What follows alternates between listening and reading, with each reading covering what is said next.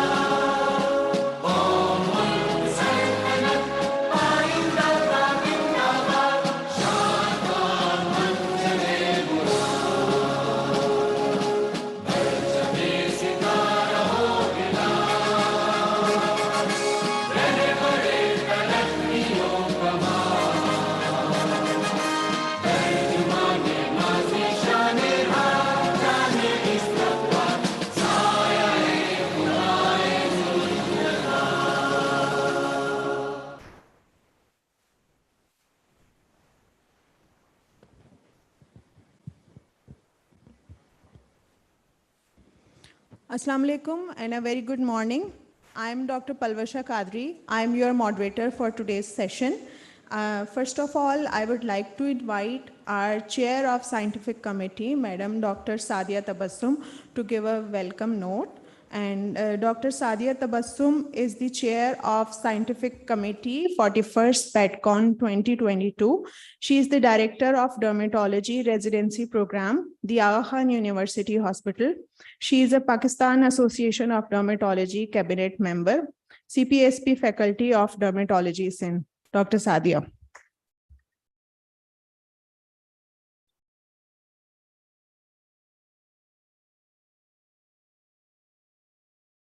Bismillahirrahmanirrahim. Assalamu alaikum and a very good morning to all of you. On behalf of the organizing committee of the 41st PADCON, I welcome you all to the opening of this conference and beginning of a formal academic sessions. We, the scientific committee, have put in a lot of effort, hard work, compassion, and dedication to bring together an innovative academic program.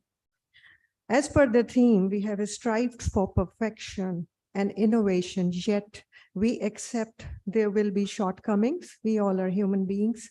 We greatly appreciate the overwhelming response from the dermatology community, both our seniors, juniors, the residents.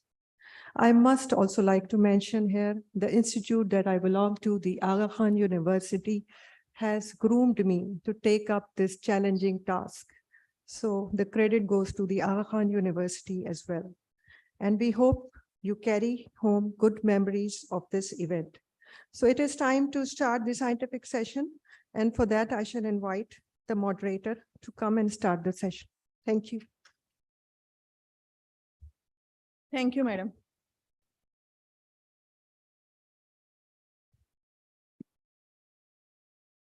To begin this session, I would like to first invite our chair for this session, Professor Dr. Lameez Mahmood Malik. Madam Professor Dr. Lameez is the head of Dermatology Department, Allama Iqbal Medical College, Jinnah Hospital, Lahore. She is a supervisor and examiner, FCPS and MCPS exams. She has nearly 50 research papers to her credit. Her special interests include clinical dermatology, pediatric dermatology, dermato-oncology, and medical education.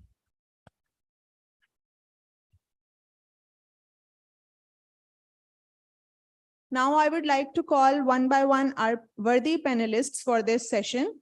First of all, I would like to invite Professor Dr. Uzma Ehsan, who is head of Dermatology Department at Sharif Medical and Dental College, Fatma Jinnah, Lahore. She is also a qualified medical educationist and heading the Department of Medical Education at the same institution. Professor Uzma is the Associate Editor of Journal of Sharif Medical and Dental College, JSMDC, part of College Research Center, examiner of MCPS, FCPS, and MD Dermatology. Apart from her publications in clinical research, she has 5 major educational research publications on credit so far. Our next panelist is Dr. Sadaf Asim, who is the head of dermatology, DIMC, chairperson dermatology, Dow University of Health Sciences. She is the founder of dermatology and aesthetic department at DIMC. She is also a supervisor dermatology as well as pediatric dermatology, researcher, examiner, and fellow of dermatology and aesthetic medicine. Our next panelist is Dr. Lekhraj Maheshwari, who is a senior dermatologist in Civil Hospital Mirpur Khas and Vice President, Pakistan Association of Dermatology.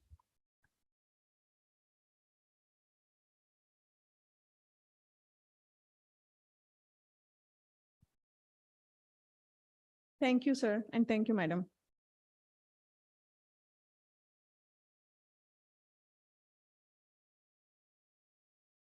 Now I would like to invite our first speaker for this session, who is Dr. Iqbal Sheikh, who will be giving his talk on Leishmaniasis and updates.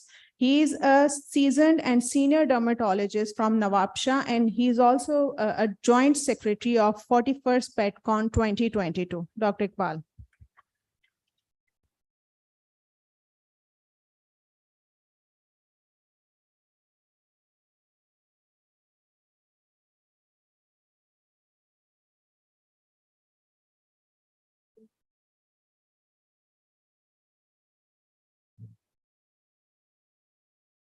أعوذ بالله من الشيطان الرجيم بسم الله الرحمن الرحيم سبحانك لا علم لنا إلا ما علمتنا إنك أنت العليم الحكيم बेशक तू पाक है मेरा कोई इल्म नहीं सिवाय इसके कि जो तूने सिखाया बेशक तू अलीम भी है हकीम भी है. So update of Leishmaniasis.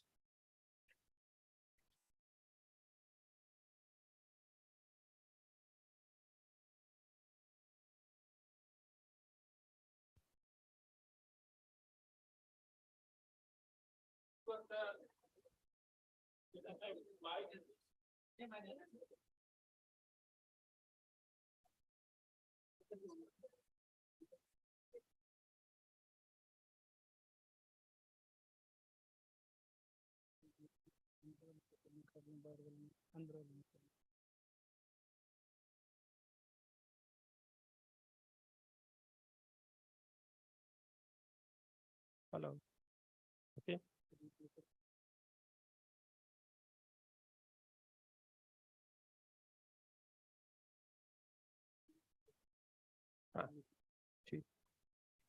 So these were the Lieutenant General Sir William Leishman and the Lieutenant Colonel Charles Donovan, who really first worked on this Leishmaniasis and detected this Leishmaniasis is the chronic granulomatous disease, is a protozoal parasite, ancient disease reported in 10th century by the northern Afghanistan.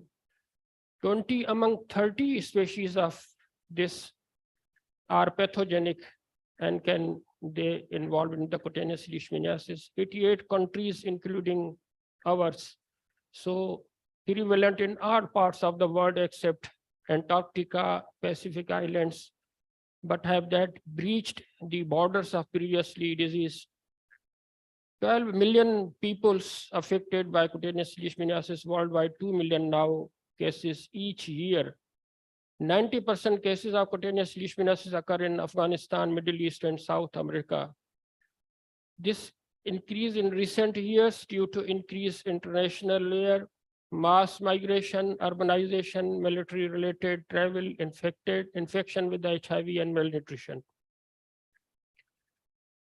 So this transmission of this is the obligate intracellular protozoa transmitted by humans by the bite of tiny 2 to 3 mm female phlebotomine, this sandfly in the old world, and this Lutzomaya in the new world. Sandfly can inject more than 1,000 parasites per bite. With the single bite, of course, to the exposed parts of the body. Uncommon mode of transmission includes congenital transmission, contaminated needle sticks, blood transfusion, sexual intercourse, rarely inoculation of the cultures. This flagellated form of this promastigote, this 2 to 3 mm sandfly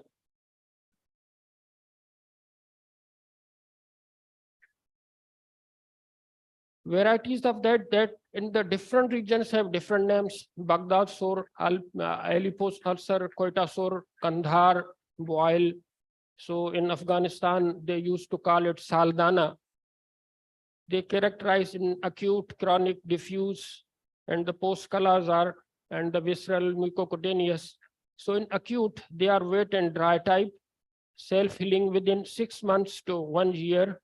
Volcano-like ulcers on exposed skin, they may exit a spirotrichosis pattern. In the chronic, they recurrent scarring lesions followed by reactivation. In diffuse type, they multiple non-tender, non-ulcerating papules and nodules. Post-colors are, they are hypopigmented macules, erythematous papules, nodule, plaques. These are the typical volcano-like ulcers. Exposed parts, because this sandfly, usually those sleep on the ground, they come and bite there.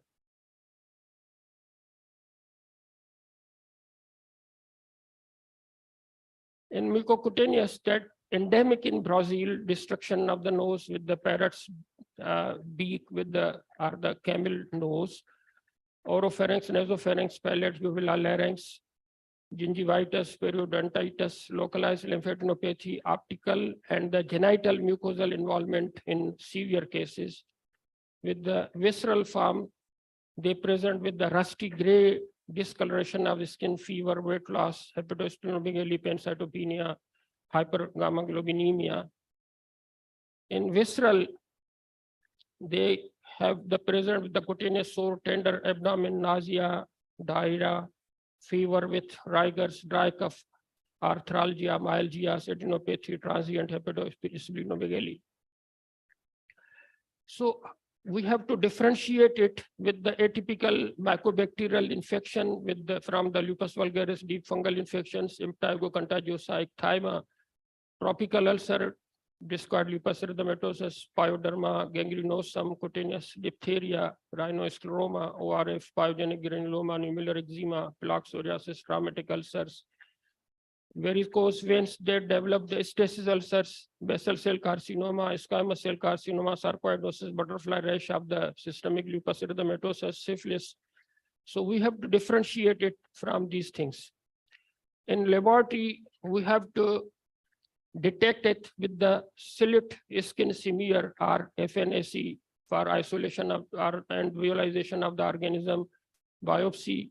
We can culture it on the triple N medium, PY medium, liquid media with fetal cough serum medium, the biphasic SNB9 medium.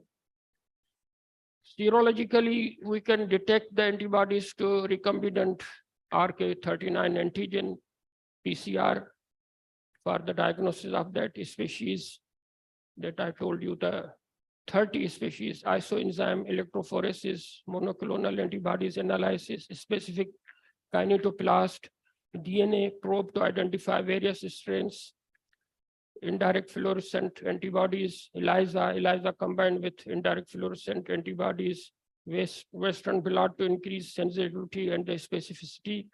Other tests that may be considered include the following: the Montenegro skin testing and the others.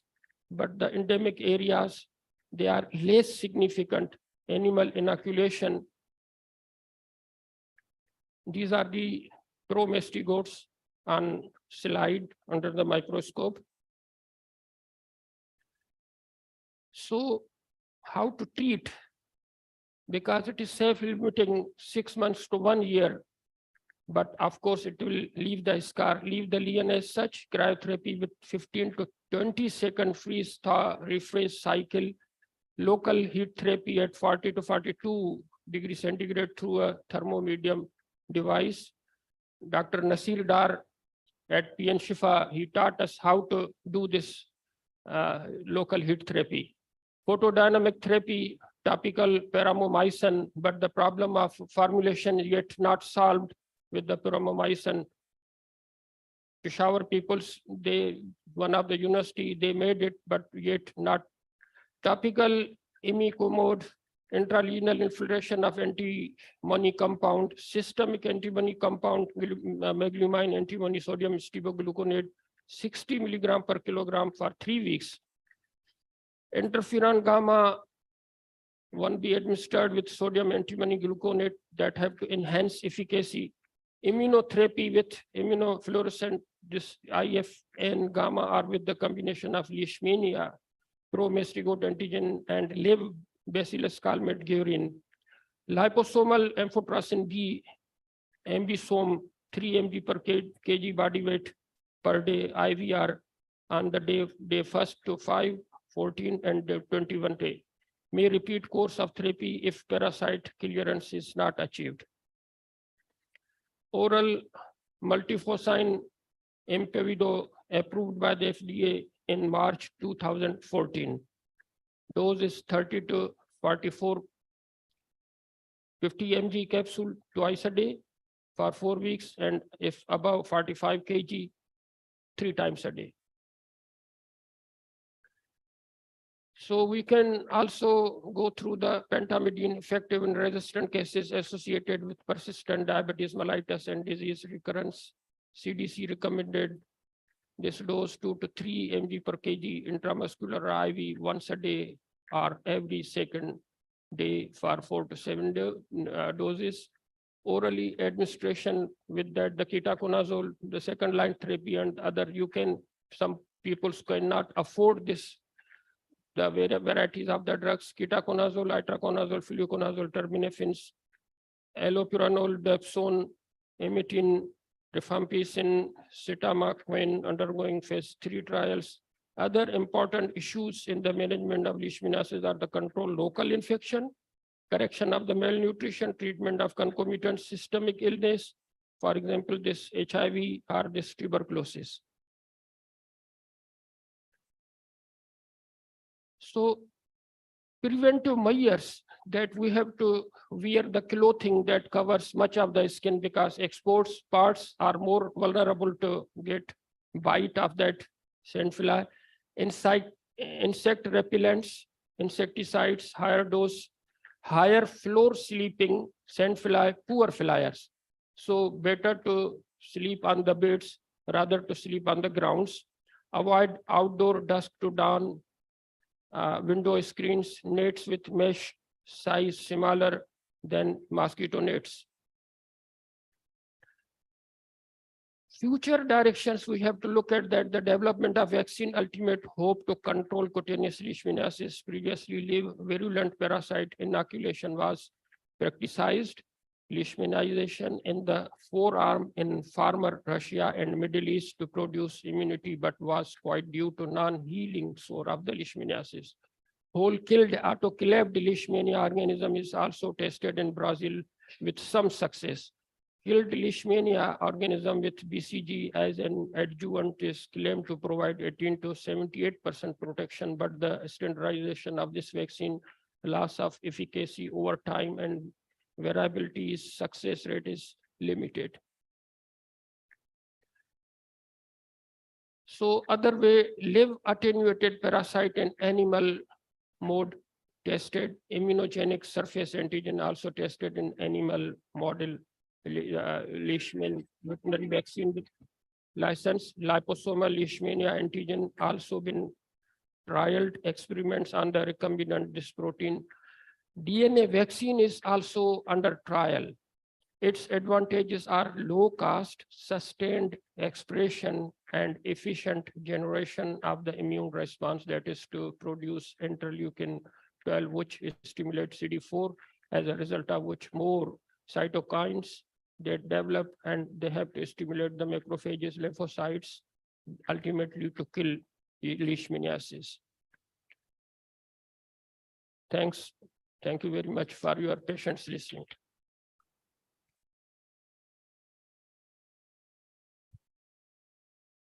Thank you so much, sir, for such a wonderful talk. Our next talk for this session is by Professor Dr. Nadia Ali Asfar, and that's a very interesting topic, that is JAK inhibitors in dermatology. I would like to now call upon Dr. Nadia Ali Asfar, who is professor and head of dermatology department, Gujranwala Medical College. Apart from fellowship in dermatology, she has done certification in medical education. She has been actively involved in research and has given talks at various national and international forums. She has served as International Secretary, Pakistan Association of Dermatology. She is currently a chairperson of Institutional Review Board at GMC, and she is the examiner of FCPS and MCPS exam. Madam Nadia. Thank you so much, Palvisha. Before starting this talk, I would like to congratulate the entire scientific committee, especially Dr. Sadia, for such an excellent and innovative scientific program.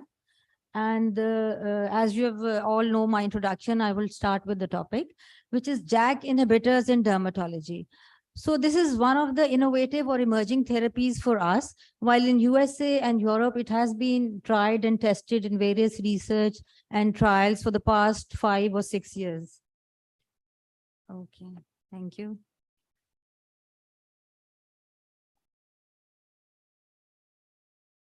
This is a disclaimer. Just I would like you all to know that this is an entirely academic talk, and there has not been any funding or any involvement of any pharmaceutical company regarding this topic.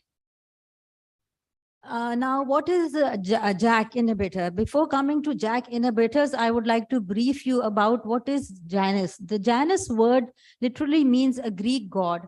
It stands for a god of doorway, looking inside and outside. And why this is it, why we have named this JAK or Janus, we'll come to it in a while. Now, Janus kinase is actually a group of tyrosine kinase enzymes. These enzymes have an important role in the receptor mediation, and they have an role in the intracellular signaling pathways. So JAK inhibitors, which work on the JAK enzymes, Janus kinase enzymes, are a type of immune modulating molecules. Immune modulating means that they modulate the immunity, which inhibit the activity of these Janus kinase family of enzymes. When they will inhibit the activity of Janus kinases, then their actual work will start. What happens is that they interfere with the JAK-STAT pathway. This is the signal transducers and activation of transcription pathway. It is a bit difficult and a dry topic, but I'm sure you will be able to grasp it in a while when I'll come to the diagrammatic representation of this. And what happens is that the gene transcription is blocked of the pro-inflammatory cytokines. And as we all know, cytokines have an important role in immune modulation and various autoimmune diseases.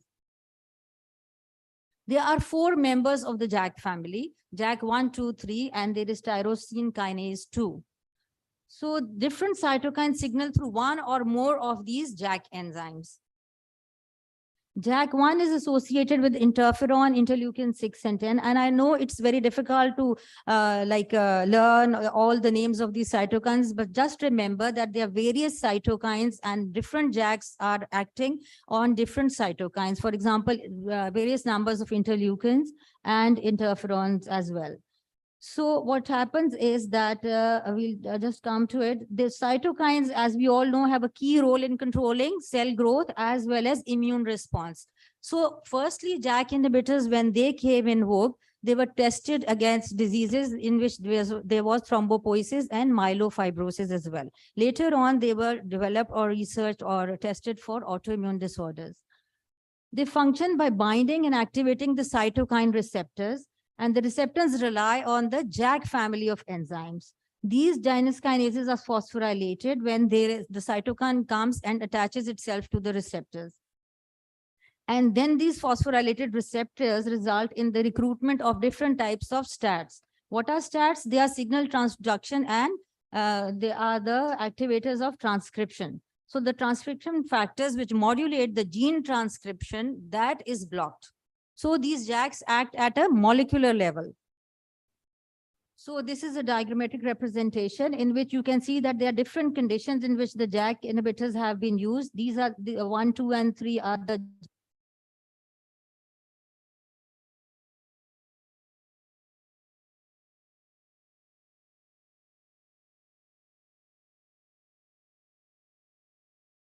immunity, inflammation, cell differentiation, hematopoiesis, hemostasis, proliferation, and lymphoid cell maturation as well. So these are very important functions which are going on in our body. This is the easier way to understand, and as you can follow the diagram, that is one. Here you can see, if I can point it out. It's not working or whatever. 1, 2, 3, and 4. Whenever there is a cytokine which comes and attaches itself to the Janus kinase enzyme receptor, what happens is that there is phosphorylation. After the phosphorylation, the STATs are activated and they go and attach themselves to the phosphorylated receptors. What does JAK do? JAK inhibitors do? They block this pathway, and as you can see, after 3, there is 4, that is translocation to the nucleus and activation of the target gene transcription. So at this level, the JAK will act, and what happens is that there is no gene transcription, and hence the cytokines will not be released. So briefly, if you are a bit confused by the previous slides, this is a very easy one which you can remember. And it is very obvious that the JAK inhibitor competitively binds to the ATP binding site. It suppresses the activity of the enzyme activity, and hence the cytokine signal transduction is stopped.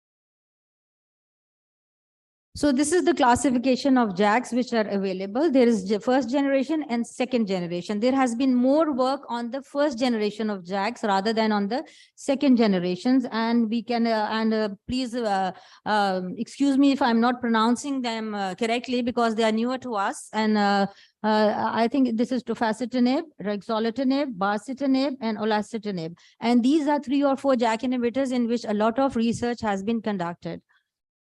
And they were first approved for rheumatoid arthritis as well, and they were thought of as synthetic DMRDs. And do they have an advantage over biologics? A little bit, like they have an oral route of administration, but they are not very much superior to the biologics, remember. And they also have a somewhat decreased incidence of side effect, but they do have side effects. We'll come to it in a while. So what are the clinical uses in dermatology in which we are all interested, and we would like to work on it further? These are atopic dermatitis, psoriasis, alopecia areata, vitiligo, dermatomyositis, LE, and lichen planus. These are few of the dermatoses in which we are sometimes stuck and we do not know what to do next. So there has been a lot of work on JAK inhibitors for these autoimmune disorders. There are upcoming trials in these disorders as well. They are graft versus host disease, cutaneous T-cell lymphoma, melanoma, allergic contact dermatitis, EM, and hypereosinophilic syndrome, palmar-plantar pustulosis, and polyarteritis nodosa. But a lot of work has not been yet done on these. So atopic dermatitis, as we all know, it is sometimes difficult to manage. There is barrier dysfunction. The pathogenesis is complex, but the major pathogenesis is that there is increased T helper 2 immunity, which is again driven by the JAK-STAT pathway. And the cytokine releases interleukin 4, 5, and 13. So the JAK inhibitors which have been tested and tried in this are the tofacitinib, olasitinib, abrocitinib, as they inhibit the interleukins. You can see the references as well. And there was, in a study, there was a reduction in the SCORAD index, as well as pruritus was much relieved. And sleepless scores were also improved. And remember that FDA has approved all these 3 JAK inhibitors for this recently.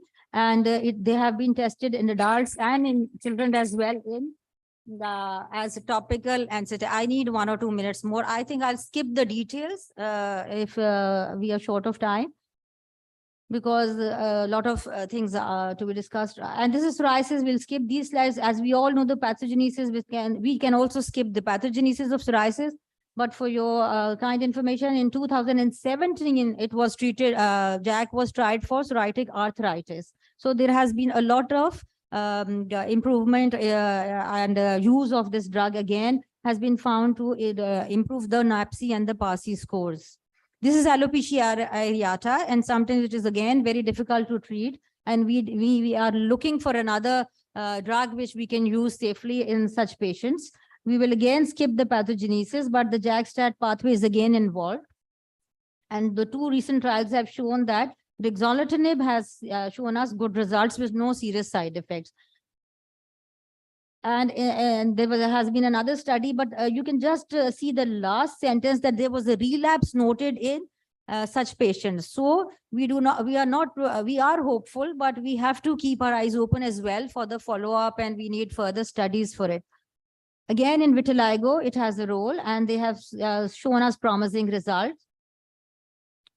And tofacitinib has again orally been treated, and there has been a topical preparation of rexolatinib 1.5% cream as well. Dermatomyositis, there are few studies available in it. Again, tofacitinib has been tried and tested in it. It has shown us to improve the muscle strength. LE is another, we have sometimes a problem in LE as well. And baricitinib is the drug which has been shown to improve the synovitis in SLE patients. And lichen planus, out of lichen planus, the planopilaris variant has shown us good results with the use of JAK inhibitors. So coming to the adverse effects, as you can see, there are some common adverse effects like nausea, diarrhea, indigestion, headache, respiratory infections or other infections are increased. But there are some rare side effects as well, which is thrombocytopenia, varicella infections. Risk of malignancy is again important, just like in biologics. And there is increased risk of bowel perforation as well. There are certain contraindications as well, like the kidney and the liver involvement and hypersensitivity in pregnancies.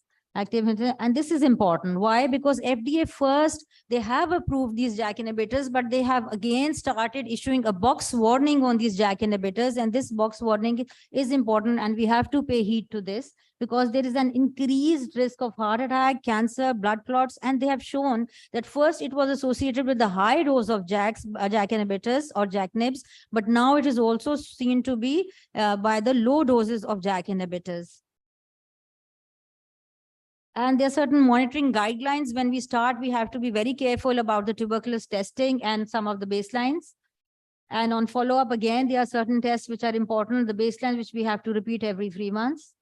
And this is this last slide. And I would like to conclude that though we are all trying to study and start our patients on JAK inhibitors, we again have to be very careful because there are certain adverse effects as well, which we have to monitor closely.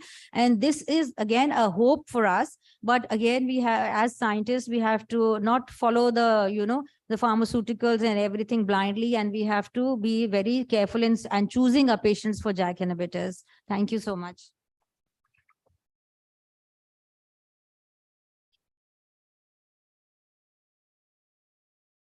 Thank you, Madam Nadia.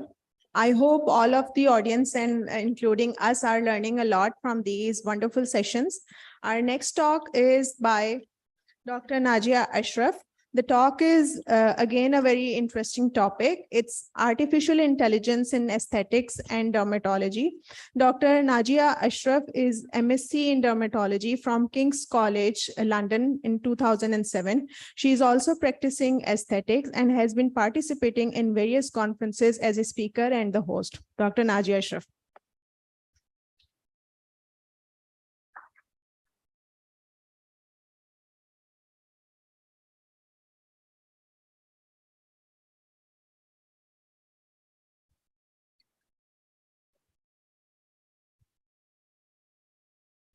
Assalamu alaikum and good morning to everybody. I would like to, before starting my presentation, I would like to thank you, PADCON Scientific Committee and Dr. Sadia and other members who have given me this opportunity to talk about my topic, which is, I assume that this is the first time we'll be talking about, it is artificial intelligence in dermatology and aesthetics. And let's go to the presentation and we will see how this new technology, this is not too new in our field, it's been there for like over the last decade, but in few hospitals in Pakistan, it is starting to be incorporated, but it is a way long ahead, like in our private practice, how we can incorporate this, we will have a look. This is just an overview. Obviously, various other speakers in the next few conferences and the more conferences to come will talk about that. But I would like to give you just an overview because I'm also in the learning process at the moment, how to see this era of dermatology in which we can be more accurate about our diagnosis by using the tools and the gadgets.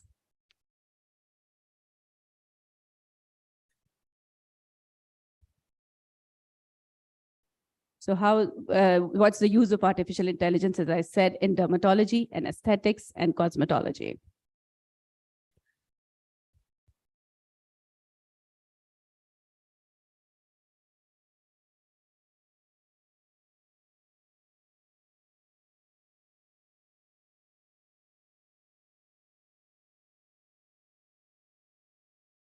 Slide changer is not working. Slide changer is not working.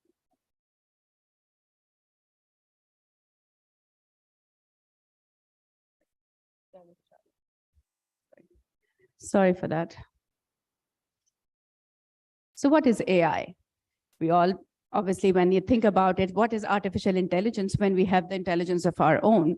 So it's like it hints to us that there is something other than our intelligence, which can be a machine and can be certain scanning agents, and that can be definitely an artificial intelligence. So artificial intelligence is is a method of making a computer, software, or robot think intelligently. As I said, it's the use of machines. It involves creating algorithms to classify, analyze, and make predictions from the data.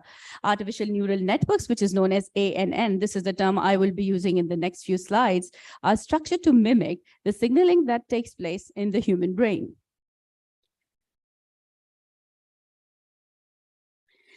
What is the role of artificial intelligence in dermatology? To begin with, AI is actually credited to John McCarthy, is basically who invented this whole concept. It is deal with the simulation of intelligent human behavior in computers. It creates algorithms that can solve problems. And importance of AI is due to its large clinical, dermoscopical, and dermatopathological image database. So it's actually involving all the branches of dermatology that aids us in diagnosing. AI has the potential to improve patient care and the delivery of health services across a broad range of clinical specialties. There is an upward trend in the use of artificial intelligence as a diagnostic aid in dermatology, which is the field we are concerned about. The application of computational methods is being used in dermatology for faster data processing to give better and more reliable diagnosis. What's the machine learning when we talk about what machine learning learning process involves? The input data, the algorithms which consume the training data, and the output. The machine learning model is the output generated. We'll see how it goes. The machine learning process, as we see, is most commonly used learning processes are supervised learning, which is to train the machine to match a set of inputs, images to their correct output diagnosis. So we have to actually update the machines or to give the data to the machines larger than the normal cases in numbers. So when we actually insert our patient's picture, it actually compares to the one is there, and it helps in aiding us in going to the good diagnosis or the diagnosis which is near to the actual disease. What is the unsupervised learning here? The machine is made to analyze the new and novel patterns from the data and to give output. What is the types of artificial intelligence? That is obviously the most common thing to think about. It is narrow AI and general AI. What is the narrow AI? Is capable of handling one particular task, for example, identification of the consolidation in body organ. And the general AI is capable of handling a wide range of tasks. Obviously, it's general, so it's a wide range. For example, identification of a consolidation. AI is actually for customizable skincare and hair care, and how it does actually this at a home-based applications. Quizzes that have created related skincare and hair care includes questions regarding patient demographics, skin and hair characteristics, and desired aesthetics characteristic outcomes. While upload images that we obviously upload for individualized assessment of a patient's skin, the development of a handheld device with the ability to physically scan and analyze the quantity of patient skin has taken customizable skincare. What is AI for customizable skin and hair care? As I just said, this is an office-based applications that are available in the market. And there's a few of the names that I would like to share with you. That is a Vizia skin analysis system. This actually evaluates 8 different skin characteristics, which is wrinkles, UV damage, texture, pores, and general spots, brown spots, red areas, and porphyrians. While Antira 3D CS from the Miravax was found to be more sensitive in the assessment of wrinkles and evaluation of the aging-related enlarged pores. While Photo Finder system, which is one most popular one, as we see a lot of AdWords on various social media applications, this system is unique in its ability to quantify hair loss and hair growth parameters such as total count, density, and proportion of anagen hair using the Photo Finder Medicam and TricoVision software. While the Life is Micro by Quantify Care is portable and compact, composed to its counterparts as compared to counterparts, and has been validated in clinical assessment and its reproducibility of 3D skin imaging in atrophic acne scarring. So every application has a different role, and it depends upon our clinical setups, which we want to do that in hospital setup mostly. AI in cosmetic procedures, as the topic state, is the technologically utilized in cosmetic dermatology to identify and classify facial rhytides prior to the treatment with neuromodulators or soft tissue fillers. This model classified the wrinkles as dynamic or static, as we do, by comparing photographs of the same patient with different facial expressions. AI models can predict clinical response to laser therapy, have been evaluated as well. ANN, as I mentioned the term before, utilized to anticipate treatment duration using excimer laser in patients with vitiligo. So these sorts of images actually help. So AI in dermatology, like in the different various diseases that we can use it, is psoriasis and other inflammatory skin diseases. Then onychomycosis, predicting skin sensitization substances. These are applications capable of analyzing the physiochemical properties of substance that can determine whether the substance could be sensitized or not. In dermatopathology, which we all do, applications that can automate the histopathology image processing and classification mainly for skin malignancies has been described. So skin malignancies has a very good implication when we talk about AI. Atopic dermatitis, there are artificial neural networks for differentiating atopic dermatitis from unaffected skin using information derived directly. In ulcer management, AI is mainly employed for diabetic and pressure ulcer assessment at present. Applications are capable of measuring precise wound boundaries and are able to differentiate between the types of tissue involved. While AI in the field of dermoscopy, which various dermatologists do in their clinic, this technology uses AI algorithms and content-based image retrieval to provide medical professionals dermoscopic image that are visually similar to their submitted cases. Other applications are the dermatological conditions where AI has found a role for acne, lichen planus, pityriasis lichenoides, dermatomyositis, and seborrheic dermatitis. For example, smartphone application that grades and classifies acne lesions, so they can be all used. AI can assist in histopathological diagnosis of malignancies that I just mentioned, and the main use of ANN in dermatology is in vivo differentiation of benign versus malignant disorders. Like in the last, the nail disorders, how it can help us study, compared a group of dermatologists with CNNs for the detection of onychomycosis. There were nearly 50,000 images were used to train the classifiers. Receiver operators, these are the actual technological terms. When we do it, we have to learn this curve, and then definitely it will be good for our patient. So the classifier to differentiate healthy nails from those with onychomycosis. As I said that, I'll try to skip it. Artificial intelligence have been utilized in the cosmetic industry for automated detection and analysis of embased data, mostly as face scan diagnostic tool. Hair assembly properties and artificial intelligence is definitely there. And the first objective was to apply computer vision. And the second objective was to explore and compare the performance. And these are the images that you can see, resulting in 9 images per dress. This is actually the way how we do it.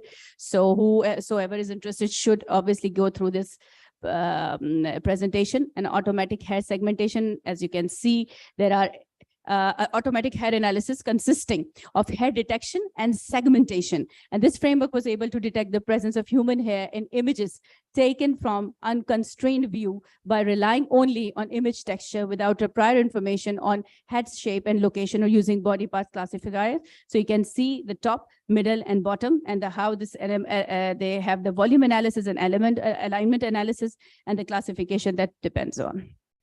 So I'll skip this because the time is short. It's almost over now.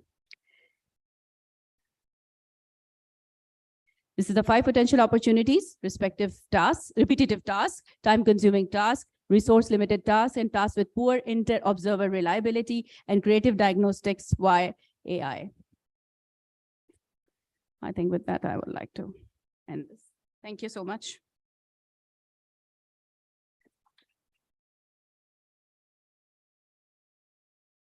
Thank you so much, Dr. Najia. We thoroughly enjoyed your talk.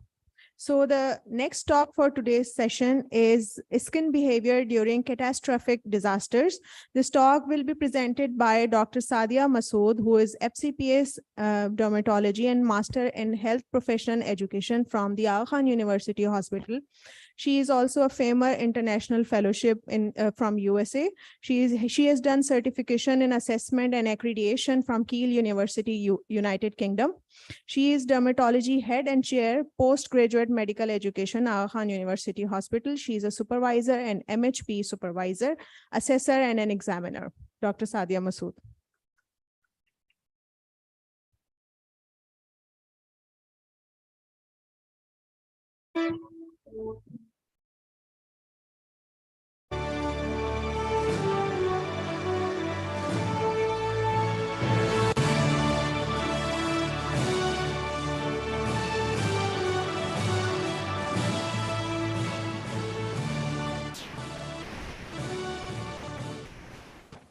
Assalamu alaikum and very good morning to all of you.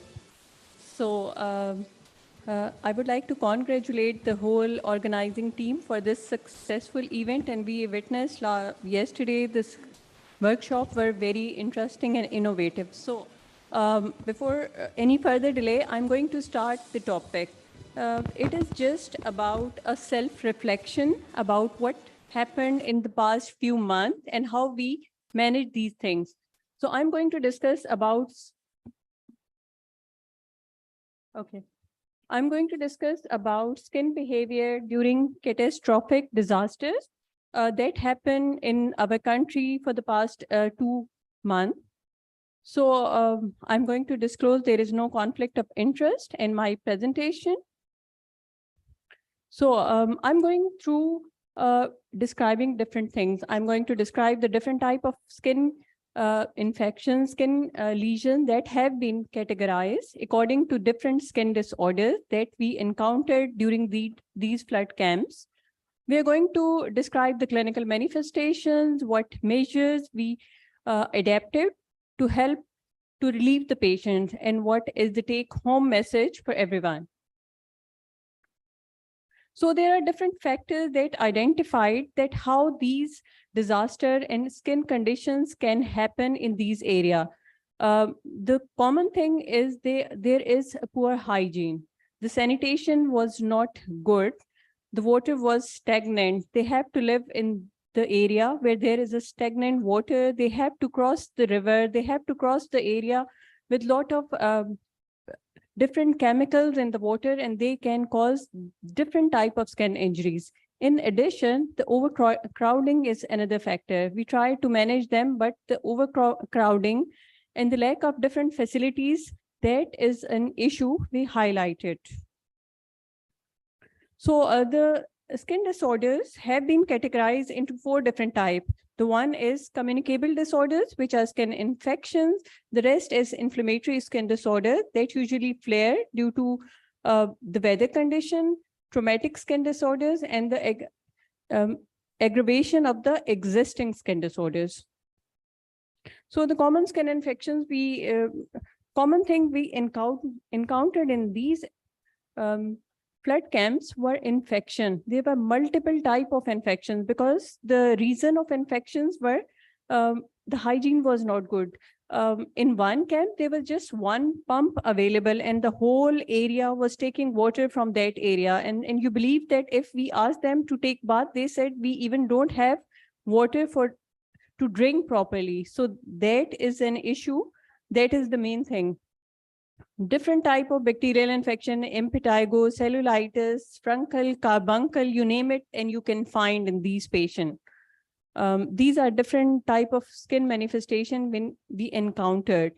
When the patient are coming, the whole families, they have either the fungal infections or tinea capitis, cruris, or any type of fungal infections. And the disaster and the major problem that most of the time we have shortage of oral fungal antifungal drugs. So these are different fungal infections, the scabies, because they are living in very overcrowded areas. So in overcrowded areas, it is difficult how we can isolate them, how we can ask them to take bath properly, apply the permethrin lotion, and most of the time their response that it is not possible because the health is not their first priority at this stage. So similarly, there are a few inflammatory disorders like they have been going through different areas. There are different type of laceration injuries and traumatic injuries like irritant contact dermatitis because the skin has come into contact with chemicals like different type of chemical, pesticides and other chemicals that usually flare the skin condition, and they presented with irritant contact dermatitis or hand eczema. Like this, you can see these are few patients who presented, they previously don't have any skin problem. Insect bite reaction, mosquitoes were there, because the stagnant water, pani, har taraf pani tha, so how they can prevent themselves from insect bite reaction. So insect bite sometimes end up with any other, like dengue was very common in these areas. Traumatic skin lesions, because there were laceration, puncture wounds, all these are present because they have to travel, and in the water, they don't know what is in the water. They have presented with laceration, cuts, injuries. So, it was a bit disappointing to see these patients because lot of things they need, lot of dermatologists, the camps were shortage of skin specialists. They were campaign, they were appeal from radio, media that we need dermatologists. They call dermatologists from other provinces that come and help us. So we just tried as much as whatever we can do, but the infrastructure was not there. That is the main problem, that if there is any infrastructure, everybody's trying to help them, but nobody is trying to guide them how to help them.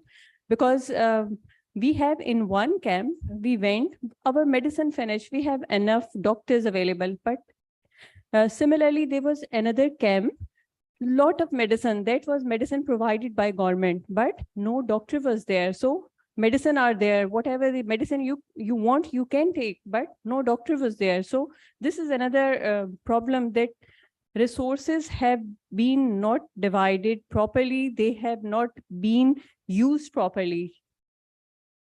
So AKUH make a task force to identify these issues at our level, that whatever we can do, we try to contribute, at least just whatever we can do, we just tried hard. We started, the Dean of Khan University, they announced a master class for the whole physician practicing in Pakistan, and they are going to different disastrous areas. We made a master class for them.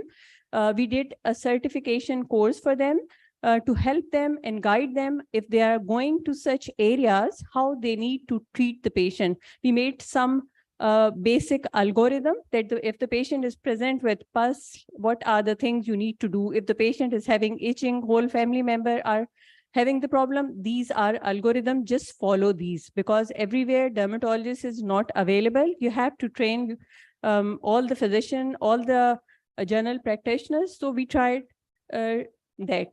In addition, we did different camps at Sajawal, Thatta, Badin, Sevan, wherever was possible, we tried.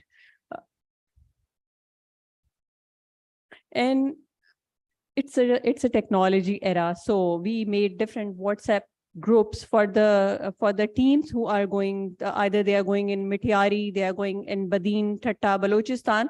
We made WhatsApp group for them. Whatever the problem they face, the whole team, dermatology, our resident faculty was there to help them. At the spot, we tried to manage their issue, whatever their concern was. So we made different skin first aid kits for them. So these are the things, if you are going, then you need to have all these things, keep with them. That would be helpful for your patients. So the prevention of such disorders is very important, because already they are facing so much things. They are in real trouble and pain. So we tried hard to prevent, and we follow the CDC guidelines about how to prevent the infection and recurrence of the infection in these patients. Excuse me. So just a small video clip for you that how we worked and how the camp was working. So this is just 1 2 minutes video.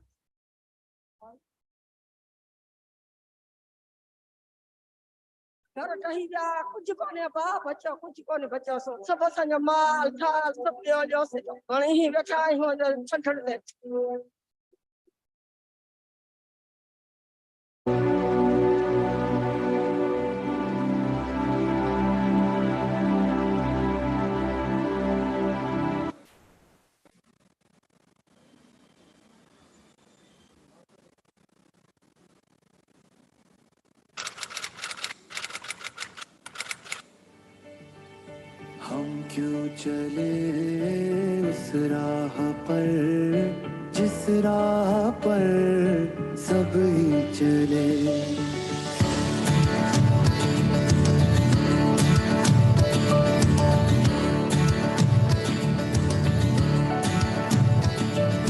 हम क्यों चले उस राह पर जिस राह पर सब ही चले क्यों ना चुने वो रास्ता जिस पर नहीं कोई गया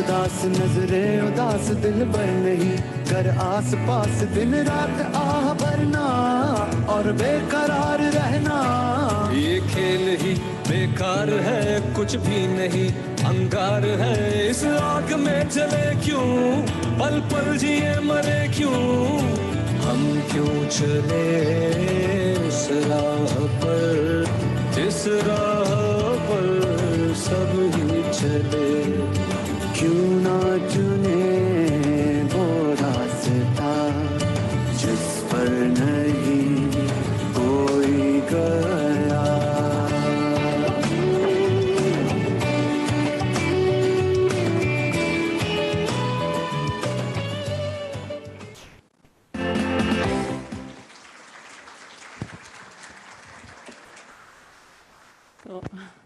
So this was the effort of our undergraduate student, faculty, residents. So it's a combined effort. We just did some camps. Dobara presentation. Next slide. Sorry. So the take-home message. The take-home message, what we learned from these disasters. resilience is very important. We need to fight whatever is going on. These difficulties, they make us how to be empathic, how to be positive. And you can see the face of these children. They taught us how to smile whenever you have difficult time. And whatever the important thing is, we learn what really matter in life is important. We need to see what is important for us. So these are different lessons we learn from these disasters. So thank you very much. I hope you enjoyed.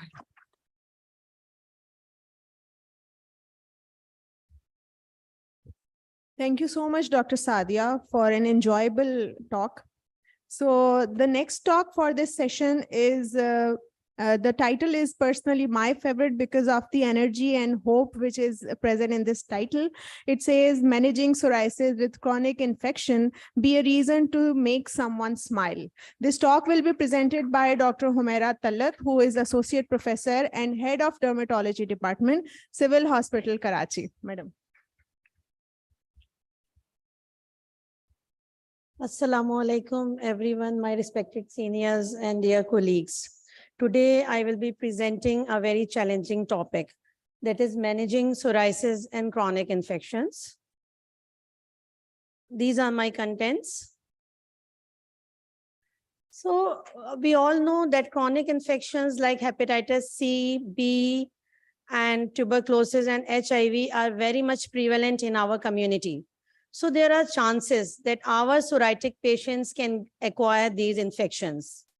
And as moreover, the scientists come across that the link or the interest between the link of these infections with psoriasis, link of these infections with psoriasis, because both these are following the same pathway of chronic inflammation.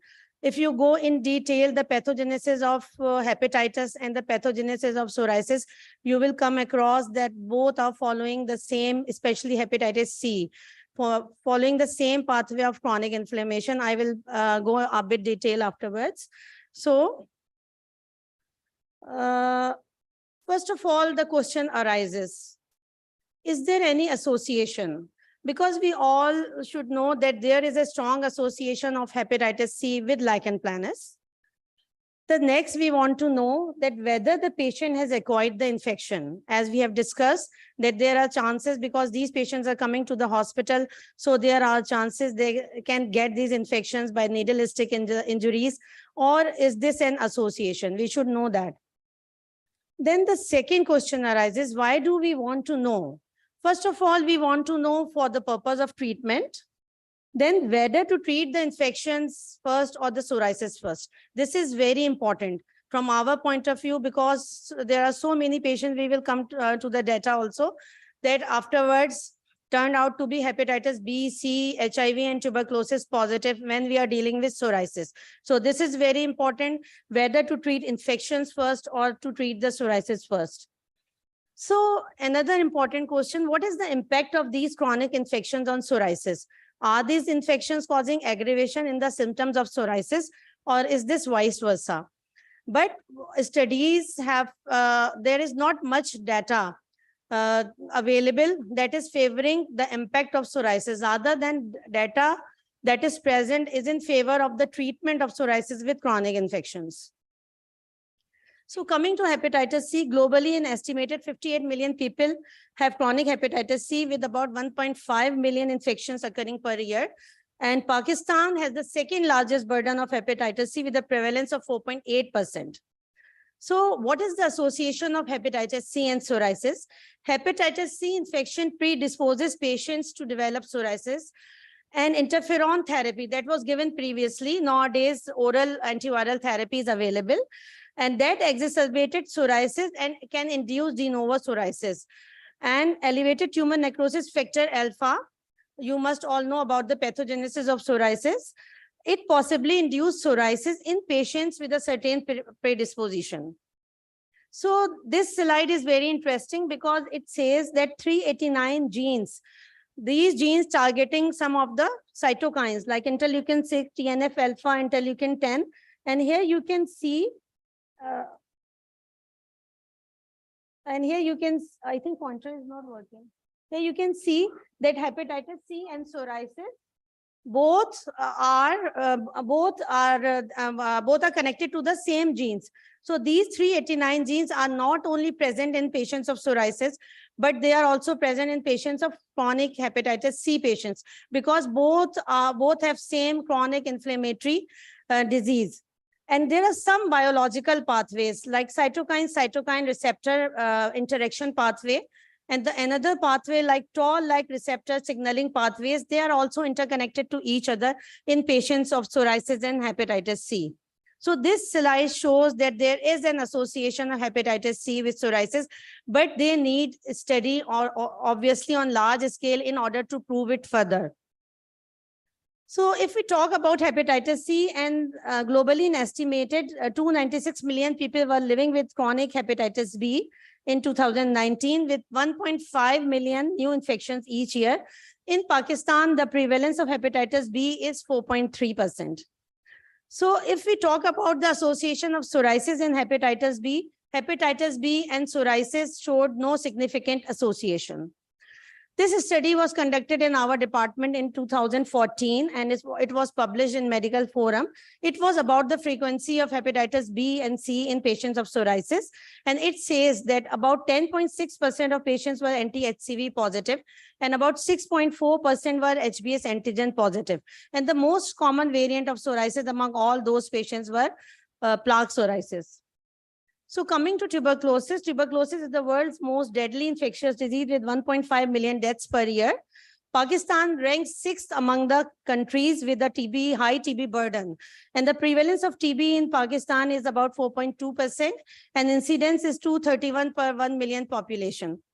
If we talk about the association of tuberculosis and psoriasis, the recent studies have reported high rates of latent TB infection in psoriasis. And we all know that we all are using biologics nowadays. And for biologic, you have to rule out tuberculosis. So with the evaluation of the patient, psoriatic patients for TB, they turn out to be anti-TNF. When they are evaluated for anti-TNF alpha, they turn out to be latent TB infected patients. So psoriasis is an independent risk factor for latent tuberculous infection. So coming to the management of these infections with psoriasis, that is our today's target. So this is a checklist. First of all, obviously, we have to go through history and examination. Blood tests like CBC, UC, LFT, chest X-ray. Obviously, hepatitis B and C serology. Then IGRA, that is interferon gamma release assay and tuberculin skin test, or HIV serology. If we talk about vaccination, if you are giving biologics to a patient, and if he is vaccinated earlier, then you have to wait for 4 weeks. And if patient has already got the biologic therapy, then you can give him or her the live vaccine only after 6 to 12 months after the biologic therapy. So what about reactivation of these infections on immunosuppressive therapy? This is very important. And again, the pathogenesis is very complicated. We are not going in detail of pathogenesis, but HCV reactivation is quite uncommon with these immunosuppressive therapy. However, there are increased chances of hepatitis B reactivation. And there is also reactivation of latent tuberculous infection with Mycobacterium tuberculosis. So coming to hepatitis C, if your patient is presenting with anti-HCV positive, then obviously we have to send HCV RNA, we call it also PCR. If PCR turned out to be positive, then you have to take hepatologist on board or the GI department on board. Then you have to give HCV prophylaxis. HCV reactivation risk is very low. Therefore, it is said, then antiviral prophylaxis seems unnecessary. However, you have to monitor liver function tests and HCV RNA load every 3 to 6 months. Then coming to HCV treatment in psoriasis, if you have to treat psoriasis, HCV in patients of psoriasis, then you can give direct acting antiretroviral agents and pegylated interferon along with ribavirin. Nowadays, it has been said that direct acting antiviral agents seem to be more effective, and we all have seen that we are using in our setups and safe, then the pegylated interferon and ribavirin in psoriatic patients on biological therapy. So we should remember this. Another thing is,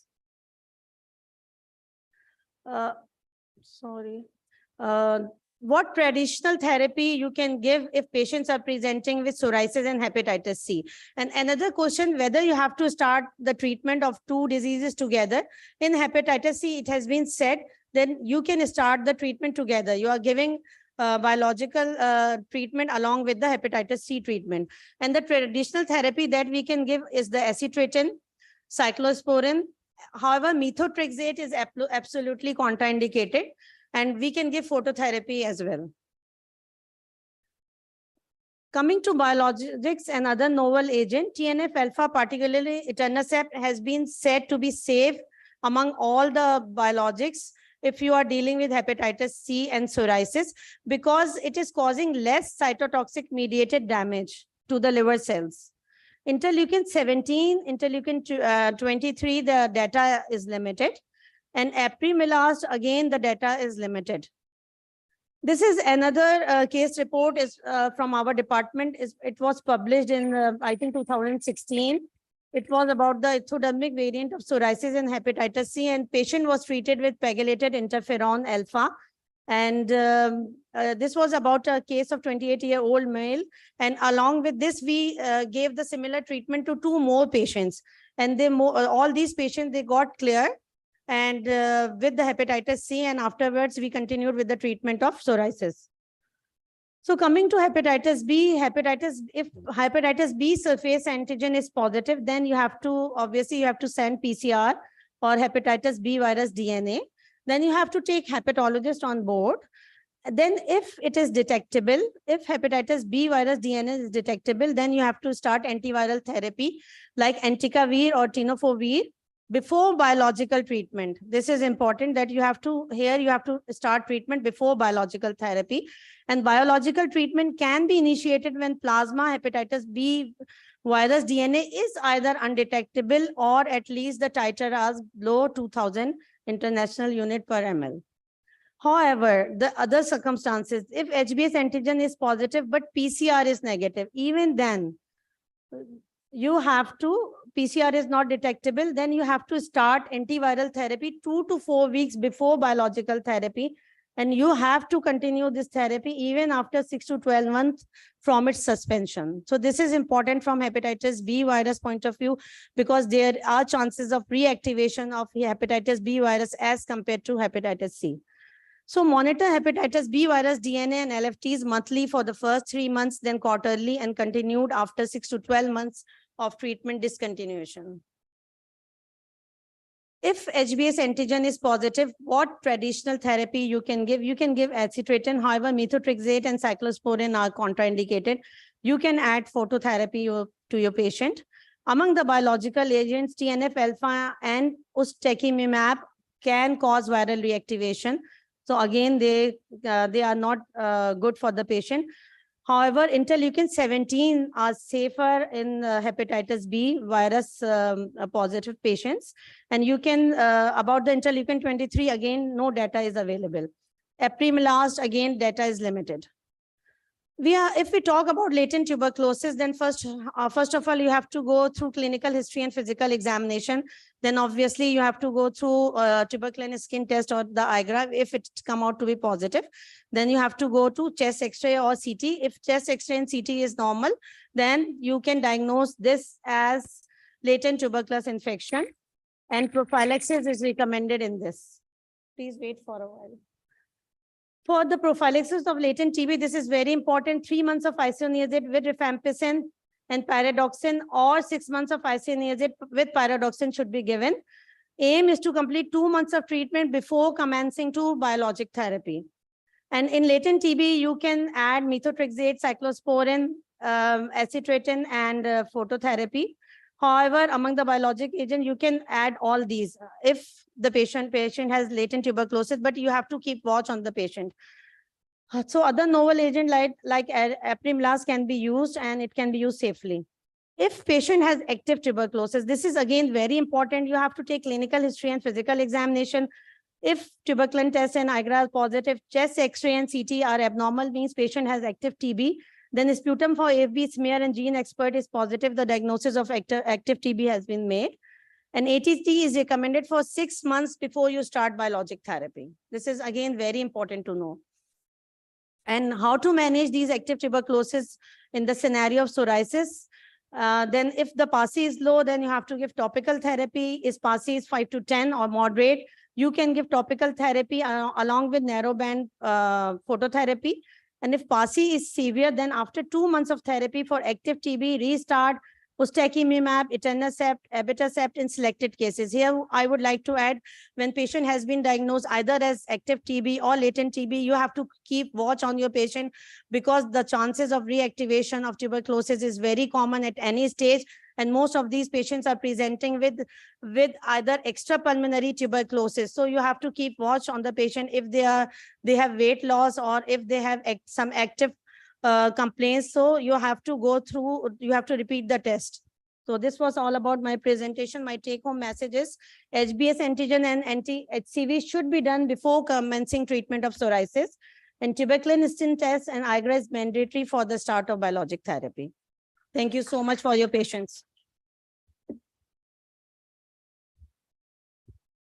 Thank you so much, Dr. Humaira, for an interesting talk. The background knowledge of all of us must have been refreshed, and we learned a lot, some new things also. So the next talk for today's session is on basics of dermoscopy. That is by Dr. Najia Ahmed, who is working as a senior consultant and associate professor of dermatology at PNS Shifa Hospital.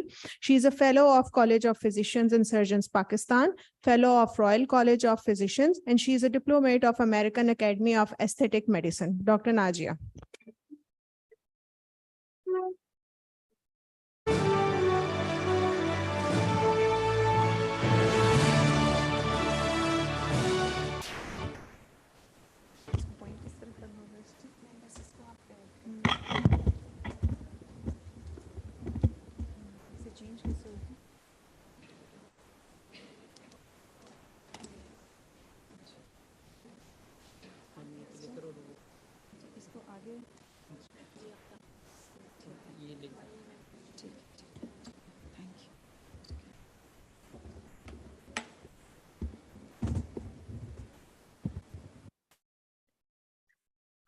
Bismillahirrahmanirrahim. Skin has so many stories to tell. And what better an instrument can be than a dermoscope? So I am Dr. Najia Ahmed from PNS Shifa, and this will be the objective of our presentation: to develop interest in dermoscopy and to encourage you all to do dermoscopy. This will be the sequence of our presentation. So first of all, what is dermoscopy? It is submicroscopic observation of colors and structures, enhancing clinical assessment and differentiation of various skin disorders. The most important one, of course, melanoma. We can differentiate it from other benign and malignant lesions, but now we are using for all fields of dermoscopy. And it is usually done with the help of a handheld instrument, which is called dermoscope. These are all the synonyms. The most commonly used ones are dermatoscopy, which has further been simplified to dermoscopy. History dates back to 1663, but I would just like to tell you a very interesting story about dermatoscope. In 1989, Mr. Heine, the founder of the famous German company, he took his wife to a dermatologist for a peculiar nevus. The dermatologist took a glance and said that it's nothing to worry about, like we do in the OPD, but they were not satisfied.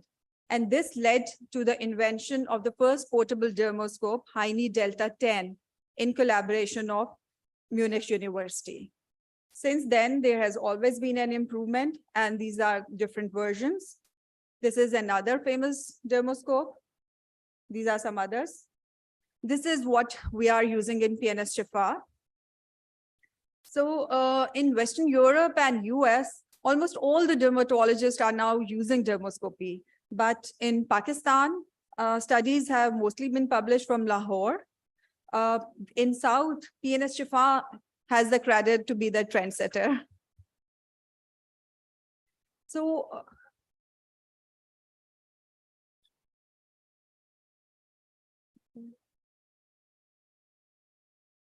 these were the different models of dermoscope.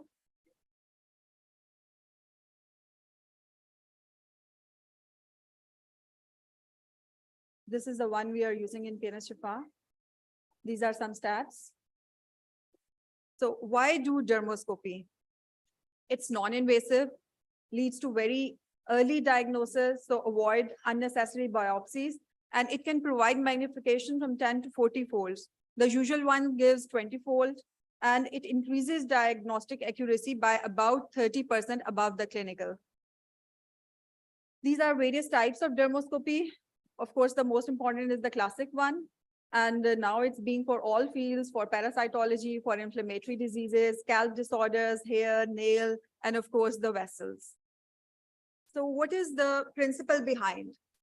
It enhances the basic fundamental in clinical dermatology, that is the visual inspection. That is what we rely on. So this is the basic design. You can see that the superficial light, which is the unpolarized, that reaches only up to the superficial dermis. This up to the dermoepidermal junction and mainly the epidermis. The polarized light can reach deeper and can go up to the papillary dermis. So with dermoscope, mainly we can see the structures as deep as superficial dermis. So how to do dermoscopy? I like to show you a video clip. Play kar do. It says tiny dermis. This is the version. So this one.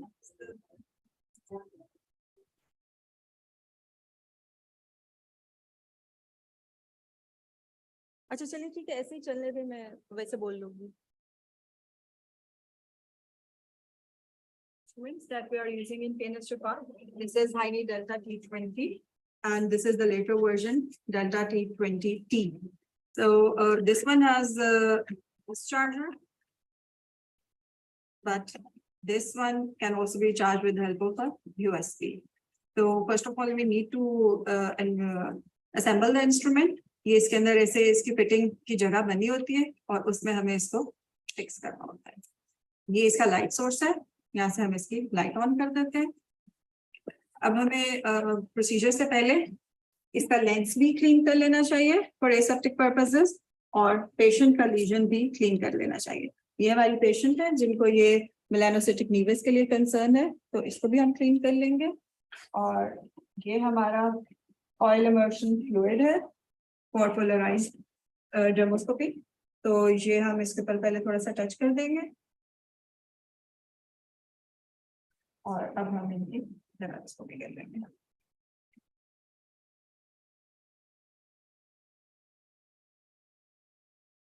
दिखाएं. तो ये डर्मेटोस्कोप जब हम on करते हैं तो polarised mode में ही on होता है और ये कॉन्टैक्ट डर्मेटोस्कोपी हो रही है क्योंकि हमने इनके साथ टच किया है for better resolution.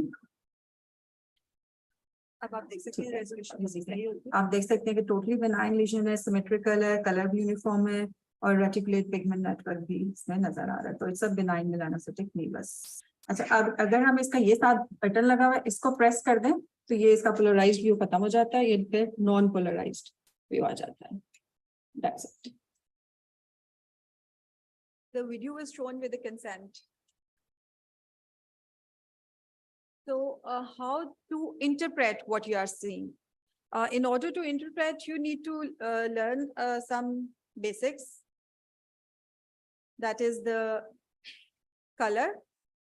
Color is most important for melanin, and the second one is hemoglobin. So melanin in the superficial epidermis, it appears black here. Then brown in dermoepidermal junction, blue-gray in papillary dermis. And if it is a higher resolution, then reticular dermis, it appears steel blue. There's another color, white, but we don't like white in dermoscopy because white and the blue-gray colors, they are pointers for melanoma. Now, the second important thing is pattern. So there can be many patterns which you can see in dermoscopy. These are the most common ones. This is the revised pattern analysis. So there can be lines. The lines can be reticulate, branching, parallel, radial, or curved. Then there can be pseudopods. Pseudopods are lined with a bulbous end. There can be circles, clots, dots, and structureless areas. Okay. Then the important thing is the vascular pattern. In the vascular pattern, the most important ones have been highlighted: the dotted vessels, linear irregular vessels, and the milky red areas. They are pointers of melanoma. The arborizing blood vessels are typical of BCC, and the loop vessels are seborrheic and squamous cell carcinoma. So these are some of the pictures of my patients. This is a very common presentation, and sometimes patients are being referred to us considering it as melanoma. But when we do dermoscopy, it shows all the benign features like these myelitis and comedo-like openings. But still, the patient was so counseled by the one he has been previously seeing, that is melanoma, that we could not convince, and we had to do the biopsy, as you can see the mark, and it turned out to be seborrheic keratosis. This is again another presentation of seborrheic keratosis. Seborrheic keratosis has a lot of presentations. So this is another presentation which you can see on dermoscopy. This shows cerebriform pattern. This is again a common pattern for seborrheic keratosis. Now this lesion, clinically, it's looking really symmetrical and it's a small lesion, but on dermoscopy, you can see this whitish area and blue-white veil. So it is a pointer of melanoma. And on biopsy, it turned out to be early melanoma. So here you can see the importance of dermoscopy. This is a very typical view of BCC, the arborizing blood vessels. It is also useful in androgenetic alopecia, which is very common these days. Scabies, even you can very easily see the mite. This is another very common presentation for which the patients are specially referred to us. And now even they're being referred for dermoscopy. So this longitudinal melanonychia sometimes really worries the patient, but dermoscope has the advantage that before the Hutchinson sign can appear clinically, you can see micro Hutchinson sign, which was negative in this patient. And also you can see that the band is very uniform, symmetrical, and there's no irregularity and uniformity of color. So it was again a benign longitudinal melanonychia. What are the limitations of dermoscopy? You can only see the horizontal view, and the depth can only be up to papillary dermis usually. And of course, it requires skill. So just to summarize, it's a rapid, non-invasive, leading to early diagnosis, and high patient satisfaction, very important. So these are the patterns to learn. These are some useful tips while doing dermoscopy. These are some useful links. If you want to learn dermoscopy further, these are really useful links. And any questions, which will be already done. Thank you very much. Okay, thank you.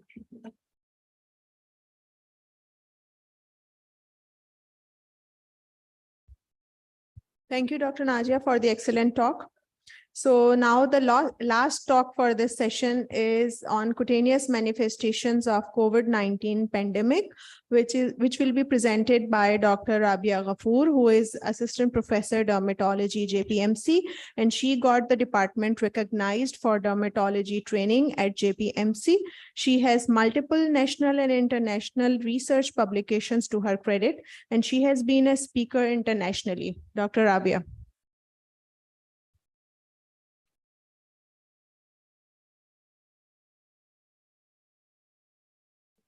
Thank you very much, Dr. Palvisha. I'm Dr. Rabia Ghafoor, and today I'm going to present our case study on cutaneous manifestation of COVID-19. So as we all know that COVID-19 is caused by severe acute respiratory syndrome coronavirus 2, and first case was seen in Wuhan during December 2019, and then it spread rapidly throughout the world. it not only presented with respiratory systems, which were initially known, but later it was seen that other systems like gastrointestinal, vascular, and skin manifestations were also noticed after 2 to 3 months. So it is a novel enveloped positive sense single-stranded RNA virus that is a part of genus beta coronavirus. It basically has a receptor which is called ACE2, angiotensin converting enzyme 2 receptor, which is a protein, and this protein is present on the cells, and a virus enters the cells through this receptor. So it is present in respiratory tract mucosa, but later it was found to be present in all other cells of various organs like gastrointestinal tract, skin, and other organs. In skin, it is present in the keratinocytes, sweat gland cells, melanocytes, and fibroblasts. So this may be the reason of cutaneous manifestations. So the objectives of this study was to find out frequency of various cutaneous manifestation in COVID-19 disease in a hospital, in COVID ICU, and also association of these manifestations with the severity of disease. So it was a cross-sectional study, and duration was 1.5 years from July 2020 to August 2021. In JPMC, we took endorsement from the IRB of the hospital and also from the clinical trials. So 1206 patients were taken, and these were taken from COVID ICU. We had 2 units of COVID ICU, from OPD, from the calls from ER and other wards, and referrals from other hospitals as well. So we saw that among these 1206 COVID-19 positive patients, we noted manifestations in 119 patients. That is 9.9% of total patients. These patients were mostly male. 52% of patients were male. So mean age of these patients was 41 plus minus 12. The age of severe COVID-19 patient was 56 median. That is higher than the mild COVID-19 patient, which was median was 26 years. So these were various clinical manifestations. As you can see, maculopapular rash, urticaria, vesiculopustular rash, vascular features, papillosquamous infections, and miscellaneous. Late manifestations were trichodynia, telogenifluvium, and Bewes line. Maculopapular exanthem was most common rash. It was seen in 27% patients. 27 patients, that is 26.5% of patients. Mean age was 38. Mean duration of disease was 15, and it was associated with moderate severity, not with severe severity, not in severe disease. Urticarial rash was seen in 15 patients, that is 14.7% of patients. It was mean age was 40, and duration of symptoms was 6.3 days. And it was more associated with gastrointestinal symptoms as compared to the other manifestations.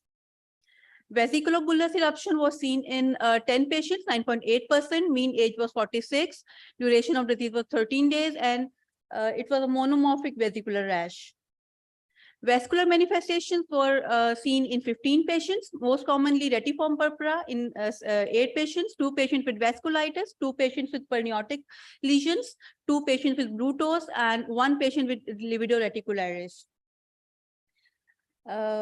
We saw that perniotic lesions were reported with less percentages than the other studies like Italy and other Western countries, maybe due to warm weather. So vascular lesions had an elevated incidence in those patients who had severe disease, and p-value was significant. Maculopapular rash was seen in moderate severity with significant p-value, and patients with retiform purpura were very ill. So these infections like scabies, tinea, P. versicolor, and herpes zoster we saw in these patients. Among papillosquamous lesions, we saw P. rosea-like eruption, psoriasiform eruption, and lichenoid eruption in 5 patients, 4.9%. Miscellaneous like EM, aphthous ulcers, and 1 patient of acral peeling was also seen. So to see the severity, we can see that p-value is significant for moderate severity in maculopapular eruption. In the urticaria, we saw more in the mild disease, and vascular lesions were associated with severe disease. So these are few patients. This is maculopapular rash associated with COVID-19. Again, maculopapular rash. This is another patient of maculopapular rash, male patient. Another patient of maculopapular eruption. This is acneiform eruption. This is cutaneous vasculitic lesions, gangrene. Again, a patient of gangrene, ICU patient. This patient had purpuric rash. This is vesicular eruption, which is chickenpox-like, but the lesions are more monomorphic rather than polymorphic, as seen in chickenpox. Vesicular rash. This is vesicular rash over the palm in a patient of mild COVID-19. This is vesicular rash. This is another patient of vesicular rash in COVID ICU with severe disease. These are periotic lesions. Retiform purpura, purpura fulminans in ICU. The same patient, gangrene, periotic lesion. This is a patient of bullous eruption. On biopsy, it showed subepidermal blister with negative immunofluorescence, and after a course of steroids, it was healed and never didn't come back. Maculopapular rash. This is livedoid reticularis. You can see in a patient of severe disease in ICU. This is petraciform rash. You can see the petraciform papillosquamous lesions. These lesions were seen in another patient. These are vasculopathic lesions. Gangrene. Again, retiform purpura, the same patient. Buse line. Vasculitic lesions in a patient. Retiform purpura, same patient. This was a patient with P versicolor. This is blue toe syndrome seen in COVID-19. So to conclude my study, the cutaneous manifestations of COVID are critical in analyzing early detection of the COVID-19 and also to understand better pathophysiology of disease. Vascular lesions are associated with more severe disease outcome, while maculopapular rash is associated with moderate severity, and we saw less periotic lesions than other studies in our studies. Thank you very much.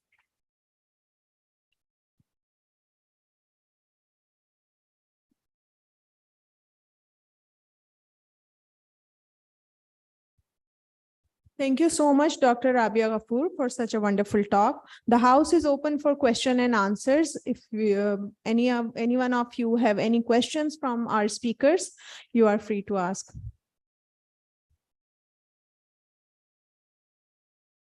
Mike, DJ.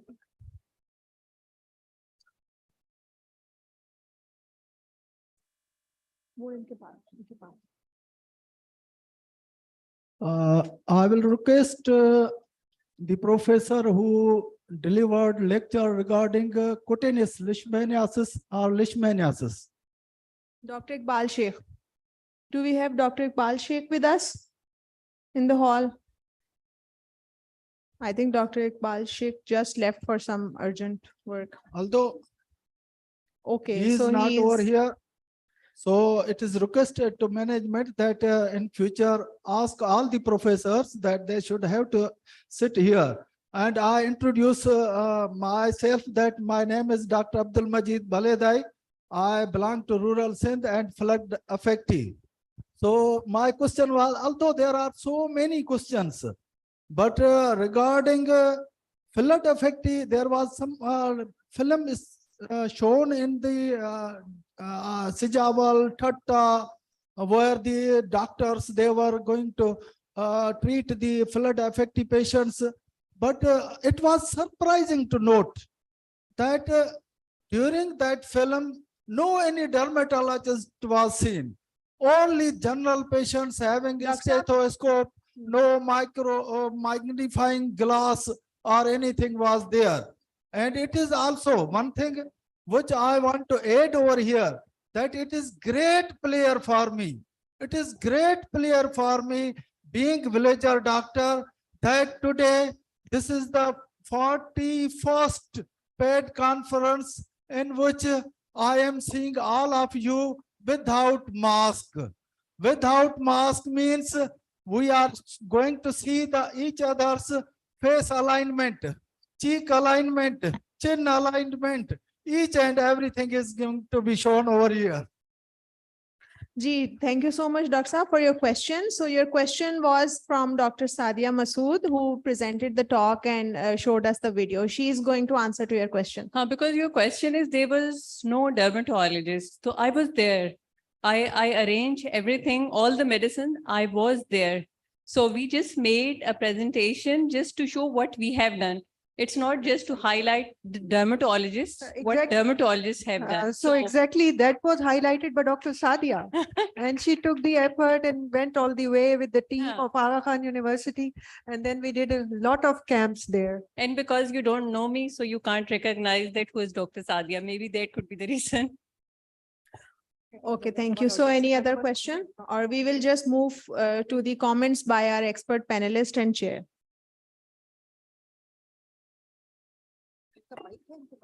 Assalamu alaikum, everybody, and welcome. Congratulations to the team, the scientific team, Dr. Sadia and her associates.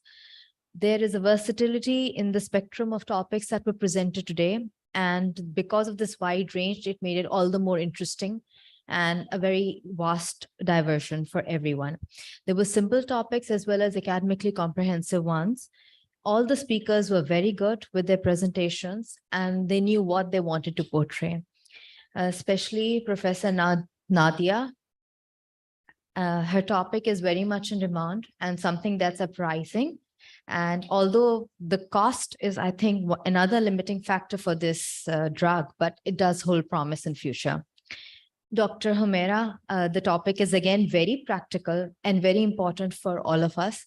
And although the main points were highlighted and she emphasized on them again and again, but every one of us needs to go through these and get a revision. And this was one of the best platforms to do so. Dr. Najia Ahmed, again, the tool and the purpose was very well explained, something we are using very regularly, and it helps. And the skills will develop with regular use.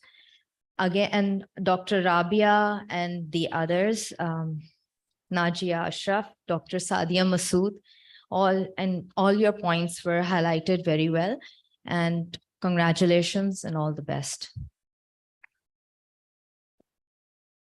Assalamu alaikum. Congratulations to team of scientific doctor, especially Dr. Sadia Tabassum. And all presentation are interesting and very informative, especially for PGs and also for dermatologists. Thank you.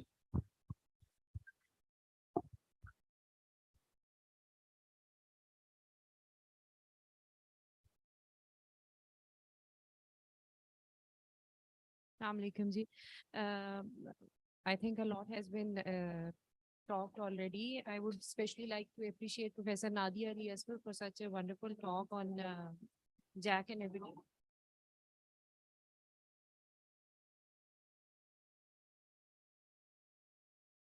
Okay, Professor Nadia Ali as well was no doubt exceptional and outstanding in the session because the presentation. Thank you. So presentation was as per international and academic standards, and the references were, quoted at the end of every slide, because whenever we talk scientifically, we don't quote our personal experiences very frequently. And that was the best thing about her presentation, that authentic references were added. Only in the next few presentation, the one with artificial intelligence in aesthetics and dermatology, I just have a comment to make that please always consider the contextual applicability whenever you are talking of something new that is not established scientifically. Sadia Masood was amazing. as always, because the sole purpose of, being a doctor and was served by her team, and her amazing teamwork was there because she fulfilled the responsibility as a physician and a dermatologist in the time of crisis. For Rabia Ghafoor, it was excellent presentation. I just have a comment to make, or maybe it's my understanding that I could not get it. It would have been much better if you define what do you mean by mild disease, moderate disease, and severe disease, right? Because if you predefine these parameters and then put your frequencies in these groups, the results would be more valid. And rest is was amazing. Humaira Talat ki to mashallah bahut hi zabardast and very relevant topic, especially for the postgraduate residents and for us as well. Thank you so much. Thank you, Dr. Uzma. Very pertinent point by Dr. Uzma. I would like to thank the organizing team of this conference, especially my dear friend Sadia Tabassum, for giving me the opportunity to chair the opening session of this conference. I'm greatly honored for that. Regarding Dr. Saab's comment, I totally agree with you that all the speakers who speak in a session, they should stay on till the question answer session is over. So those of them who have left probably have missed this opportunity to interact with the audience. Madam, few of the speakers are actually chairing the other session going on in So- other hall. Actually, we were short of time and we were a bit late. We could have, done the question answer sessions before they have left. So anyways, कोई बात नहीं, हम उनसे बाद में या आप उनसे टी के मौके पर या लंच के मौके पर उनसे आपने जो भी आपके क्वेरीज हो आप उनसे पूछ लें, because I'm sure they'll be around here. तो पहला जो लेक्चर था वो cutaneous leishmaniasis का था. It was an update, very well delivered. And Professor Nadia Alia's first talk was a very illuminating talk on a very new and upcoming innovative drug which is currently in use in dermatology. And obviously she delivered it as excellently as she always does. So I don't have to comment on that. And next was a very interesting talk on artificial intelligence, and I would definitely like Dr. Nadia to answer a few questions on the lunch sessions. Then a very interesting talk and a beautiful presentation on skin behavior during catastrophic disasters by Dr. Sadia Tabassum, Sadia Masood. Especially in the aftermath of the massive flooding that had affected all of our country. So it was a very important topic, and it was a very comprehensive overview of all the problems which are associated. And obviously it was heartening to see that we dermatologists were part of that team who was looking after these flood affectees. Dr. Humaira Talat's talk on managing psoriasis with chronic infection, and especially the latter part of her heading was be a reason for make someone smile. So it's always heartening to know that we as dermatologists can be a reason to make someone smile. A very good lecture, a good delivery. Dr. Najia Ahmed obviously discussed the basics of dermatoscopy, very important topic, and she did it very well. And last but not the least, Rabia Ghafoor gave us a very good overview about the cutaneous manifestations of COVID-19, and Dr. Uzma has already highlighted a few points in that. So I would like to thank all of you for being here and for the conference. Before I end up this session and we move on to the next session, I have someone in the audience whom I would like to, appreciate and tell you that she has been a pivotal role in having pediatric dermatology as a subspecialty. She has been a pivotal role in getting it recognized by the CPSP, and she wants to she wants me to tell you that the 12th Congress of Pediatric Dermatology that is being held was held in 2013. And now the next conference is being held. So I would just like for her to stand up and give all of you to give her a round of applause for her untiring efforts towards the cause of pediatric dermatology. Professor Yasmina Khan, Dr. Yasmina Khan. Dr. Yasmina Khan, a pediatric dermatologist. I have introduced the subject in this my beloved country, and we cannot control any disease or educate our children unless we control the population. So I keep on giving example of China, how they controlled. And now all the dermatologists and the pediatricians, there's a message to take home is that you start training. FCPS in pediatrics takes 2 years training in dermatology and vice versa. FCPS in dermatology takes 2 years training in pediatrics. Thank you very much, ma'am. All been confirmed by CPSP. And my father was one of the founders of CPSP. And before he left the world, he had said that you have to do something for your country. And we were abroad in our youth, and he called us back, come and serve your country. So that's what it should be. That's all. Give her a round of applause. Thank you so much, madam. Thank you, ma'am. Thank you for your all. Now I would like to call Professor Dr. Lameez, our respected chairperson for this session, to come up and present the shields to our worthy speakers. I would like to invite, first of all, Dr. Iqbal Sheikh to please come on stage and receive your shield, please, sir.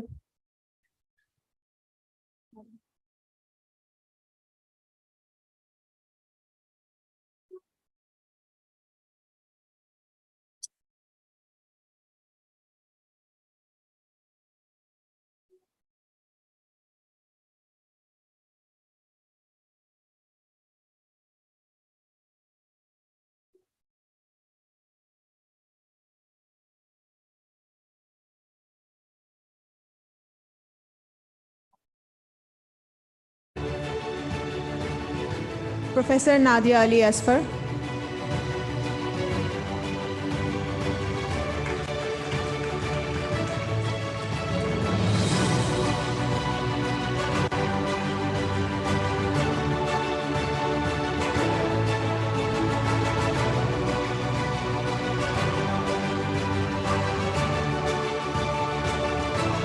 Dr. Sadia Masood.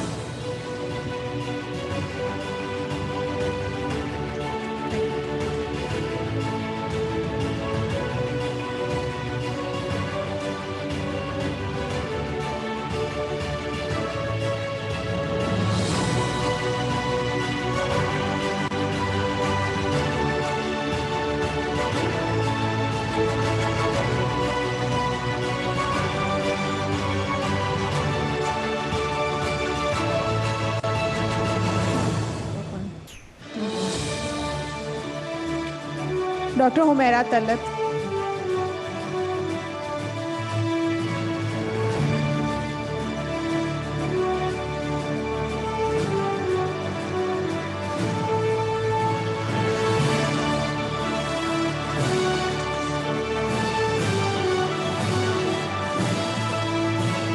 Dr. Naji Ahmed.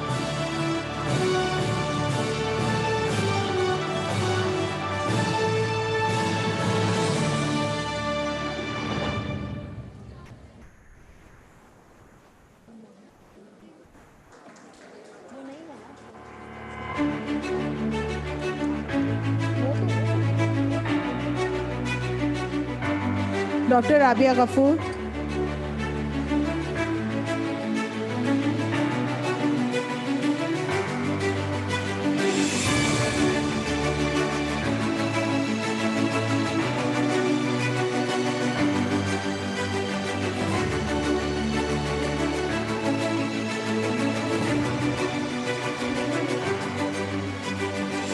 And now to the moderator of the session, that is me, Dr. Palvasha.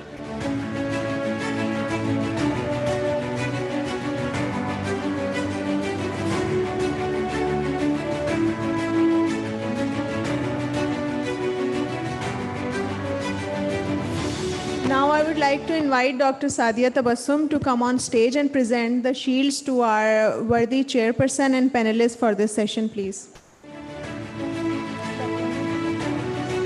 Madam Lameez, please receive your shield.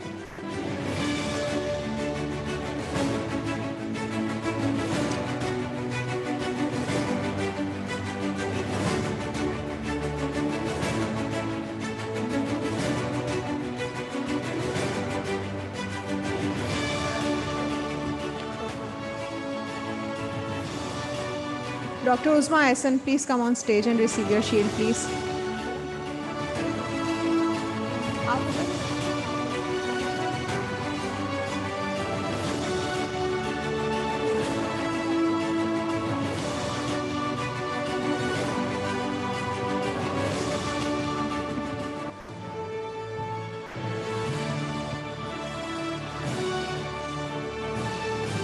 Dr. Sada Qasim.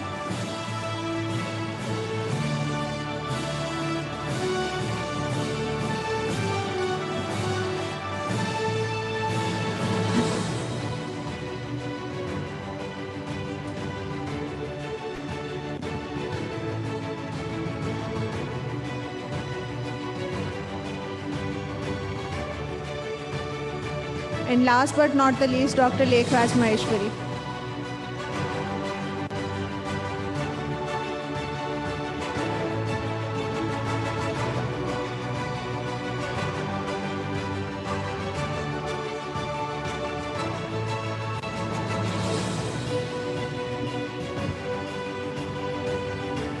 Thank you, madam. Thank you all for attending this scientific session. We shall now move on to the next session for today's conference. Thank you so much. And for tea, there's a running tea all the time. So you can go and have your cup.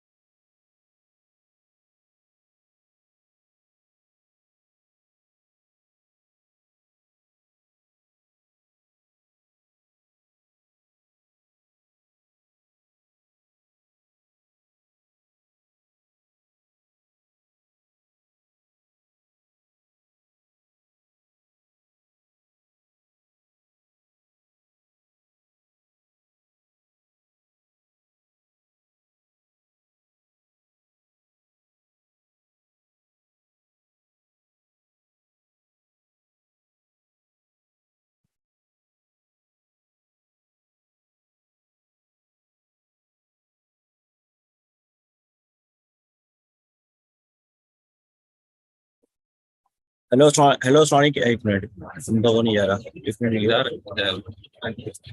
और इधर आवाज है एकदम ठीक। Hello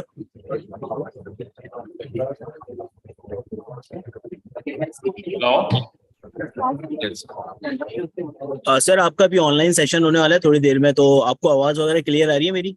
या आपका आवाज आ रही है, मेरा आवाज? जी जी, आपका भी आवाज क्लियर आ रही है। अच्छा, ठीक है sir. Assalamualaikum everyone. So we are moving on to the next session of the day.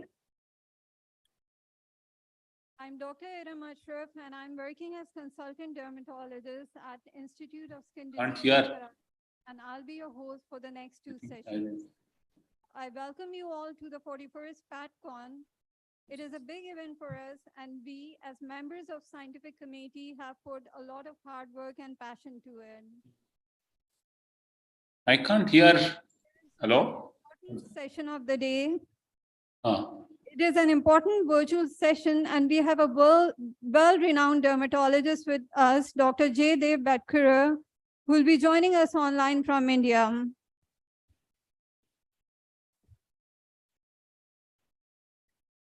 That they are doing, is it? Yes. Hello, Dr. J. Dev.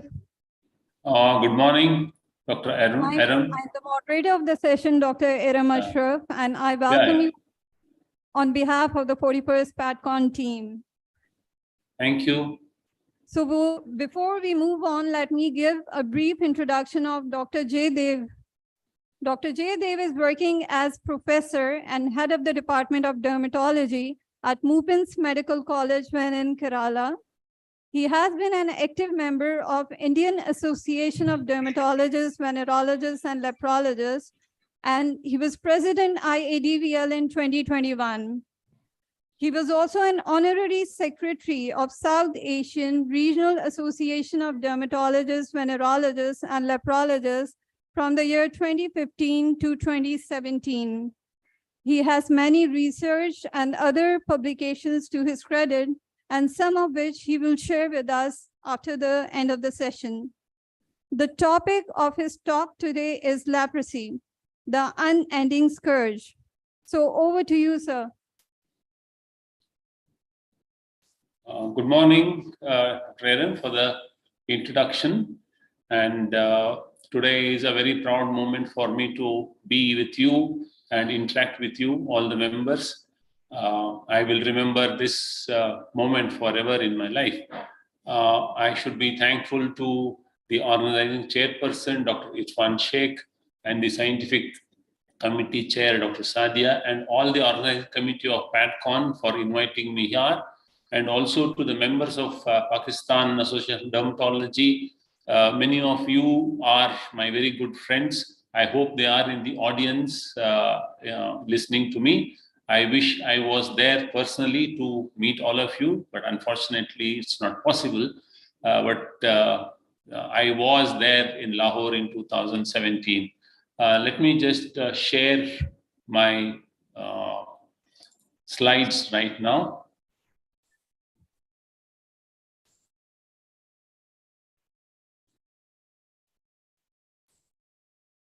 I request you all to please be seated and listen carefully because it's a very important talk. Thank you. Yeah, I hope the slides are visible to you. Are the slides visible to you?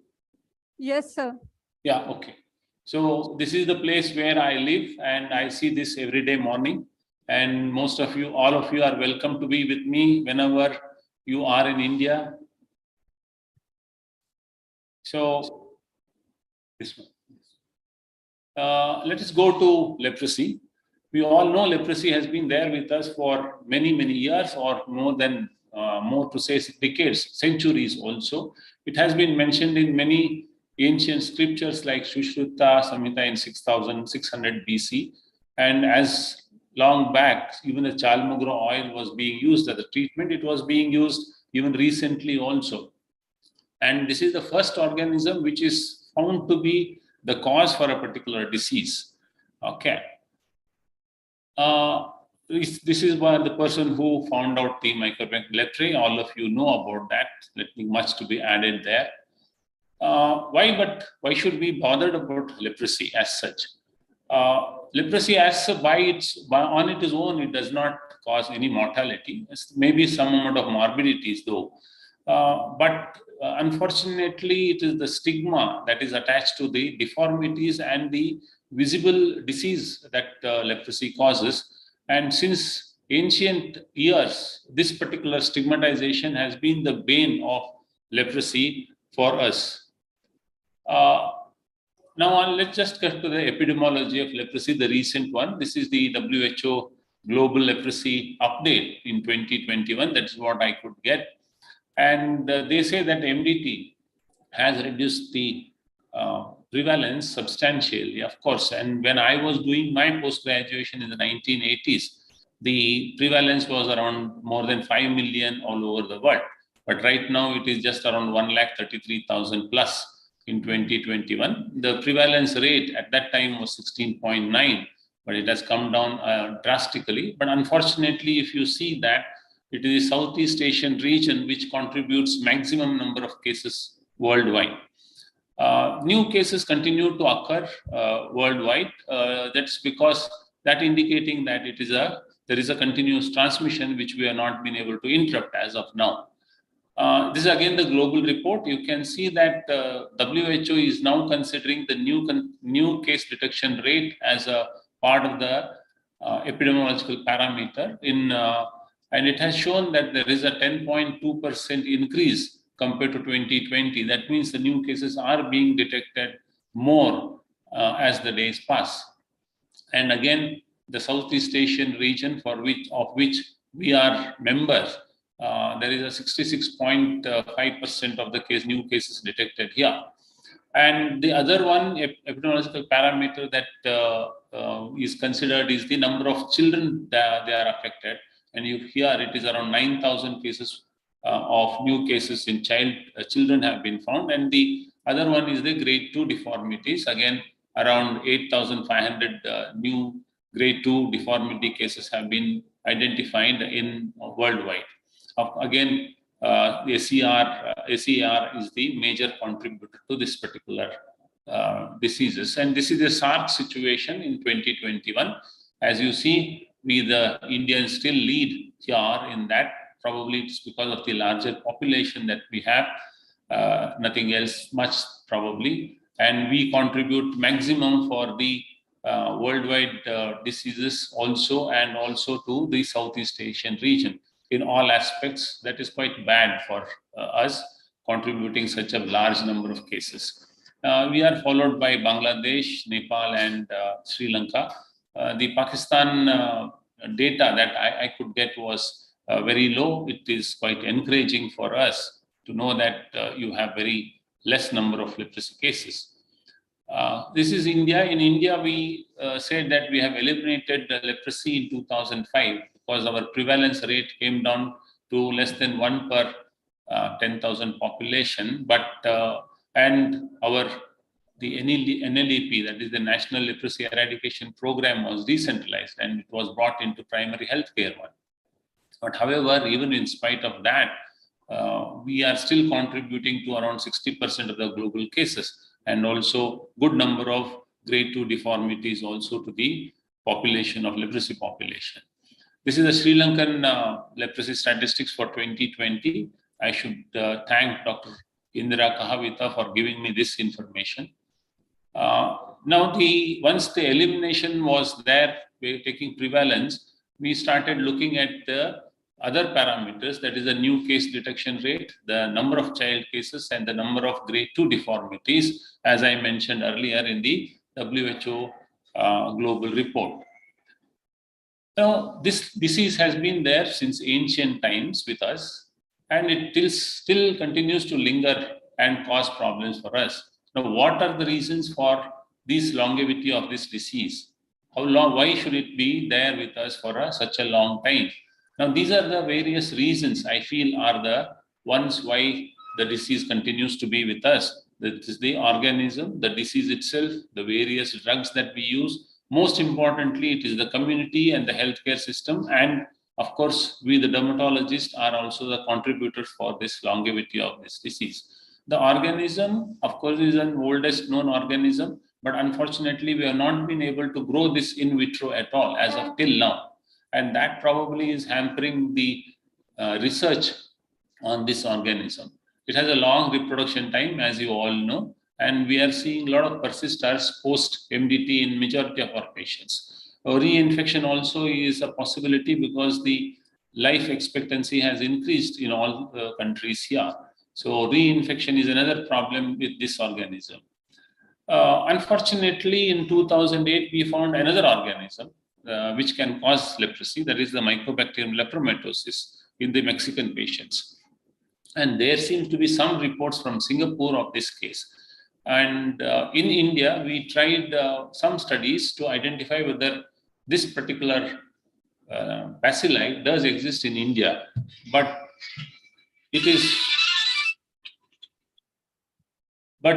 there seems to be, it is not there in India. Both the studies failed to identify this organism in India. That is probably good for us. Coming to the disease, we all know that it has got a very long incubation period, thus making it very difficult to identify the contacts for this patient. A lot of atypical presentations are there and deformities are being reported. However, the worst possible thing is the reactions. The patients directly coming with reactions, especially that to type 2 reaction. And the immune disruption that happened during the HIV epidemic and the COVID pandemic also has added to the longevity of this disease. So this is becoming more atypical because of this immune disruption.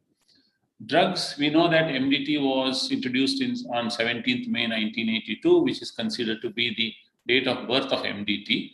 And since then it is being used, it is very effective when it is used 3 together. But all the 3 drugs individually, we have found that there is resistance to this organ. This organism has developed resistance to that. But unfortunately, we don't know the magnitude of resistance because there are not any comprehensive studies about the resistance, the prevalence of resistance. There are some isolated studies in India also, but not in the community-wise. Of course, this MDT is available very freely in government, but they follow what we call the WHO guidelines. Thus, we are not able to get a longer treatment. And in private, there is a scarcity. Of course, there are many other drugs which are supposed to be very effective, but their efficacy is not proven. But unfortunately, it is the cost which is very, very high, which cannot, hence we cannot be used in a larger population.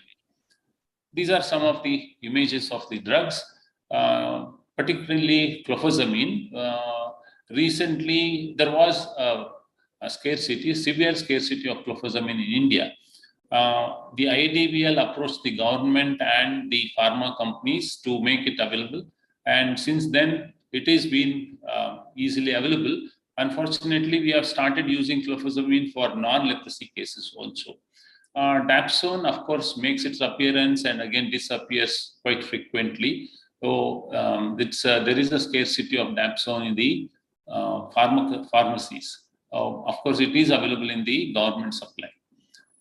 Now, the most important aspect of this longevity of this particular disease is the community. There is absolutely no voluntary reporting. It is only the healthcare workers who go and identify this. And there is a significant delay in reporting. It is more than 6 months in around 60% of the patients. That means probably the program, that is information, education, and communication, is not working properly. So we need to relook at it. Of course, the stigma, the myths associated with leprosy still exist. We still believe that, many people still believe that it is their old karma that has got them this disease. And discrimination of these patients is still existing. Coming to the healthcare system, majority of these patients report to private healthcare where the diagnosis takes longer time. And also they report to non-qualified practitioners like quacks. And I'm sure this particular trend even exists even in your country also. And there is, of course, the non-compliance of MDT by majority of the patients. We did a study one of our colleagues, we did a study on why this delay in seeking healthcare, and they found that these are the various reasons why patients do not come to the hospital early, and they come only when the complications occur. So these reasons could be there even in all the other SAARC countries also. So probably multi-center studies in continuing with all the SAARC countries may be of good use to identify whether these are the reasons and how to address these particular reasons. Healthcare system, there has been a good, tremendous improvement in the healthcare facilities all over the world, including all the SAARC countries also. But still, these healthcare systems are not easily accessible to everybody. When the patient goes to the public hospitals, there is a long waiting period. The doctors may not be available easily, and there is definitely a lack of privacy and lack of time for the doctors to identify the cases and investigate. When they go to the private, there is definite lack of knowledge with the general practitioners about leprosy. It may not be true with dermatologists. And quacks, of course, do play a significant role in this. Leprosy has become a non-priority because of all these other diseases like tuberculosis, the viral infections, and the HIV and the COVID-19 pandemics. All of them have disrupted our healthcare system to a large extent. At least that was so in India. We had a very bad pandemic of COVID-19 in the last 2 years. And unfortunately, there are no targeted intervention also in presently by the healthcare system. Coming to the last one, dermatologists, I think are the most significant, we play a significant role in leprosy care. And there is definitely definite lack of interest among the dermatologists on leprosy. We can see that majority of the conferences, leprosy is relegated to one or the other smaller halls. Of course, today it is a different one. Leprosy is taking a prime place as a plenary session. Thank you very much for that. There is definite lack of research. We do not have much research projects even in India, though there is good amount of funding for research in leprosy.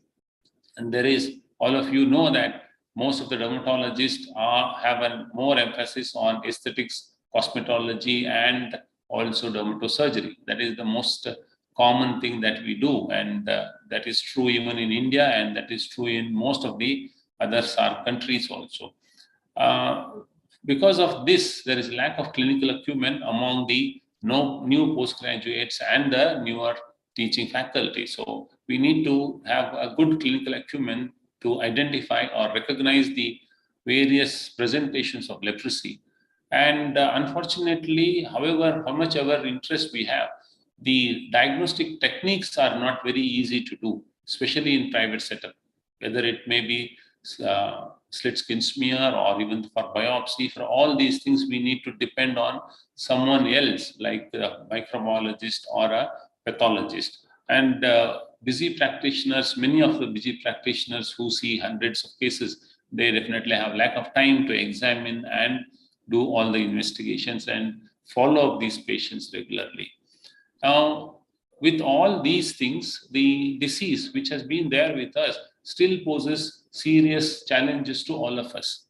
We are seeing in India, we are seeing too many cases of MB.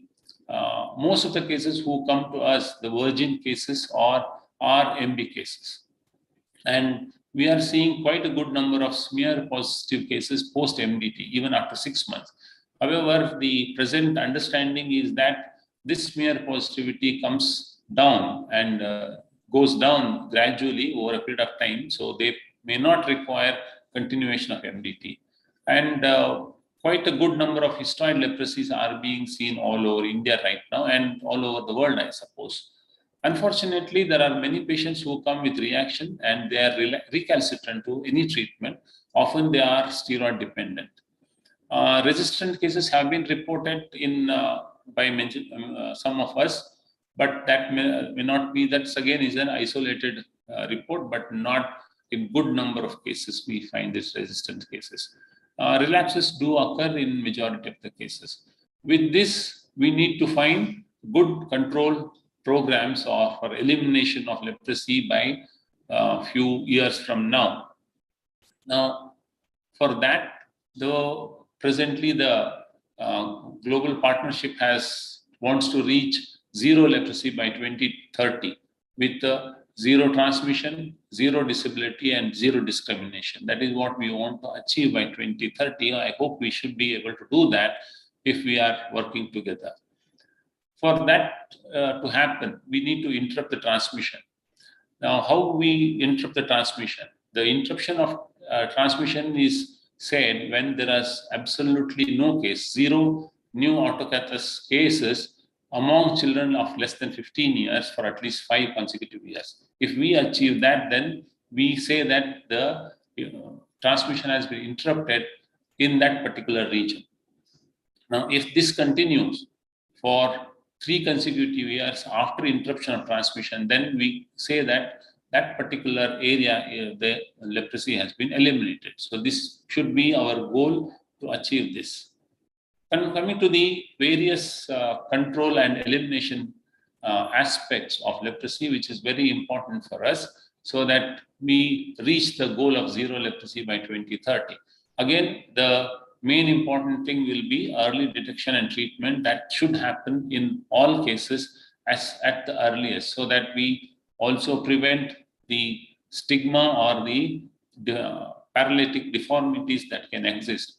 And once we detect the case and start treatment, we should also screen all the contacts their patients are coming in contact with, irrespective of how near the contact is.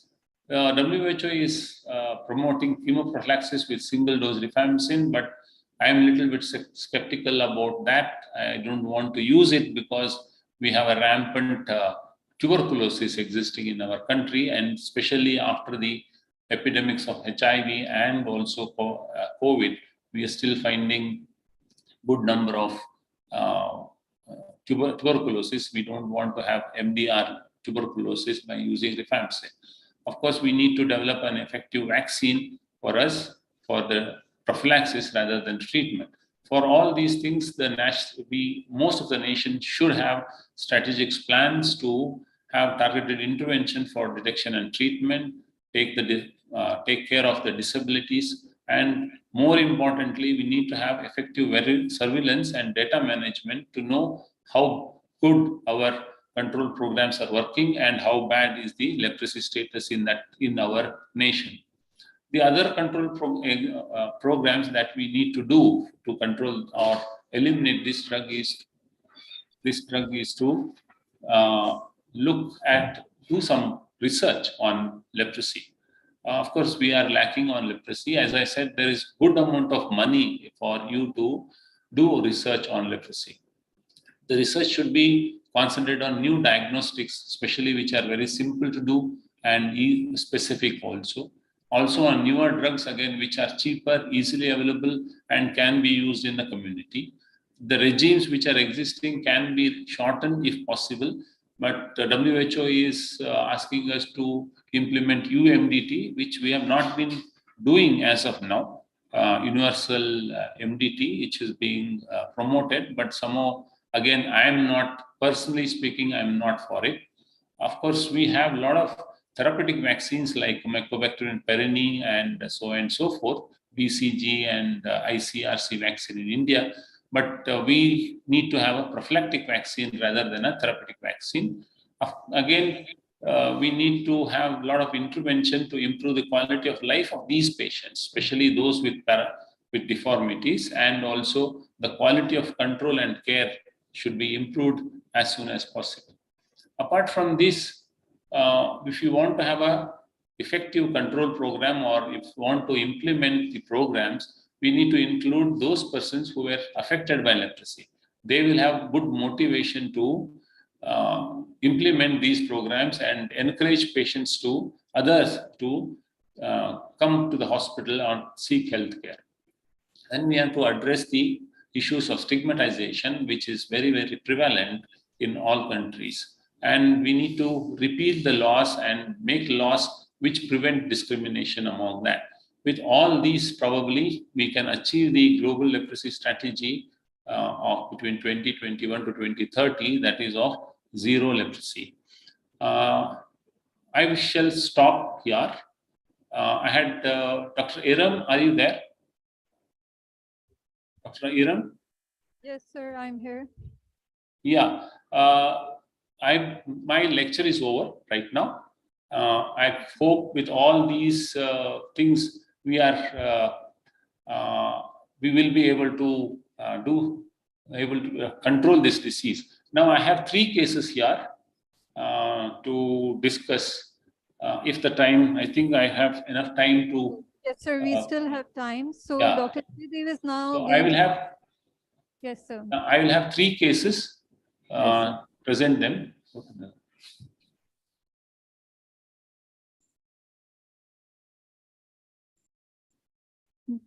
Yes, sir, you can start with the cases.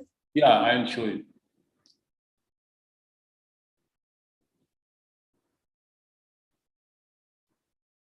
So these cases are going to be really helpful, especially for the postgraduate trainees. Put the slideshow. The first case is, okay. Now, the first case is, this patient walked into my OPD with these features. Probably all of you will recognize that this patient, what this patient has been taking over a period of time. You can see his face and the neck. That is very, very evident. This patient actually had attacks of fever with skin lesions, for which he would go and take some injection from a local doctor for the last 1.5 years or so. And he never consulted a dermatologist. So he came to me with all these features, and on examination, we found that he had multiple nodules and the deformity of the earlobe or the pinna of the ear and the absorption of the little finger. And other case thing was his MI was 70%, and his bacteriological index was 1+1 or so. And of course, he had anemia also, and liver functions were slightly abnormal. So the challenge that we are facing here in this patient is a patient with a MB leprosy, and patient is having a steroid-dependent type 2 reaction. So I would like the floor to discuss how we go up, how we approach this patient, and how we treat him and wean him out of his steroid dependence. The floor is open for discussion. Okay.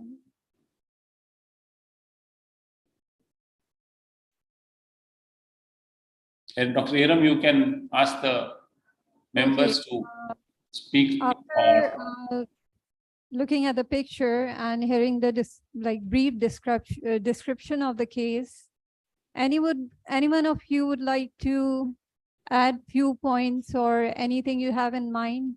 Any differential diagnosis? We know that the discussion is about leprosy.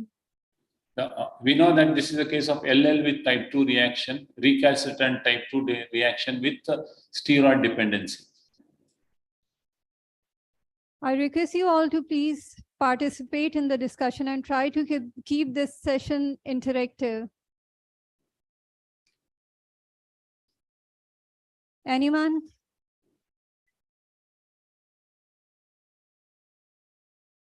Anyone from the postgraduate trainees, please?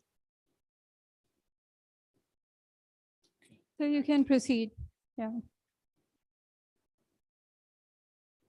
How my friends in Pakistan approach such type of disease? I would be very happy to know, actually. Please give her the mic, please. Okay.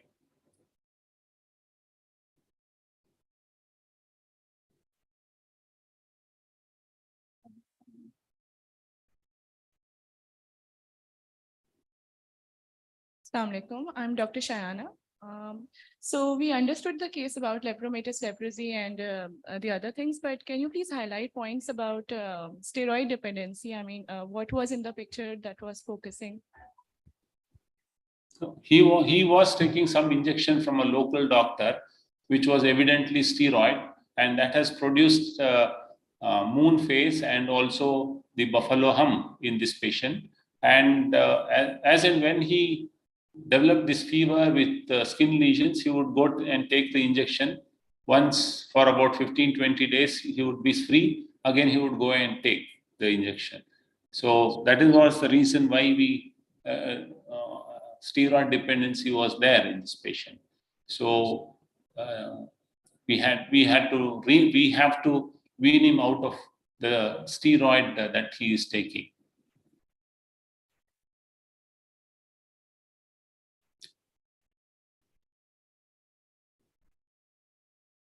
Okay. If nobody,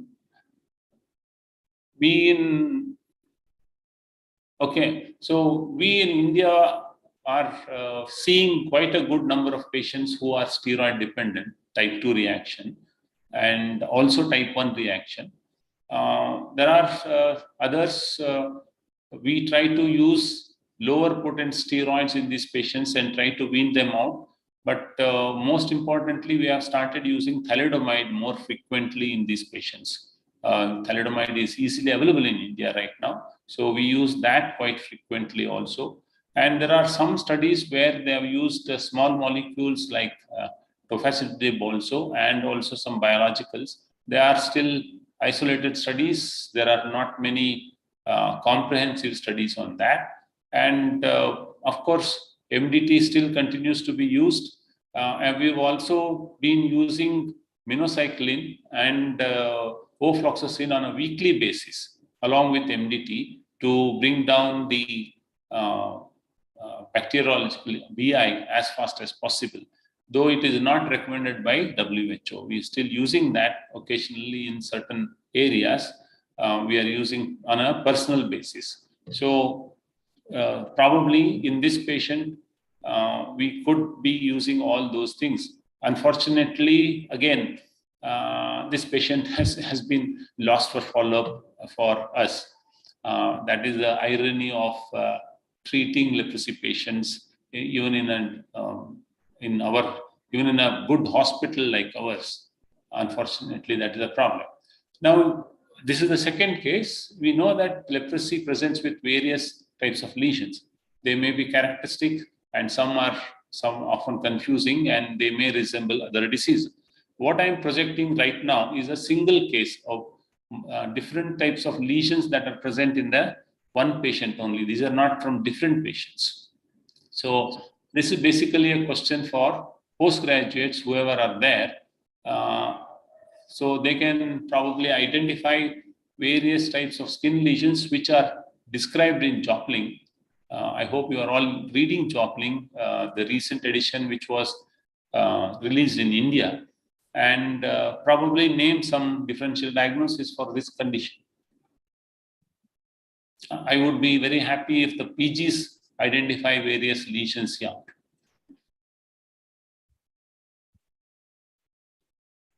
Anyone from, yeah, please give her.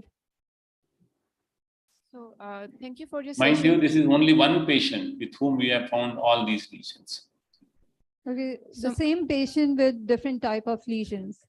So myself, Dr. Priyanka, and as the patient already known case of the leprosy, so in differential diagnosis could be annular sarcoidosis of this case. Yes, but can you identify the lesions? The morphology, different lesions. identify the lesions first. So lesion seems to be dusky colored and indurated, and no, what these I mean are is different morphology. especially described lesions in Jopling, especially. Okay, so there are the multiple plaques as well as some nodules are appreciated in the pictures. Yes. No, you can see. Anybody else, please? If I'll just describe them. Okay. So if you have read Jopling, you will know that they have described lesions called punched out lesions, the geographic lesion, the annular lesions, and the bizarre lesions. So here you can find that this is a punched out lesion. This is also a punched out lesion in a larger patch. And then you have the multiple plaques here. And then you have definitely a geographic lesion showing a sort of lake and a hill and a plateau. So a geographic lesion is also there. Then again, a punched out lesion here, a large patch. And this is very important. You have an annular lesion here with a central clearing and also a satellite patch, satellite plaque around this, and then a large patch here, large plaque here.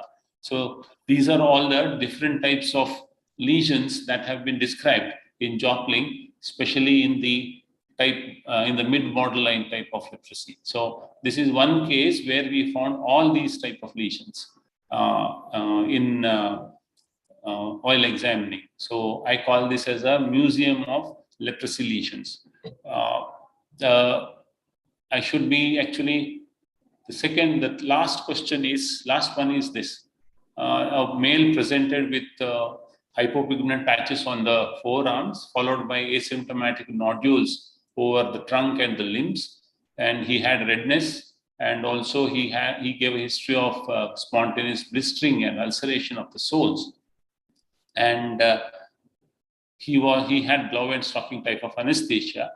And on examination, we found that he had multiple nodules over the limbs and also over all the limbs. And unfortunately, the photograph may not be very clear, but he had multiple symmetrically distributed, ill-defined patches over his trunk.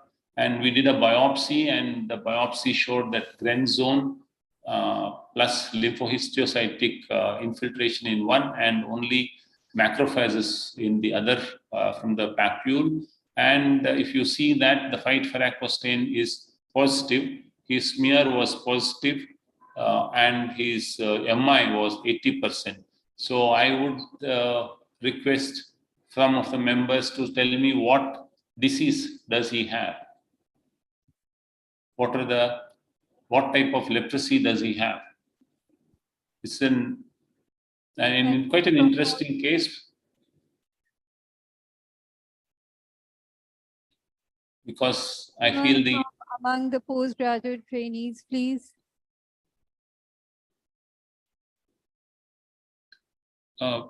Because the presence of nodule and also the presence of ill-defined patches makes it altogether a different type of, or two different types of Hansen's being existing together. That is why I have presented this case.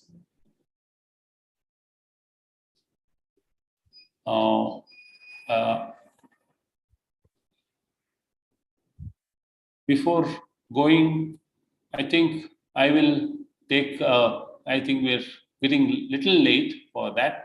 So I will just reveal that this is a case of LL with histoid leprosy. So I was telling you that we are seeing good number of histoid cases on a regular basis. So this was a case of leprosy, Lepromatosis leprosy with histoid leprosy. So that was a major issue in identifying this. Of course, the patient has been put on MDT right now. This is about some of these cases which we have seen and have posed problem for us to treat these cases. So we chose this. Actually, I should be very thankful to my previous college, that is the JSS Medical College, Mysore, for giving me the last two cases. They gave me these last two cases. The first case was mine in my OPD.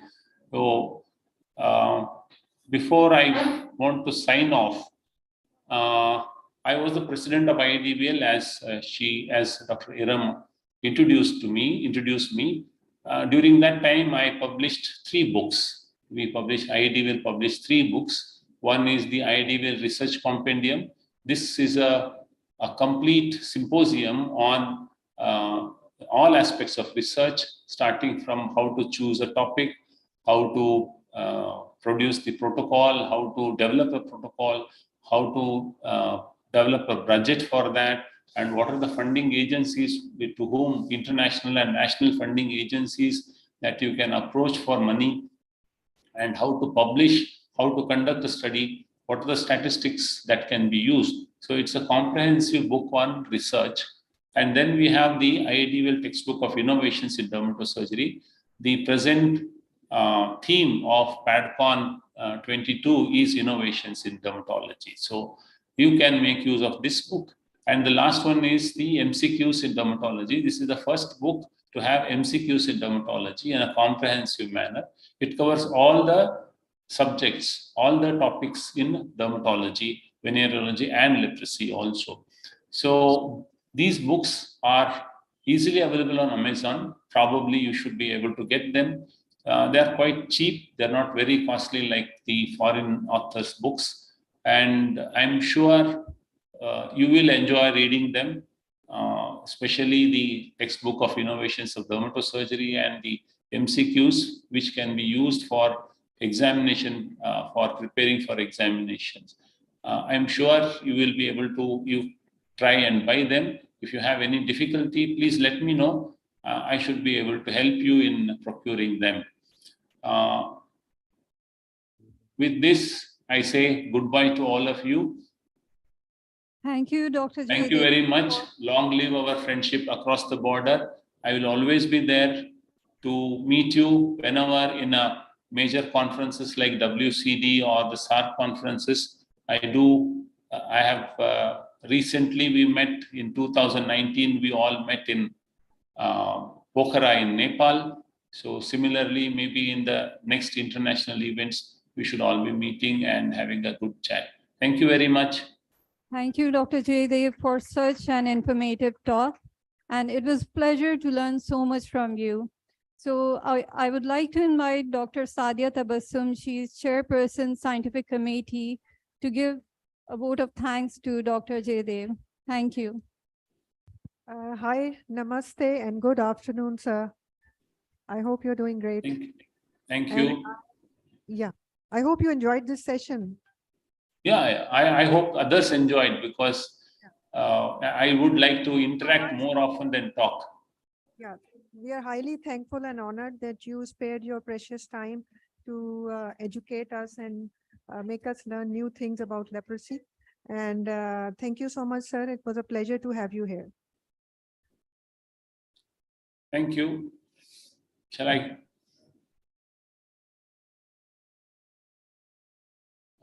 You cannot take a photograph. Can you take a screenshot? Yes. Take.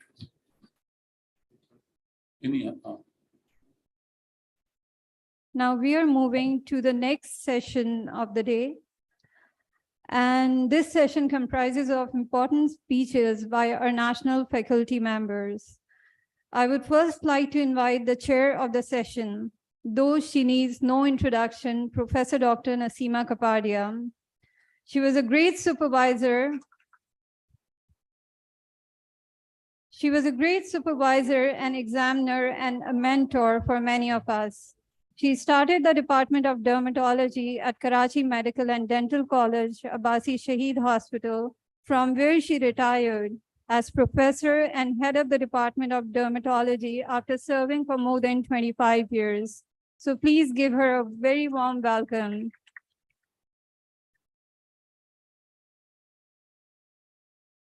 Moving on to our panelists, our first panelist is Professor Dr. Ejaz Chaudhry. Dr. Ejaz Chaudhry is professor and head of the Department of Dermatology at Ziauddin Medical University Hospital. He's also supervising DDERM program at the same institute since 2006. Please welcome him.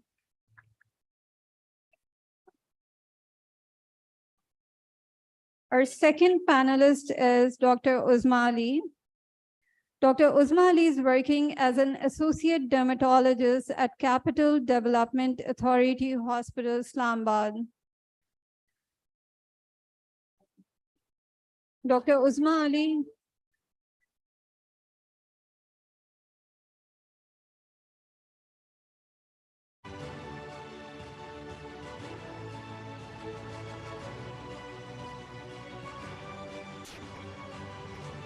Okay, our third panelist is, she He's going to join us shortly. Our third panelist is Dr. Javed Mehman.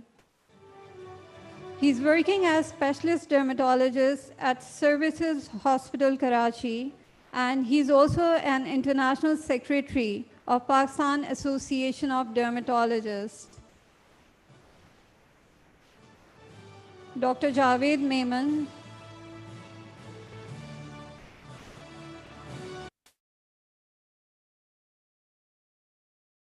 I'm sorry, few of the doctors are busy in the other session and they will join us shortly. So moving on to our speakers, our first speaker is Professor Dr. Irfan Bari. He's working as an associate professor of dermatology at CMH Hospital, Rawalpindi.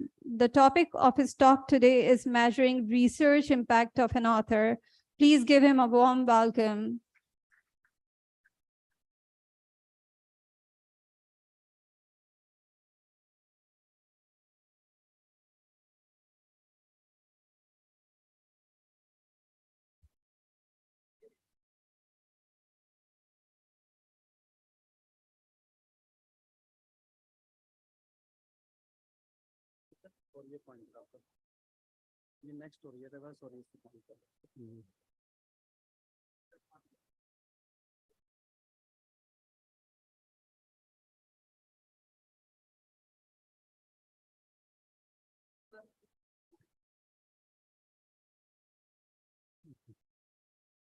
Bismillahir Rahmanir Rahim.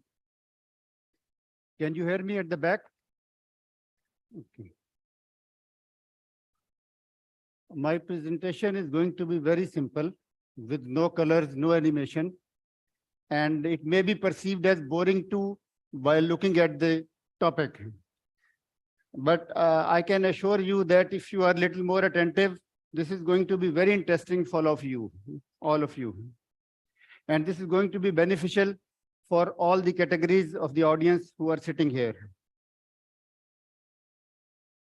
And I'm glad to see the senior faculty members on the front row because they are the policy makers and they can have an insight during the policy making. Currently, there are more than 30,000 scientific journals which are around us. And this number is continuously increasing by 7 to 8% every year. Millions of research papers are published each year. And there's the biggest challenge to keep up with the scientific explosion. But how to meet this scientific explosion? We can do it by appropriate selection of a well-reputed journal and by reading an author who has got a significant impact. So before I go further, let me talk a bit about what is meant by research and what is meant by the impact of research. Before defining research, we have to be very clear that what is not research. Because this reading different books, reading from different sources and compiling information is not a research. Gathering piles of data from different sources about established facts is again not a research. Research is only when you add something new. When you add something new to the existing body of knowledge. If you are not adding something new, if your research is not adding anything to the existing knowledge, it is not going to be research. So we have to be very clear that research is not a research. It's not the refinding, the re-exploring. It's rather new search. It's searching something new. Even it may be a very mild thing which is new.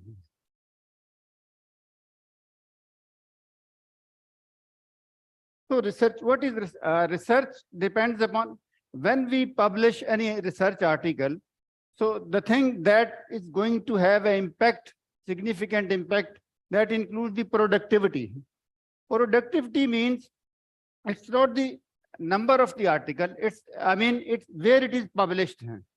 ये किस impact journal के अंदर वो publish हुई है, उसकी viewership क्या है, उसकी dissemination क्या है, उसकी ranking standard क्या है. तो एक तो productivity ये दूसरा विजिबिलिटी के, इज इट ओपन एक्सेस, कि वो सब उसको एक्सेस कर सकते हैं around the globe, is it accessible. फिर देखिए, is it a well-reputed journal where it is published? Is it well-reputed author who has published this research? So all these things, they make an impact. So, but how can we calculate this impact? तो मैं अभी अगली slide में जो ना, I'll try to make it very simple, कि हम कैसे ये रिसर्च इम्पैक्ट कैलकुलेट कर सकते हैं. As we all know that research impact of a art journal, it is calculated through journal impact factor. Whenever there is a research, I mean, the idea is conceived, research is done, it may take months and years. Sorry for this inconvenience. I can go ahead if it's basic purpose जो है वो मेरे इस presentation का वो ये है कि हम जो फ्रंट पे बैठे हैं, we have dozens of publications, और हमें फिर एनरोल करना है दूसरे रिसर्चर को, यंग रिसर्चर को हमने इंस्पायर करना, मोटिवेट करना, उनको एजुकेट करना. तो how can we do this, because the quantity doesn't matter. ये लास्ट सेशन में था तो किसी ने इंट्रोडक्शन मेरा करवाया जी कि he has published around 200 articles. तो number of article does not matter. It's the quality of the article that matters the most, that makes an impact. तो आर्टिकल जब को लिखा जाता है तो first the idea is conceived, then the manuscript is written, and the manuscript is submitted to a journal. तो फिर then it is sent for reviews to the expert. उसके बाद उसको revise किया जाता है, re-revised, then re-reviewed, और finally if it is of a fair quality, then it is accepted for publication. But when the article is published, the story does not end here. हम समझते हैं कि बस आर्टिकल पब्लिश हो गया तो हमारा काम खत्म हो गया है. तो यहाँ तक पब्लिकेशन की हद तक it has got a very little impact. कि आपका इम्पैक्ट सिर्फ है कि अगर आपने किसी हाई रेप्यूटेड जर्नल में, हाई रैंकिंग जर्नल में पब्लिश हो गया तो it has got some impact. But the real impact starts after publication. कि पब्लिकेशन के बाद उसको कितना डिसेमिनेट हुआ है, वो कितने लोगों ने उसको व्यू किया, कितनों ने उसको रीड किया, कितनों ने उसको डाउनलोड किया, कितनों ने उसको साइट किया है. तो real quality then comes from the number of citation, कि उसको रिसर्च को रिप्रोड्यूस कैसे किया गया, उसको रिफ्लेक्ट कैसे किया गया है. तो दैट इज तो life cycle of research article does not end at publication. तो after publication there comes the story of the impact. Story starts really after publication. Again को जितना आपकी रिसर्च जितनी विजिबल होगी, जितनी रेलिवेंट टू द टॉपिक होगी, या relevant for the stakeholders होगी, रीडर्स के लिए जितनी रेलिवेंट होगी, और जितनी हाई क्वालिटी होगी, it will have the scientific impact accordingly. और there are certain other factors also. अच्छा, अब this scientific impact how can we calculate it. ये भी माइल्ड, मॉडरेट, हाई ऐसे तो नहीं हम कह सकते ना, कि this is not something subjective है. It should be very objective. It should be measurable. So how can we measure it? So this scientific impact can be quantitatively and qualitatively measured by the number of citations. Anybody can tell me what is meant by citation? कोई हमारा पुराना कोई शिफा का training, what is meant by citation? Ji.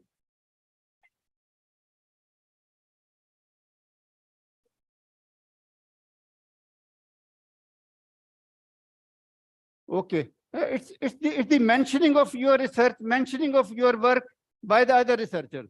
Simply, it's if somebody mentions it in her study, in his study, so you are cited there. तो ये number of citation, और ये citation उसी वक्त होती है जब आपका quality work होगा. जब आपका quality work कहीं पे publish हुआ है, quality journal में publish हुआ है, तो उसके बाद उसकी citation उसी हिसाब से आपको ज्यादा citation मिलेंगी. तो अदरवाइज जो है ये वरना गार्बेज रहेगा. मैं कुछ अर्से पहले एक फैसलाबाद के एक बहुत फेमस बल्कि नोटोरियस जर्नल में काफ़ी सारे लोग सारे भेजते थे उसमें, और एवरीथिंग वाज पब्लिश्ड, कि जो भी भेजा विदाउट एनीथिंग. तो उसमें जो है वो क्या कहते हैं, खैर अब तो लकीली बाद में बैन भी हो गया वो, लेकिन still there are many journals in which कि आप स्टडीज भेजते हैं, वो मतलब ऑन पेमेंट के बाद वो पब्लिश हो जाती है, नो बॉडी बॉदर के what is it in it, और nobody reads it, nobody uses it, so this is just a garbage. So my purpose of presentation is that we should do quality work so that it has got some impact on the scientific community. So this, as I know, as I said, that the number of citation that reflects your quality of work, and the reputation of journal, reputation of author, and certain random factors that also affect citation. So how can we measure? हम अपना everybody can measure its own impact है. इसमें कोई ज्यादा लंबी चौड़ी कोई rocket science नहीं है. तो there are so many databases where you can get enrolled, और उसके बाद you make your profile, and then everything that you have published so far will come in front of you. तो एक ये ORCID है, ORCID number है, this is Open Research Community ID. Every researcher is allotted this unique number. अगर आप enroll होते हैं तो you will be allotted this ORCID number. ORCID number जो है वो that you can use on various research databases to see your research impact. So most of the time it is used in Web of Science, and the other is the Google Scholar Citation Profile. So there are so many databases, but I'll just stick myself to the more common ones. Okay, what are the tools to measure? मतलब हम ये measure करेंगे किसी का research impact या अपना research impact if we want to measure. So what are the tools? So the most, the crudest tool is the total publication count. जैसे मैंने बताया कि total publication counts, it could be in hundreds. But this is not the real standard to measure the impact of research. So this is just the quantitative measures. That is very inaccurate. Or then the second is, unfortunately, we are at this point in our culture, in our society. तो हमें वो किसी को associate के लिए, assistant associate और professor के लिए number of article चाहिए होते हैं. तो they just need the number हैं.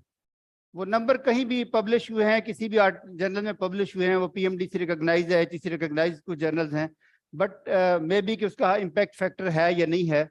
तो ये जो है दिस नंबर ऑफ पब्लिकेशन जो है ना, but that does not reflect the quality of research, that does not reflect the research impact of an author.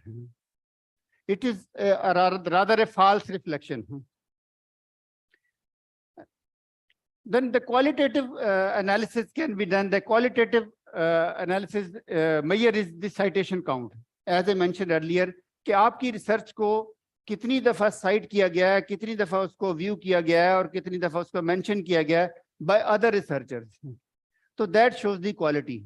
So this is then the total publication count is the quantitative measure. The citation count is the qualitative measure. But here is the H index. I'll be talking about this one, H index. What is this H index mean? It is the measure of the productivity and impact of a researcher. So we must have heard this H index, but I'll be trying to make it simplified. So how to calculate this? As we measure the impact of a journal by research impact factor, we can measure the impact of an author by H index. And to go further, we can measure the research impact of an individual article also.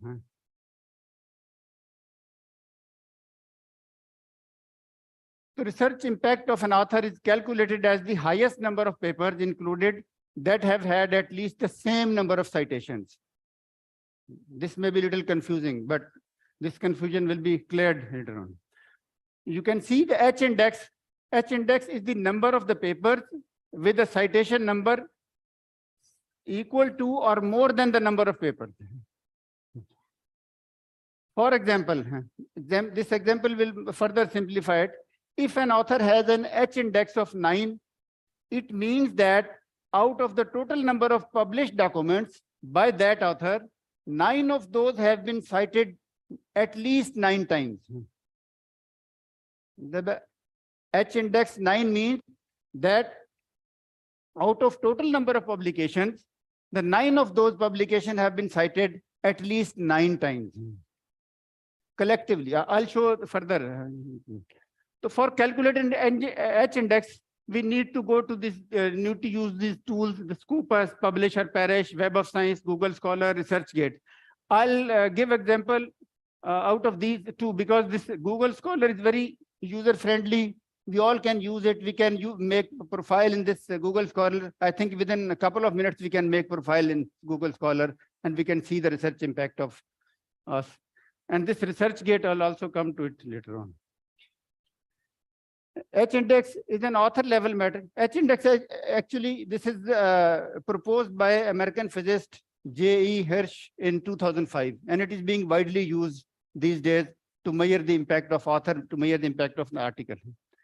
It is an author level metric that is able to distinguish between frequent strong authors and authors with fewer but more exceptionally popular papers. An author can only achieve a high H index if he or she has published frequent times and his or her publications have frequent citations too. It's not only that he has published frequent times. He has received frequent citations, then he will have a high H index. And it attempts to measure both the productivity and impact of the published work of an author. It also helps in rating authors among millions with good quality of work for awarding grants, scholarship, tracking, promotion. So this can make very simple how to calculate H index. Let's say the Professor Lemis has published these number of articles on the left side, but number 1 article has received citation 10 times, and then the another article received 9 times, then 8 times, 6 times. But see here, the number 5 article in the serial has received 5 citations. So this is the H index. Rather, the rest, all the articles, maybe these are the 108 articles down below, they will not affect the H index. H index is only that only 5 of the top, they have received 5 or more citations. These are the number on the left side, and the right side is the number of citations. So this H index would be 5. To make it more simple, let's see. What is going to be the H index of this author? Anybody? 13. Yes, you see, the 13 of these articles, they have a citation at least 13. Rest, above all, they have more than 13 citations. You can see the one article has got 120 citations, but there are many articles that have got 0 citations also. So this top 13 articles, out of all those who has listened, have received 13 citations at least. So this is going to be, the H index is going to be 13. That is, frankly speaking, is a very good H index. In double digit, 9, 10 or more than 10, it's a very good H index. So I'll quickly go through these slides because I have already talked about the H index. What are the advantages, disadvantages? Then there is the G index. It did not gain popularity. And this is, I think this is very simple. If you go to Google Scholar mention this I-10 index. I-10 index is that the number of your publications that have received at least 10 citations. This is very simple. I mean, if you have written 20, 30 applications, 30 publications, but it is the 9 of those have received 10 or more citations, so I-10 index would be 9. So these are the other metrics that are used, but commonly used H index, I-10 index, and this ResearchGate. This table also shows the different metrics used. There is some, because this is the 2 main academic literature collections. there is a little flaw in this case because some of the articles, some of the journals, they are not cited in one database, they are cited in another database. But mostly they are cited in Google Scholar, Web of Science, and Scopus. I'll just take a couple of minutes because this is very important. ये तो हमने quality check कर ली, quality के बाद there are so many things हैं कि जी आपके वो कितने views कितने हैं, कितनों ने read किया और कितनों ने इसको आगे publish किया और कितने उसके आगे social media में कितनी उसकी comments आए, ये सारी चीजें भी इसमें mention होती हैं. इसको alt matrix कहते हैं. Alt matrix is something else, something more than the citation matrix. So yeah, this is how it is calculated. The bottom line is that your research is worthless if no one reads it. If no one uses it or no one cites it, it's worthless. So a research study is meaningful only if it is described, if it is clearly described, someone else can use it in his or her studies, and it arouses other scientists' interest and allows others to produce the result, reproduce the results. Actually, by submitting a manuscript, you are basically trying to sell your work to your community. तो आप कैसे cell कर सकते हैं? Without marketing नहीं cell कर सकते. तो मार्केटिंग ये है कि जितनी विजिबिलिटी उसकी ज्यादा होगी और जितना उससे लोग जितनी उसकी साइटेशन ज्यादा होगी तो उतनी उसकी इम्पैक्ट ज्यादा होगा. तो ये two arms, you can see this, I have discussed this citation metrics, H index, the data sources. तो other is the alt metrics. तो इन दोनों में I will select this Google Scholar और ResearchGate from that arm. तो ये मैं आपको एक एग्जांपल दूंगा sir. Practically you can see this is a couple of weeks back I log on to my profile, and this is the first page of this profile. You can see the number of all the articles that you have published so far. It's a serial wise descending order, cited by most, then the next most. So this is so on. Or you can see that the most cited articles are those articles which are published in a well-reputed high impact factor journals. In dermatology, we have Indian Journal of Dermatology, Venereology, and Leprosy that have got impact factor in our region. So 4 out of the published in that, 2 in the Dermatology Online Journal, and then 1 is the American Journal of Tropical Medicine and Hygiene. So you see it's cited like this. And on the right side, you can see this table. The citations, so far the citations were 1,204 of all my research publications. And the H index was calculated by this Google Scholar. It was 18, and the I-10 index 36. It means that 18 of my publication was cited at least 18 or more times. And this I-10 index is 36. 36 means that 36 of the publication were cited at least 10 times. But you can also see that the profile ke last 5 years. This shows the stats of last 5 years.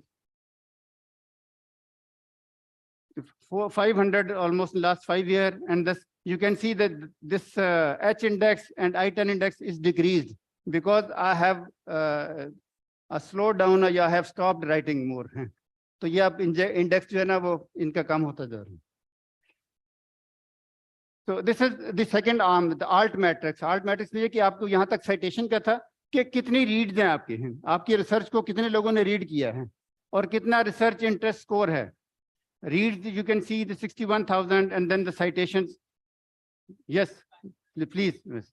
Okay, but what I mean to say that you can measure, you can calculate the impact of your own research, the impact of the anyone's research. And then you can, while employing someone, while making policy, while policy making, you can have this कि researchers की actual quality of research क्या है. I'm sorry that I couldn't finish in time, but this was this topic was to be explained in detail. So I think you'll forgive me for this. Thank you. Thank you so much, Professor Dr. Irfan Bari, for such an informative talk. We are now heading to our next speaker, Professor Lamis Mahmood Malik. She is head of the Department of Dermatology at Allama Iqbal Medical College and Jinnah Hospital, Lahore. The topic of her talk is teaching and assessing professionalism in dermatology. Please give her a warm welcome.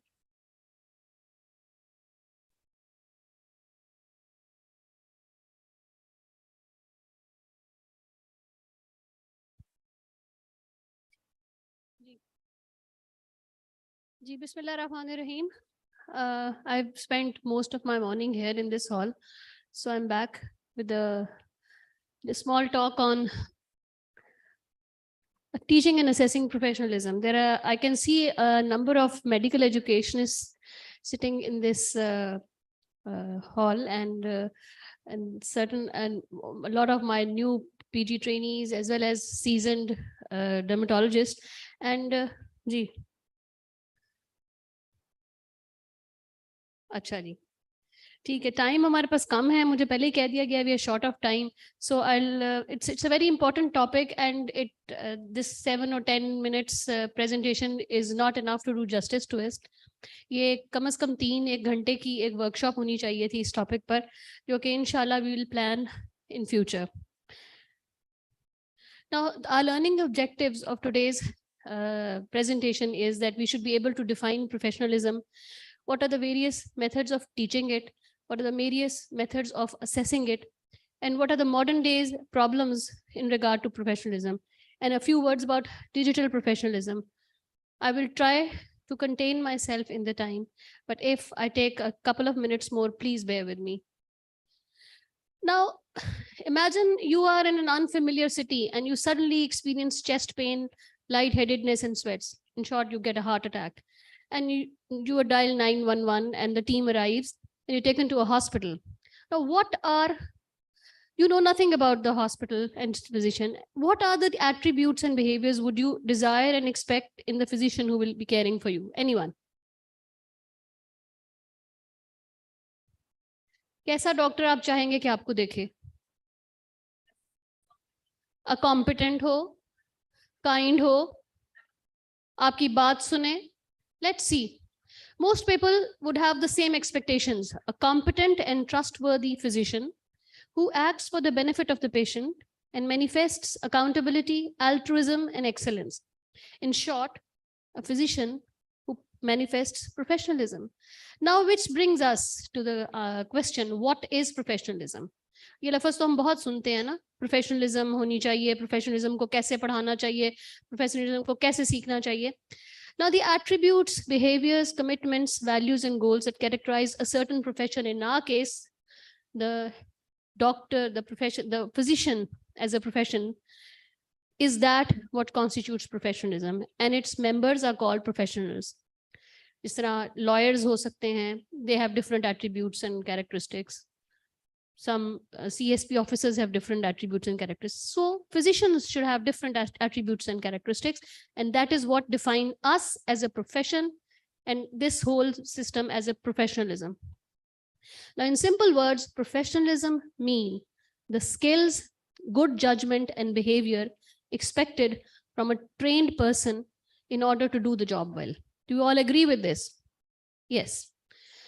So I'll spend a minute on this diagram. This is a framework for professionalism. And as we all know, the base, is this not working? This key pointer, I think, is not working. But the base of this imarat, of this building, is based on clinical competence, good communication skills, and sound understanding of ethics. ये इसकी base या इसकी कहना चाहिए बुनियाद है इस हमारे profession की. Or rising from this base are these pillars. One is accountability. The other one is altruism. Altruism means putting the benefit of the patient in front of your own benefit. Okay, this is selfless concern for the person you are caring for. Then excellence and humanism. And the capstone of all these is professionalism. Now, Losbel Laureate gave this as a food of thought. Our greatest task is to succeed in becoming more human. Ghalib ने भी यही कहा था ना कि आदमी को भी मुयस्सर नहीं इंसान होना. वो शायद इन्होंने उसी की बात को रिपीट किया कि sometimes we may be human but not humans. Now, Professionalism हमेशा से थी. We are professionals. Why this sudden interest in teaching and learning professionalism? What has हमने क्या professionalism नहीं सीखी? हमने कहाँ से सीखी थी professionalism? अपने teachers से, mentors से, seniors से. अब क्या हो गया है? Why are we not thinking that we need to teach professionalism more explicitly? Society expects physicians to be professional. They are healthcare givers. In exchange, what does society give us? Society gives us the right to be autonomous. That is autonomy to admit, train, certify, and monitor our members. Now, medical societies and accrediting authorities also expect physicians to be professional. And professionalism is associated with improved medical outcomes. That is what is taught. Previously, जैसे हमने कहा कि हमने कहाँ से सीखी? More implicitly, indirectly, and subtly. There was no, mainly role models, हमारे role models थे और हमने उनसे professionalism सीखी. But it was not done directly or explicitly. Tacitly, we were learning professionalism, and much of it was left to chance. किसी ने सीख ली, उसी ट्रेनी के 10 अगर उसी ट्रेनर के 10 ट्रेनीज हैं, उनमें से 5 ने बहुत बड़े प्रोफेशनल बन के निकले और 4-5 थे वो बस नहीं निकले, वो मतलब अपनी मर्जी के मालिक थे. So it was not being taught explicitly.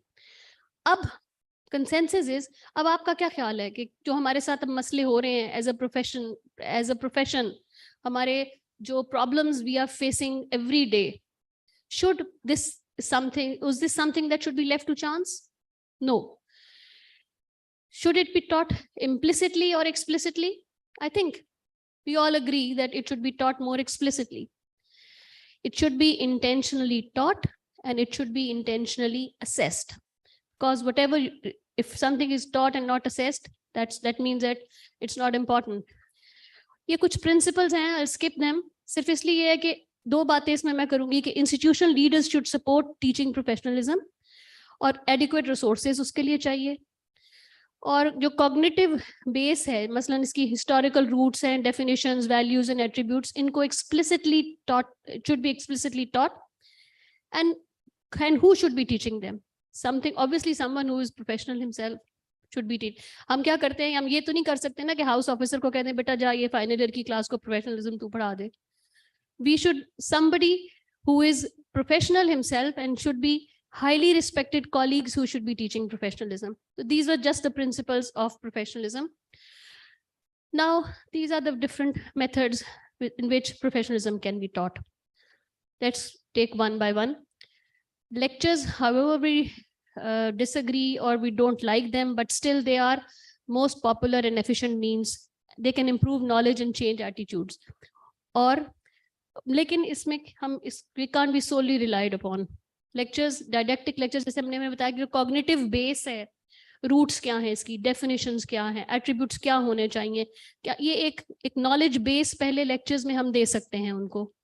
उसके बाद इसी को ही हम lectures को ज़्यादा enhance कर सकते हैं by audios and videos showing examples of professional and unprofessional behaviors, ताकि उनको हम पहले cognitive base देके फिर उनको उसके real life examples दिखा सकते हैं.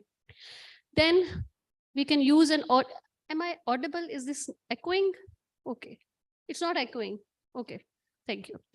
Now, can we use an audience response system? That is, we can present a clinical ethical dilemma to them, and then we can ask them, give them a list of plausible options, and then we can ask them for their response. फिर web-based modules आजकल बड़े in हैं. पूरे modules पढ़े हैं एक चीज को पढ़ाने के लिए on the web and summarizes large amounts of information and can be accessed whenever it is convenient for the learner. उसमें आप assessment को भी साथ उसके कर सकते हैं couple, and teaching can be enhanced with audios and videos, and इसमें online discussions भी हो सकती हैं. So web-based modules are an important method of teaching professionalism. Still, role modeling, the age-old method of teaching professionalism, there is a consensus that abhi bhi that is the most effective means of teaching professionalism. Learners watch, embrace, and mimic attitudes and behaviors of role models. और इसमें हमें role model करना पड़ता है interactions with patients, colleagues and healthcare team members. This can be used as an opportunity to role model ideal behaviors and attitudes. Ideal role models कैसे होने चाहिए? Ideal role models should have clinical competence, excellent teaching skills, desirable personal qualities, obviously. Then they should have the capability of demonstrating the attributes. मैं पीछे चली गई हूँ शायद. Role models' actions should be consistent with the formal professional curriculum. ठीक है.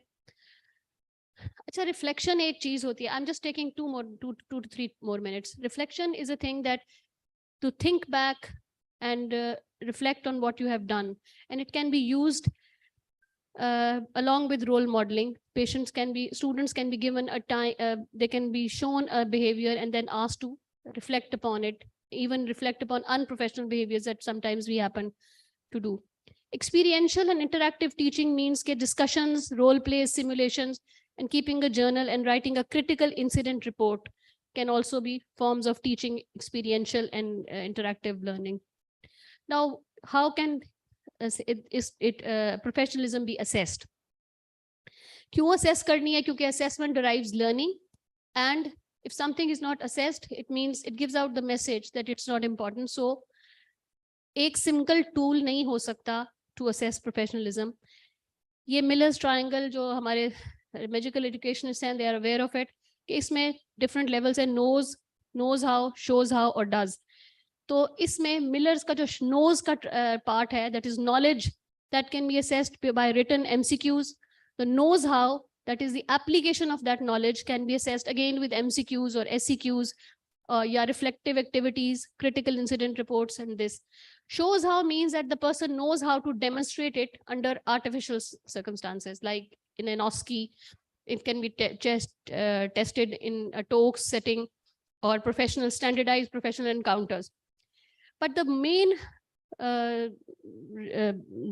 testing here that should be done in practice. At the does level, that is what is actually doing at his workplace. That is the workplace-based assessment. There are multiple ways to test this. I can't go into the details because of the shortage of time. That is multi-source feedbacks, peer reviews, mini CX, and other case-based discussions. A few words about modern day challenges to professionalism. आपने note किया है कि आजकल ज़्यादा से ज़्यादा हमें professionalism के हवाले से बहुत सारे मसले पैदा हो रहे हैं. Why? We are health care givers. We used to be respected a lot in the society. Why is it कि आजकल हर डॉक्टर को जो है वो हर चौक पे जो है मार पड़ रही है, उसको मीडिया वाले उसके खिलाफ हैं, पेशेंट के रिलेटिव्स उसको डंडा लेके उसके पीछे भाग रहे हैं. That means that there is something at our end that we are not doing properly, and we should learn how to do it now. Public perception of the role of doctor has changed. There is increasing focus in the media on the behavior and role of healthcare practitioners. और चूंकि medical knowledge इतनी expand हो गई है, तो इसमें हमारा जो है public perception has changed of the doctor. एक नया concept है digital professionalism, because अब हम चीज digitalize हो गए हैं, हर चीज digitalize हो गई है. तो digital professionalism के बारे में हमें थोड़ा पता होना चाहिए कि the social media can blur the boundary between an individual's public and professional life. So appropriate use of social media and other online activities, we need to know what they are, and they should form a part of any professionalism curriculum. The proliferation of social media has changed the way how we interact online, and we should not wait unless there is an incident on the social media to start teaching our students social media. ये reputational issues हो सकते हैं, privacy के issues हो सकते हैं, as we all know, और distraction के issues हो सकते हैं. We won't go into the details. ये guidelines हैं British Medical Association की, कि आप पढ़ लीजिएगा. I won't go into the details. 2-3 बातें मैं आपको बताऊंगी कि उनको हमने guide करना है कि privacy should not be, privacy of the patient should not be compromised. Ethical and legal duty to protect patients' confidentiality. Informal, personal or derogatory comments, they are not supposed to post on social medias about anyone, about their peers or about the patients. Then The BMA recommends that doctors and medical students should not accept Facebook friend requests from their patients, past or present. And doctors and medical students should be conscious of their online image. In the end, I leave you with this. The practice of medicine is an art, not a trade, a calling, not a business, a calling in which your heart will be exercised equally with your head. Thank you very much. I'm sorry that I took a little bit more time.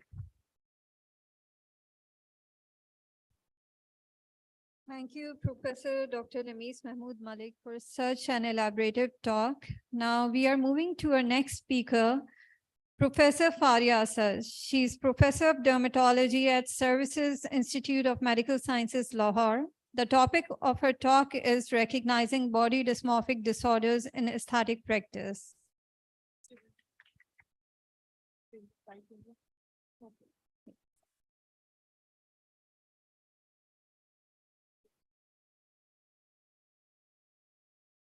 No, it's all right.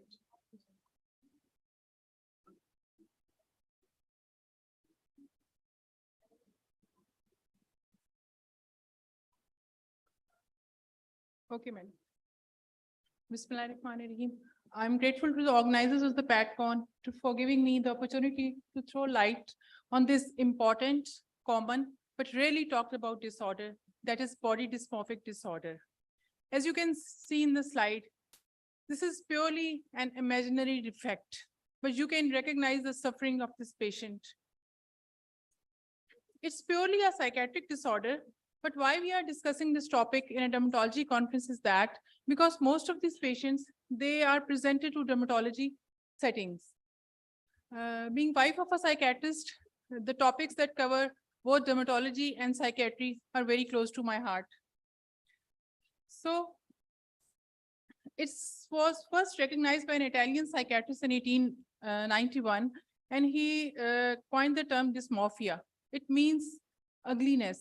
And about 100 years later, it was recognized as a distinct psychiatric entity and what was included in the Manual of Mental Disorders.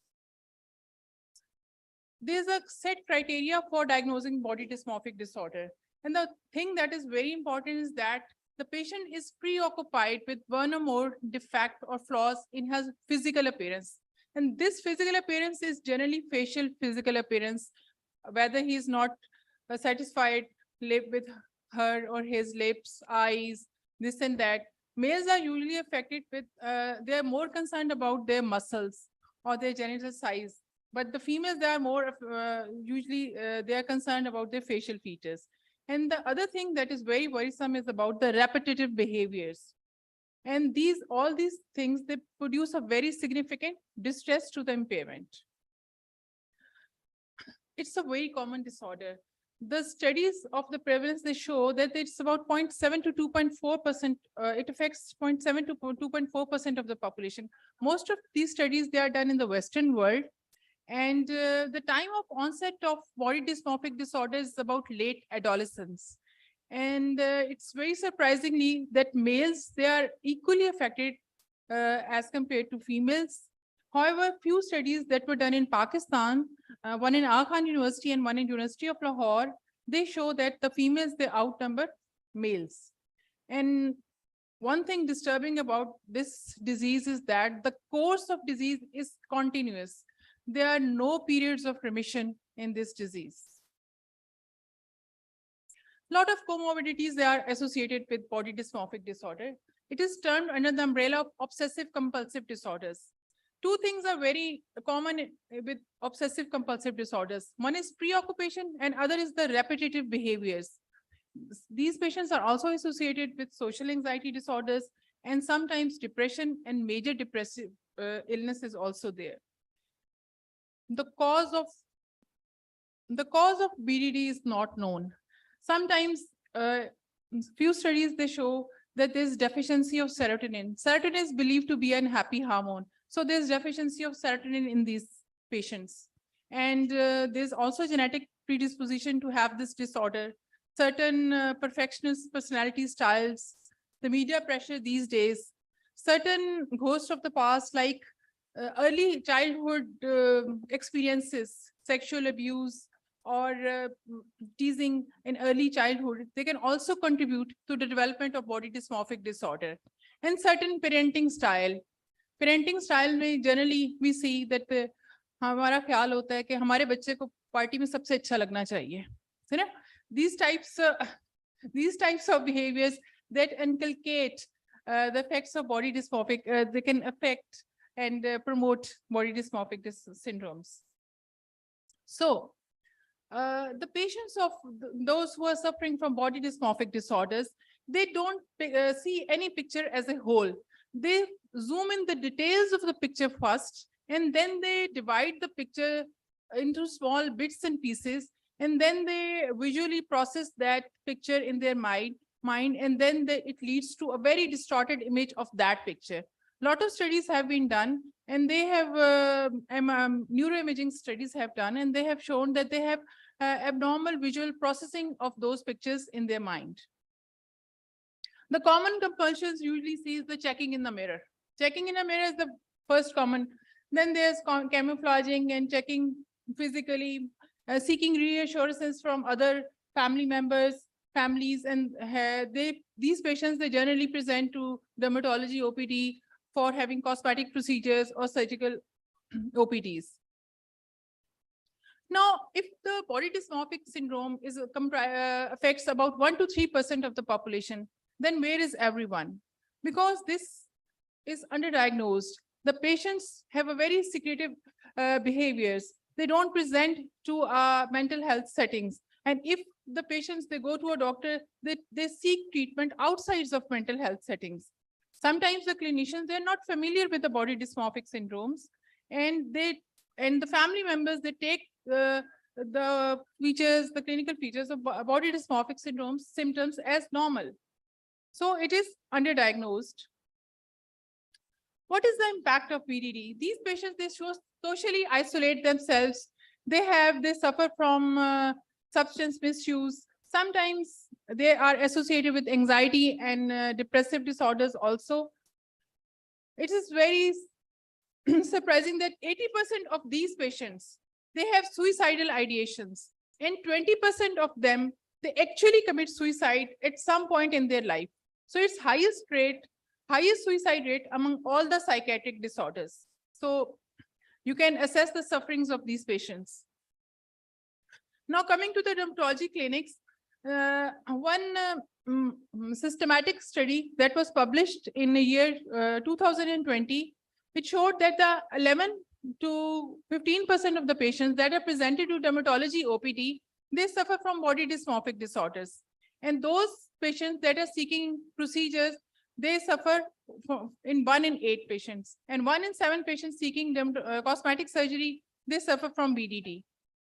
So we have to recognize these patients. Those patients that seek abdominoplasty, the prevalence of BDD is much higher. It is about 41 to 59% of the patients, they suffer from body dysmorphic syndromes. These are the similar type of studies. So we have to assess the patient before starting a procedure. What is the history of dissatisfaction with the perceived flaw? What are the motivations of that patient? And what is the degree of support from the family also? What is the patient's self-concept about that? And is there any history of mental health disorder in that patient? This is a small questionnaire that is called Body Dysmorphic Questionnaire that is available on the BDD website. And the actual questionnaire is very long. It takes about half an hour to complete that questionnaire. But this questionnaire is a short questionnaire, and this is used for the screening purpose of body dysmorphic diseases. So when you have diagnosed a patient with body dysmorphic disorder, you have to refer this patient to a psychiatrist, and generally the drugs that are given, these are serotonin reuptake inhibitors. And the psychological treatment is that cognitive behavioral therapy. These treatments are generally given for about 6 to 12 months. And this is basically the cognitive behavioral therapy, how the negative thoughts can be converted into a positive one. Now, this is the patient he had a feeling that his nose is big enough and his jaw is protruding. So he wanted to get his nose job done. So after about 6 months of cognitive behavioral therapy, he was much satisfied with the results. So you can see that this is basically an imaginary defect. So we have liquid rhinoplasty these days. Sometimes we can try psychorhinoplasty also.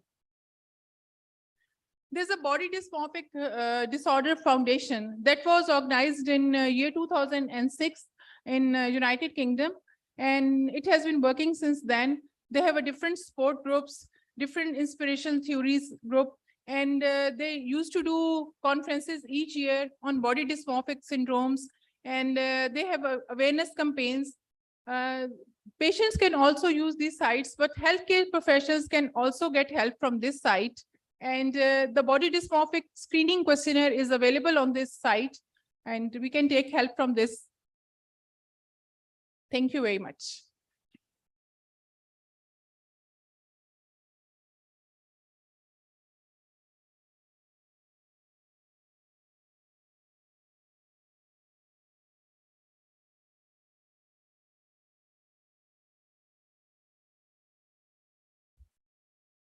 Thank you, Professor Dr. Faria sir, for such a wonderful speech. Now, I would like to invite Professor Uzma Ehsan, who is head of the Department of Dermatology at Sharif Medical and Dental College, Lahore.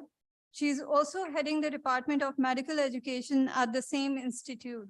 The topic of her talk is Ethics in Aesthetics, an Overview and Red Flags. Thank you so much. Bismillahirrahmanirrahim.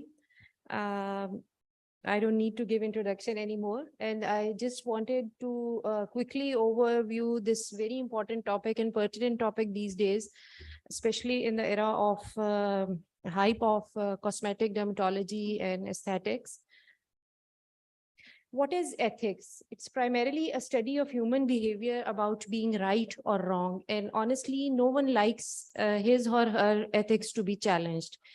And it's an integral part of any physician's training and any physician's profile because of the ethical standards, because of the inherent, the properties of a physician, which is to protect the right of the patient, as well as to secure their trust to the public. With the rise in the cosmetic dermatology in the recent past, it is evident that an enhanced professional attention is being given to this subspecialty of dermatology. This talk will revolve around the views of critics and opponents of this subdiscipline of dermatology in the light of established ethical healthcare principles. What are the current ethical issues and how to go about these issues? Cosmetic dermatology these days is considered to be a golden goose in medicine, and wherever money goes, ethical questions always follow. This is the basic principle.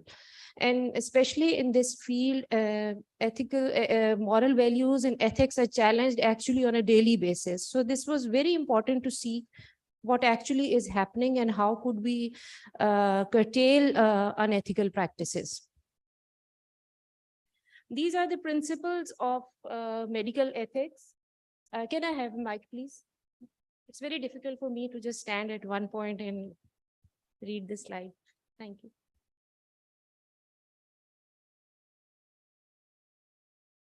Thank you so much. Okay. These are the basic medical ethical principle, and ethics definitely are a part of professionalism, as Professor Lamiz has already mentioned. These are justice, autonomy, beneficence, and non-beneficence. I do not need to go into the details of this principle. As a physician, as a dermatologist, all of us know what these principles are. Actually, there are two schools of thought. One who believe that it is ethical to perform these aesthetic procedures, and the others who believe that it is totally unethical. And within Within these two paradigms, there are further striations that are based upon the patient-oriented approach and the physician-oriented approach. Both these approaches justify the approach taken based on the needs of the patient or on the duty of as a physician, respectively. So those who are in favor of doing aesthetic procedures, they believe that every mentally competent patient has an autonomy to undergo any aesthetic procedure. If a patient feels comfortable, he feels good of himself or herself after getting any aesthetic procedure, it's his basic right to get it done. And if you avoid doing procedures in such patients, and if there is a deliberate denial of performing such procedure or providing such service to a mentally competent patient, this accounts for the violation of non-maleficence principle. This is the reference that I have given because this phenomena is not only prevalent in the local context, it's much talked about globally, and a lot of literature is available on this burning issue. The counter arguments say that the patients who request the cosmetic dermatology procedure sometimes suffer from insecurities and personality disorders. And if you perform these procedures in such patients, it's the violation of non-maleficence principle. And even if the patients don't have underlying psychiatric disorders like body dysmorphic syndrome or any other psychiatric disorders, they frequently have emotional and psychological vulnerabilities. And, pressurizing the patients to do such procedure would just account for preying on their insecurities. Right?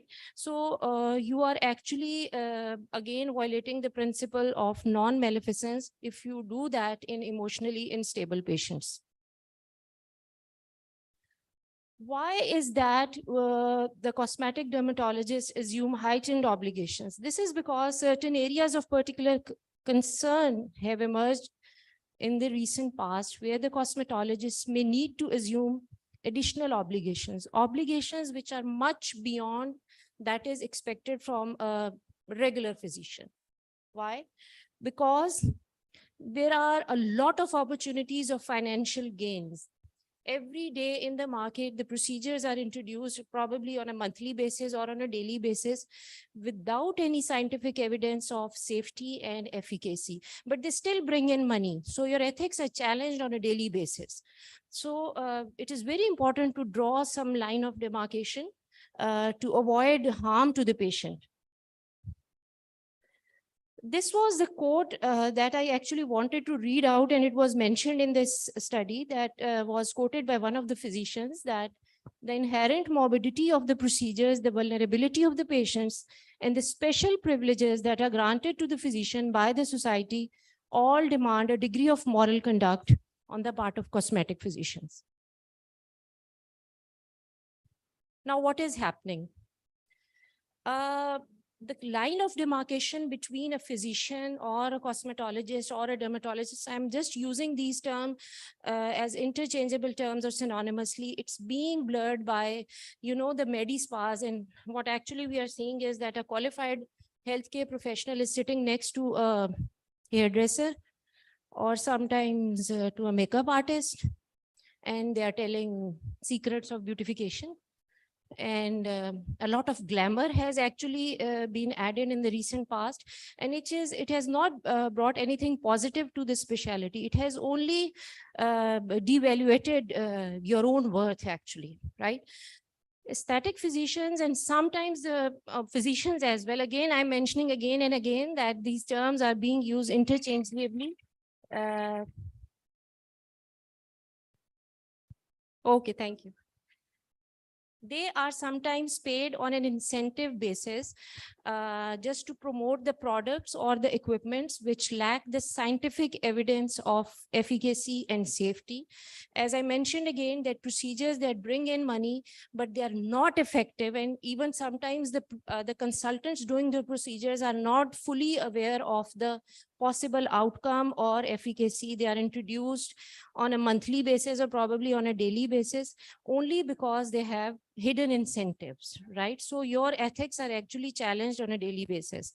So as dermatologists, what we want to do we need to maintain some standard. We need to, draw a distinction that segregates ourselves from the white collar, white coated hordes. And how is this segregation possible? Why should we consider ourselves superior to these? Because we have a basis, that is, we have a training, we have a knowledge that is based on science, training, and skills. And we should be, knowing our worth, our own selves, so as to draw a distinction from the non-qualified personnel, right? This phenomena is also very pertinent these days, that physicians are sometimes exclusively partner in their sales. Sometimes the products are available only at the offices of a particular physician. Right now, each and every word in this presentation has a very strong reference. I have nothing personal in any of the slides. If any one of you wants to have the reference, I can always email to them. So ये phenomena internationally भी बहुत problematic है.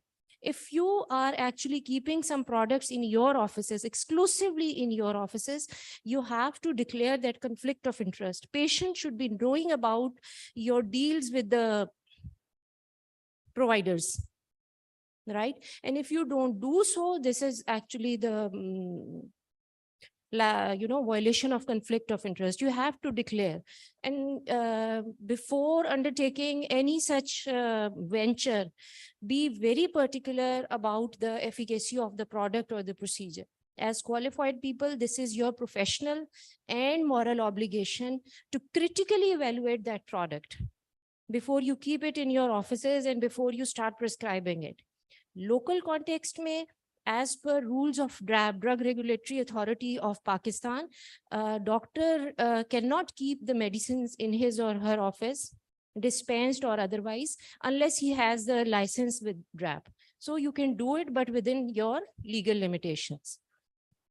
Because if you are doing it without proper legal approval, you are actually helping them sustain their, imperfect market, and you are actually being a part of the false claims, right? So this is definitely unlawful and morally wrong. This is where difference is created. Market yourself very honestly. General public is totally unaware of the nuisance of the training program. उनका कोई concern नहीं है कि आपकी 5 साल की training में aesthetics पे कितना फोकस किया गया, right? And they are also generally, I'm generally using the term because they are generally unable to differentiate between a qualified and a non-qualified personnel. Every one of us, everyone I say, knows his or her professional competencies as well as the limitations. सबको पता होता है कि आप professionally किधर stand करते हैं. So there is no point, marketing, highlighting those credentials जिनकी कोई standing ही नहीं है. Right? Generally, if you trade on irrelevant affiliations just to attract clientele, it is considered to be unethical and wrong practice. If your qualifications, if your certifications are not accredited by the degree awarding bodies, by the licensing bodies, this is unethical to promote such certifications just to attract the market. This has already been mentioned that off-label use of various products by the dermatologists on their websites or in their offices without mentioning the risk of actual approved indication. And sometimes dermatologists themselves don't know about the safety and efficacy of a particular product and procedure, and they just start doing it. This is very easy to say, बहुत फर्क पड़ता है. Please, this is such a non-scientific term to be used by a qualified dermatologist. बहुत फर्क पड़ता है. You have to actually scientifically evaluate the efficacy, the safety, the limitations. Okay? And then the products that are being introduced or the procedures that are being introduced every day, their long-term impact is not known. So that is also to be told to the patients in a very clear manner. The elective nature of the specialty, the high cost of the procedures and the products, what causes is that the image of dermatologist is changing from the traditional role of healer into a business person. Some companies try to get endorsement from academic institutions and thought leaders, regardless of whether sound evidence exists for the efficacy of their products. What should be done? This is very important. Those who choose to work in this aesthetic field, they have to maintain high standards of safety and credibility. Always, please always follow the principle of ethics and maintain social justice. Be truthful in advertising, whether you are selling a procedure or a product. Do not emphasize on shaky affiliations just for the sake of marketing and attracting the clientele. Always highlight meaningful credentials and refrain from exploiting an affiliation with a great university just to employ your cosmetic dermatology expertise. The current residency programs also need to be addressed so that the gap between the training and the practice is addressed, and you should standardize, all the decision makers should standardize the cosmetic dermatology training so as to add credibility to the field.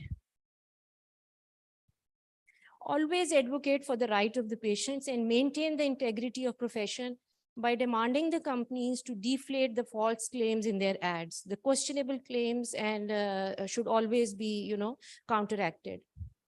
In order to maintain and retain the trust of the patients, it is essential that such activities should be identified and condemned as unethical, both by the leaders in the profession and by the practitioners in the field.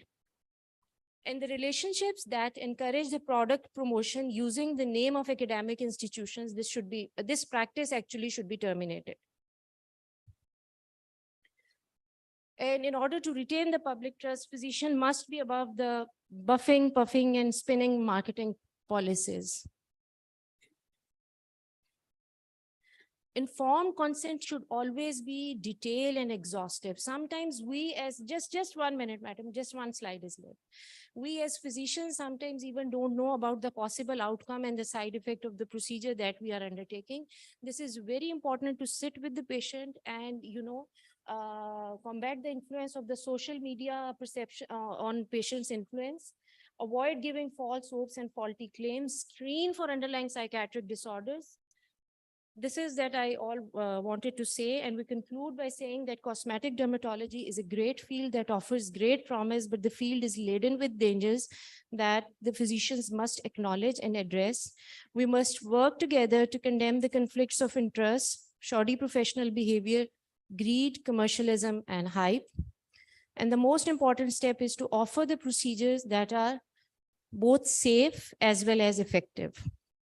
So our first goal should be to provide good, honest, and skilled care. That is what separates the dermatologist from other specialties. Thank you so much.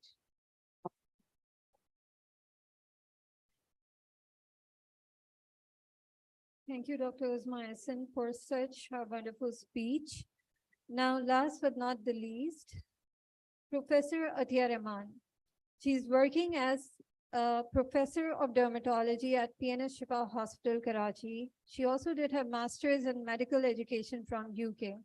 The topic of her talk is role of clinical environment in empathetic skills development. Please give her a warm welcome.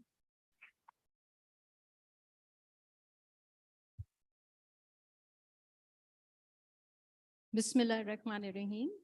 Assalamu alaikum. My talk is based on my dissertation work for the Master of Medical Education. This has already been published in a renowned medical education journal a few months back. So a bit about medical education research. Most of the research is done in the developed Western countries. In a 12-year span, only 8.7% of the research was from the non-Western developing countries. And so that means that we mostly import the research from the Western countries And the point I want to highlight is that it may not be amenable to in our socially and culturally diverse population. So we need to do our own research. The research questions of my study were, how do young doctors perceive the importance of empathy? How important do they think empathy is in their clinical practice? Which aspects or the facets in the clinical environment influence its development? And what educational strategies might optimize its development? So I'll be talking about empathy, clinical empathy. Is it measurable? Can it be enhanced? And the role of clinical environments. Morsi provided the refined definition of empathy comprising of 4 components. The emotive components mean to experience and to understand the other person's emotions. And the moral is an altruistic belief that I need to help that person. And cognitive is to understand the other person's concern. And behavioral is to communicate that I understand your concern. And the clinical empathy is specifically about the patients, the understanding of patients' experiences, concerns, and perspectives with the capacity to communicate this understanding and an intention to help these patients. So my study participants, they were pretty cognizant with all these 4 components. Some of their quotes, most of them said to walk in other person's shoes. You got to show empathy if you really want to treat your patient. So that is the behavioral aspect. It is so important how you talk with your patient, your body language. Again, a bit of cognitive and behavioral, and empathy arises from your conscience, the moral empathy. There are various tools available to measure empathy. They are validated, reliable tools. So they have been employed in research. And the thing is that when they have been employed, most of the articles and systematic reviews have shown a decline of empathy among medical students and physicians. This has been termed as ethical erosion, that a decline in empathy and compassion with increasing clinical experience. So why does it occur?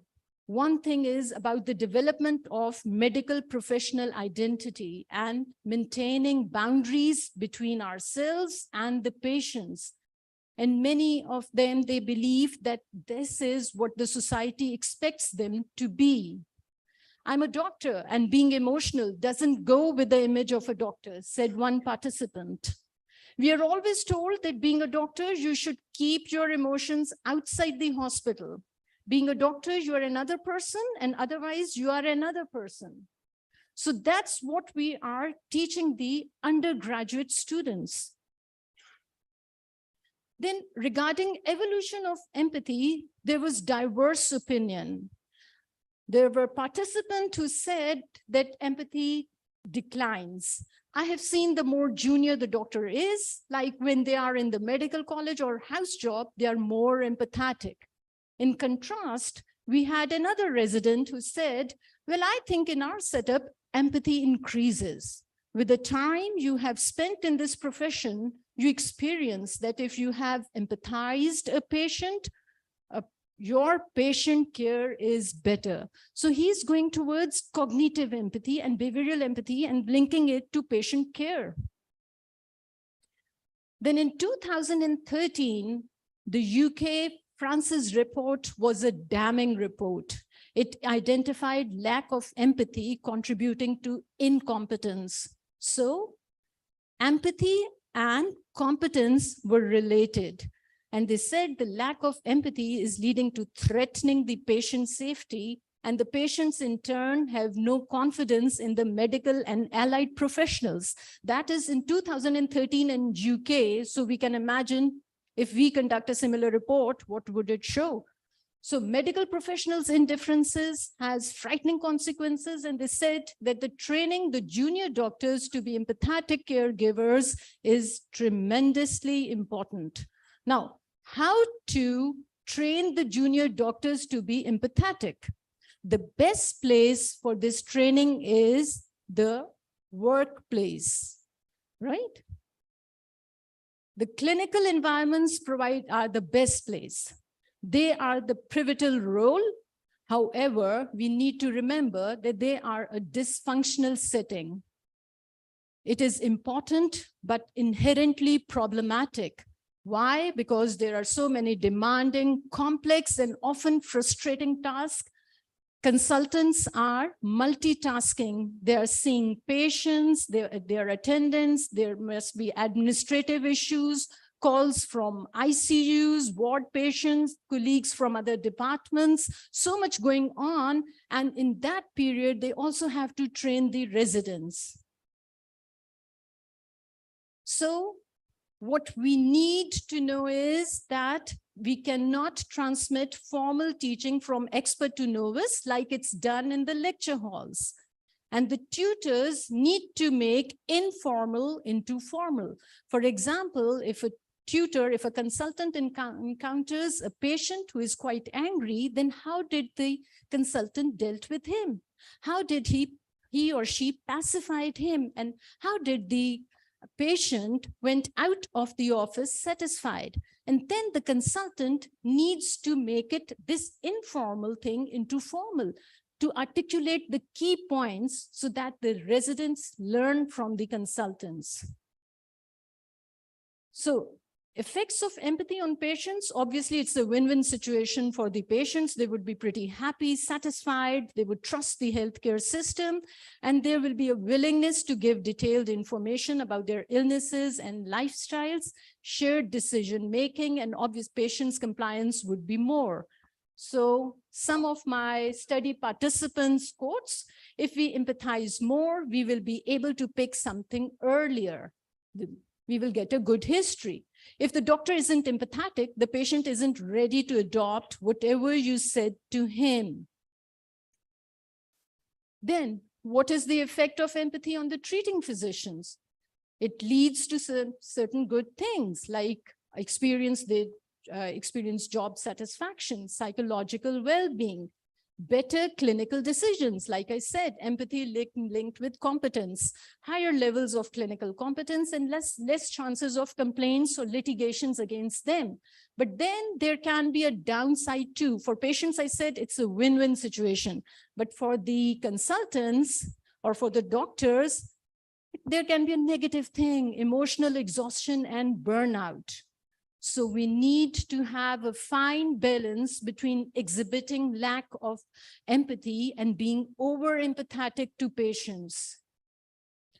My study participants' quotes: I could feel her pain. I was at the point of breaking down myself. You just burn out.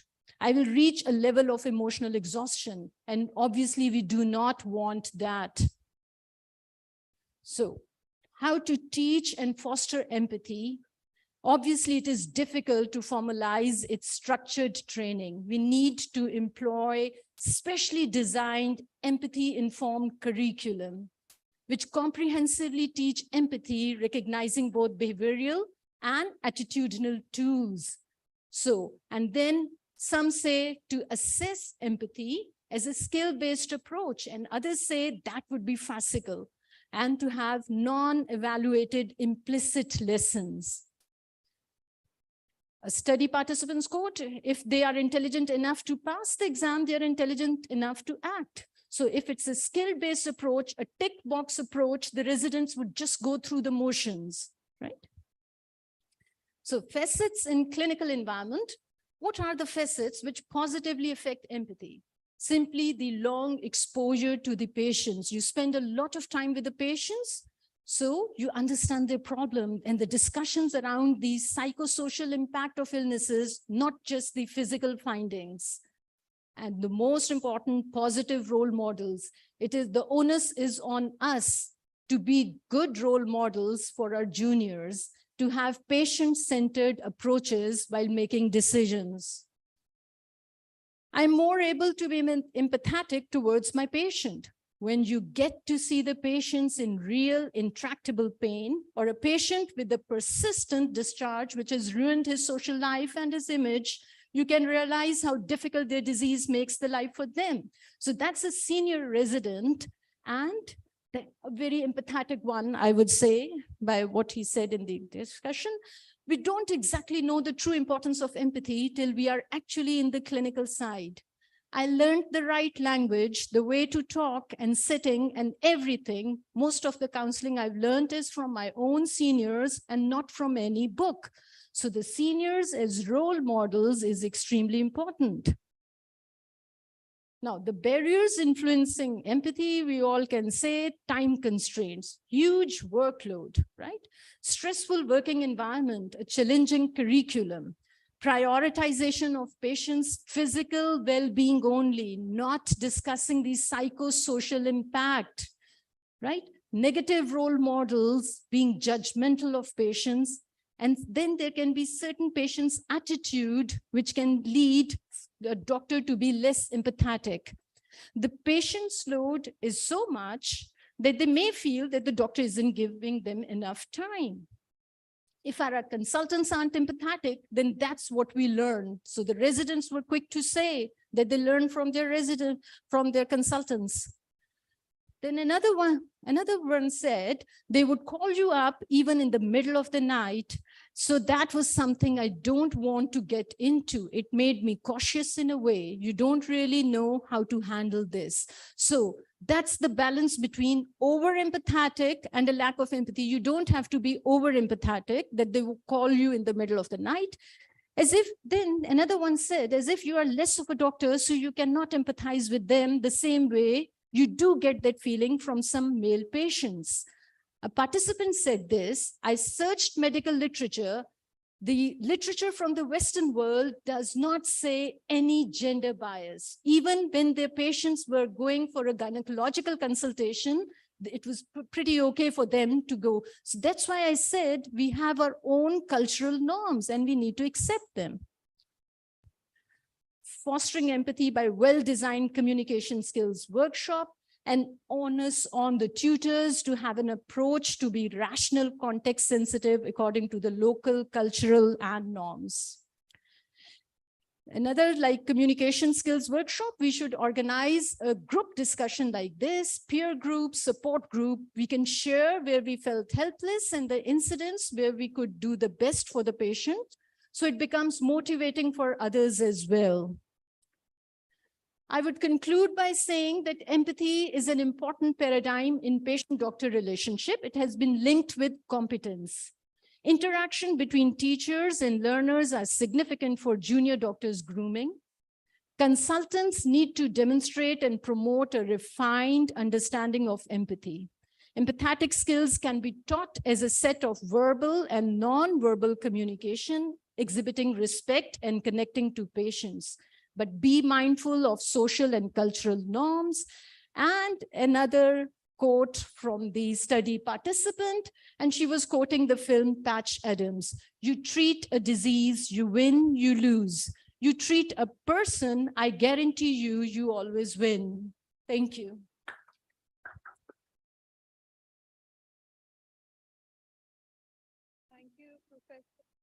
Thank you, Professor Dr. Atiya Rahman. That was quite informative. So now we are ending the session, and I would like to invite Professor Dr. Naseema Kapadia to please come to the podium and give her concluding remarks.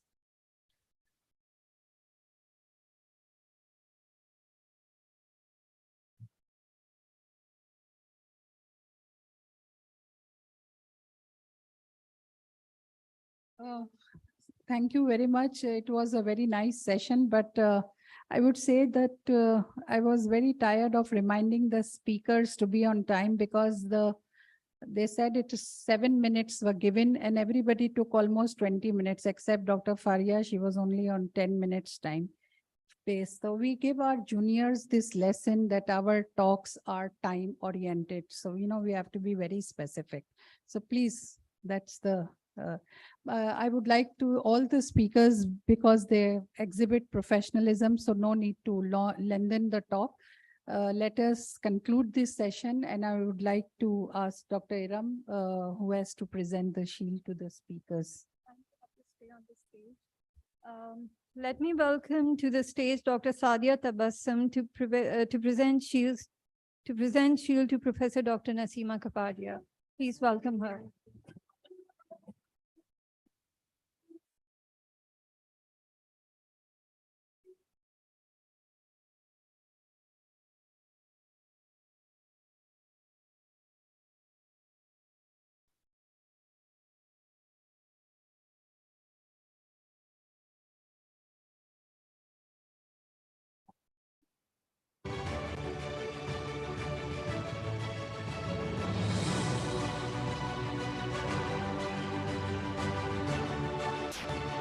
Now I request Dr. Uzma Ali to please come to the stage and receive your shield from Professor Dr. Nasima Kapadia.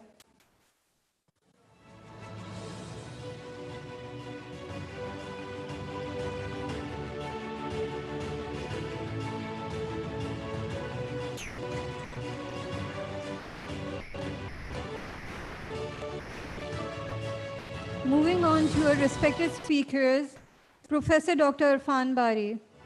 Please come to the stage.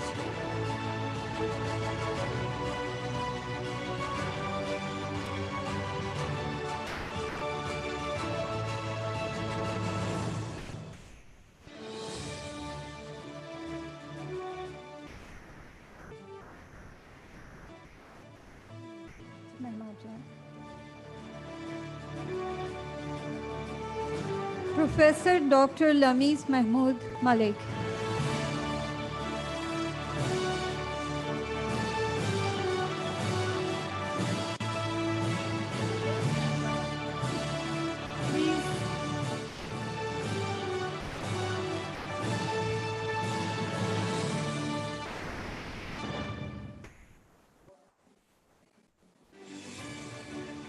Professor Dr. Faria Asad.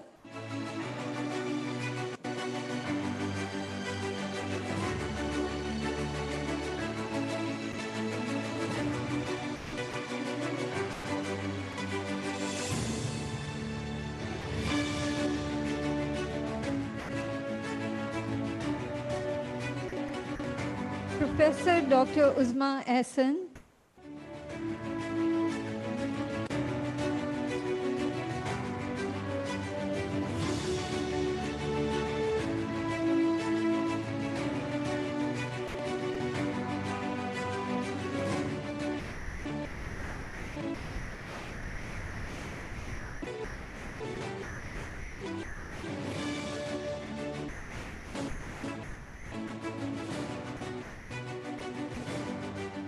Professor Dr. Atia Rahman.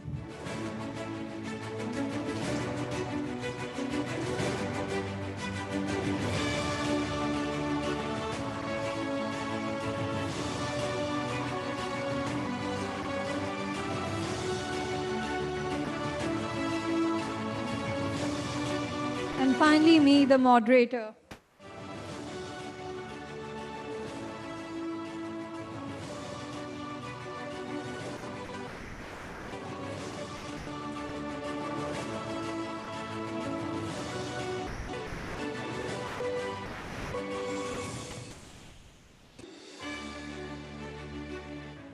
Finally, let me extend the vote of thanks to the Honorable Chairperson, panelists and speakers who spared their valuable time and graced the event with their presence. Thank you.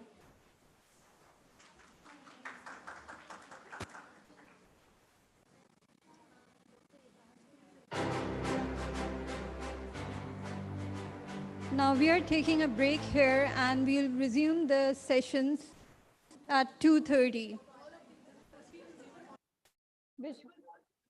Okay, all of you proceed to Xavier Hall for lunch, please.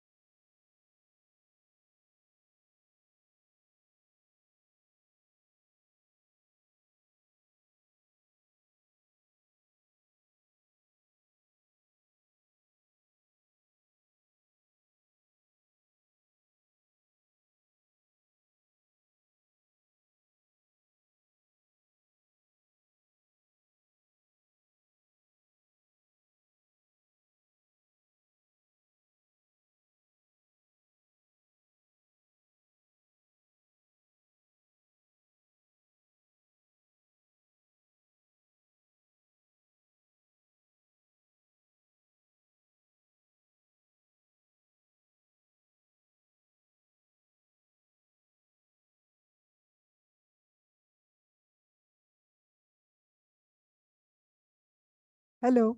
Yeah. Before we start this session, I just want to make an announcement that the session was supposed to happen in Hall A is now shifted to Hall B. But before that, there's another session, and afterwards, that session will continue. So here, first of all, we are going to have a talk on vitamin E, and then there's a workshop of dermatopathology by Brigadier Asher that will start 30 minutes later.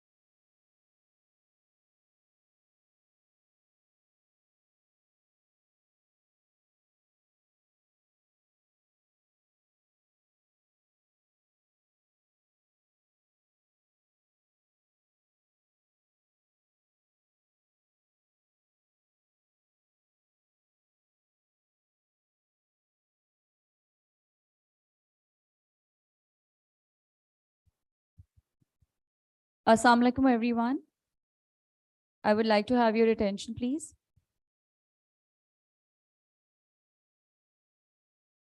Kindly settle down so that we can start the session.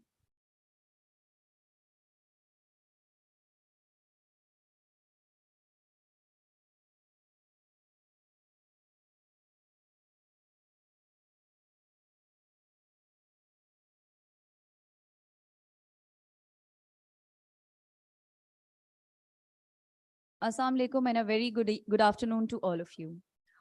Now we are going to resume the session, and our first session after lunch is on the role of vitamin E in dermatology, for which I would like to call upon Dr. Palvisha Kadri. She is an emerging and a very reliable name in the field of dermatology. She has a very sound academic profile and possesses a degree of FCPS in dermatology. And currently she's practicing as a consultant dermatology and aesthetics. In a huge round of applause, everyone, let's welcome Dr. Palvisha.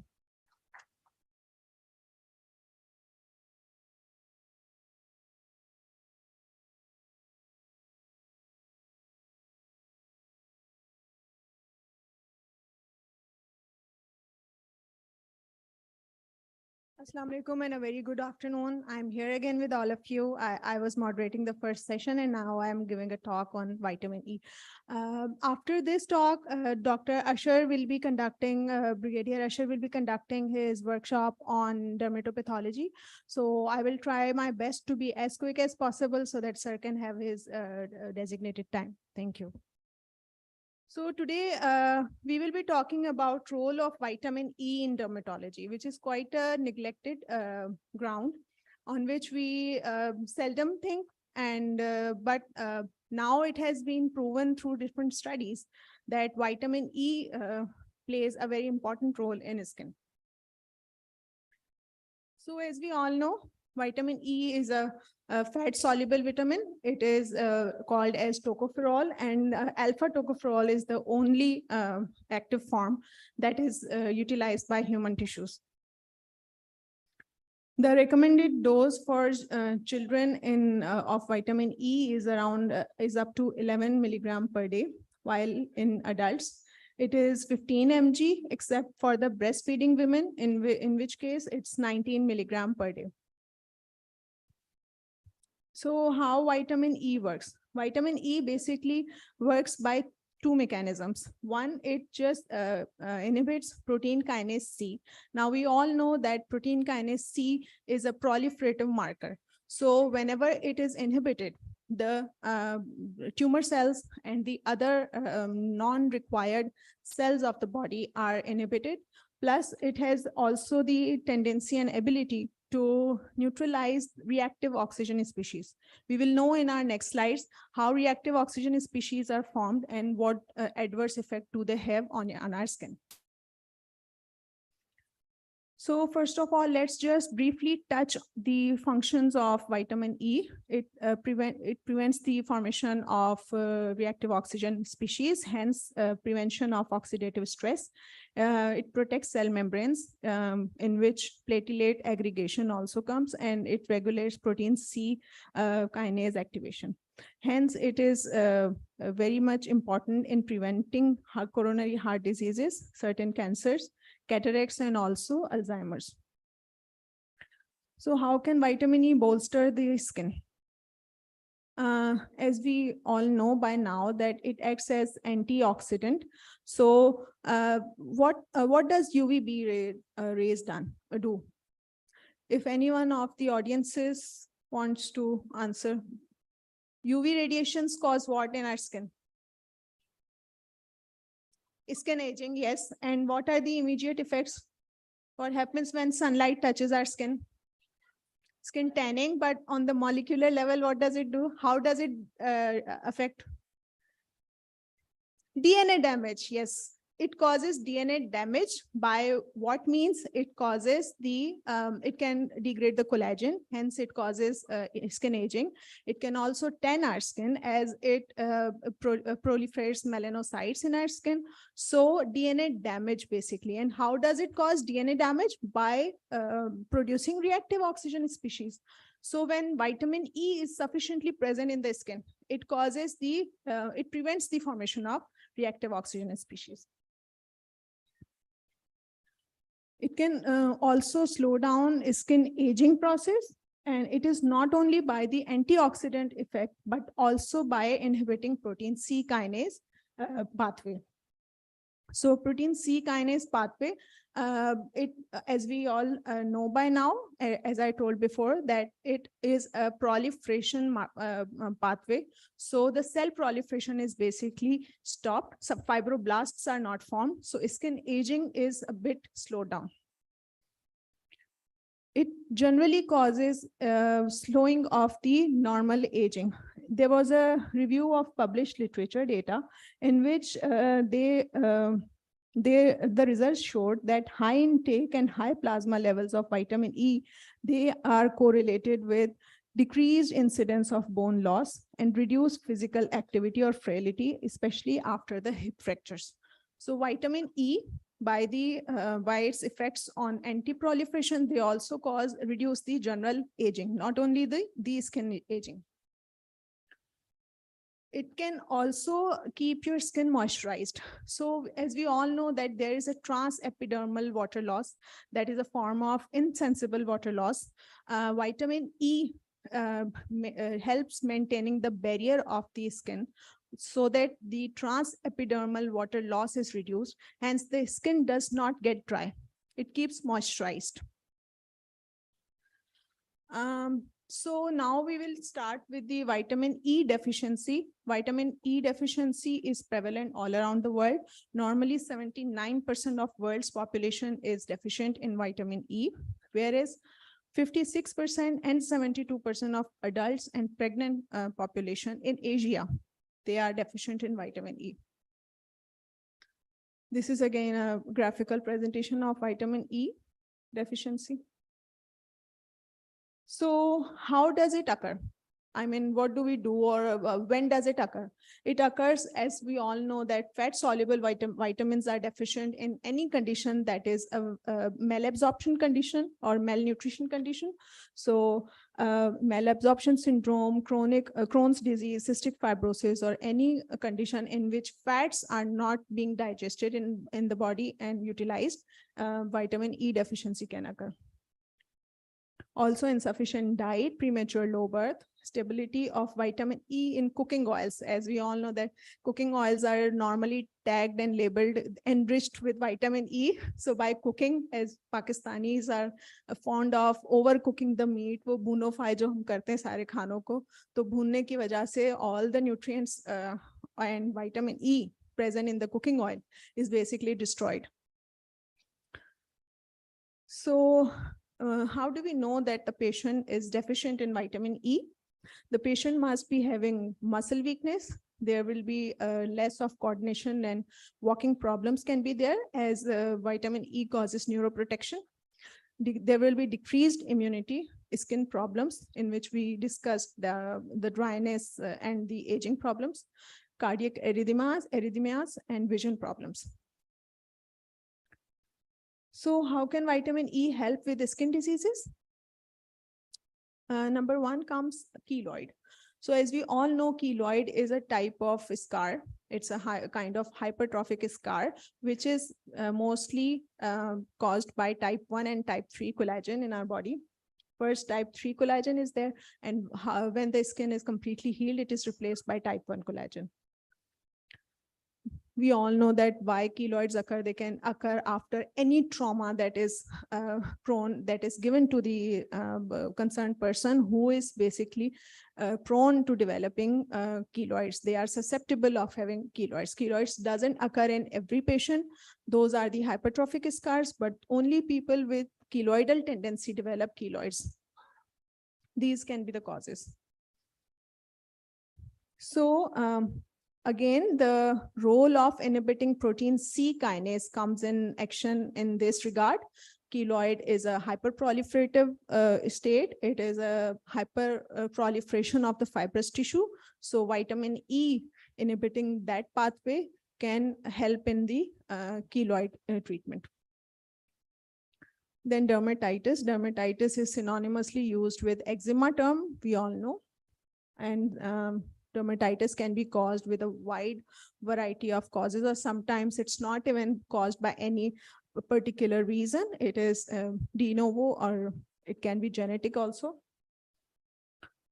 So again, vitamin E increases intracellular glutathione, and intracellular glutathione, we know that it inhibits or it destroys the reactive oxygen species. So inhibiting the reactive oxygen species or neutralizing that pathway comes into play when it comes to dermatitis being treated by vitamin E.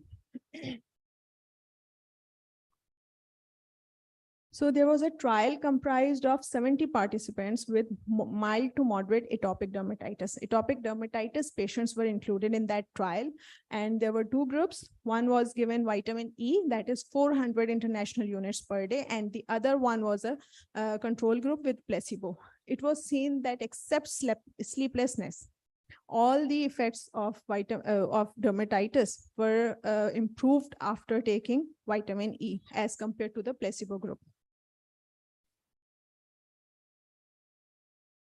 So the better safety profile and dosage is 400 international unit per day, which is recommended for atopic dermatitis. Definitely, it doesn't treat fully atopic dermatitis, but it helps.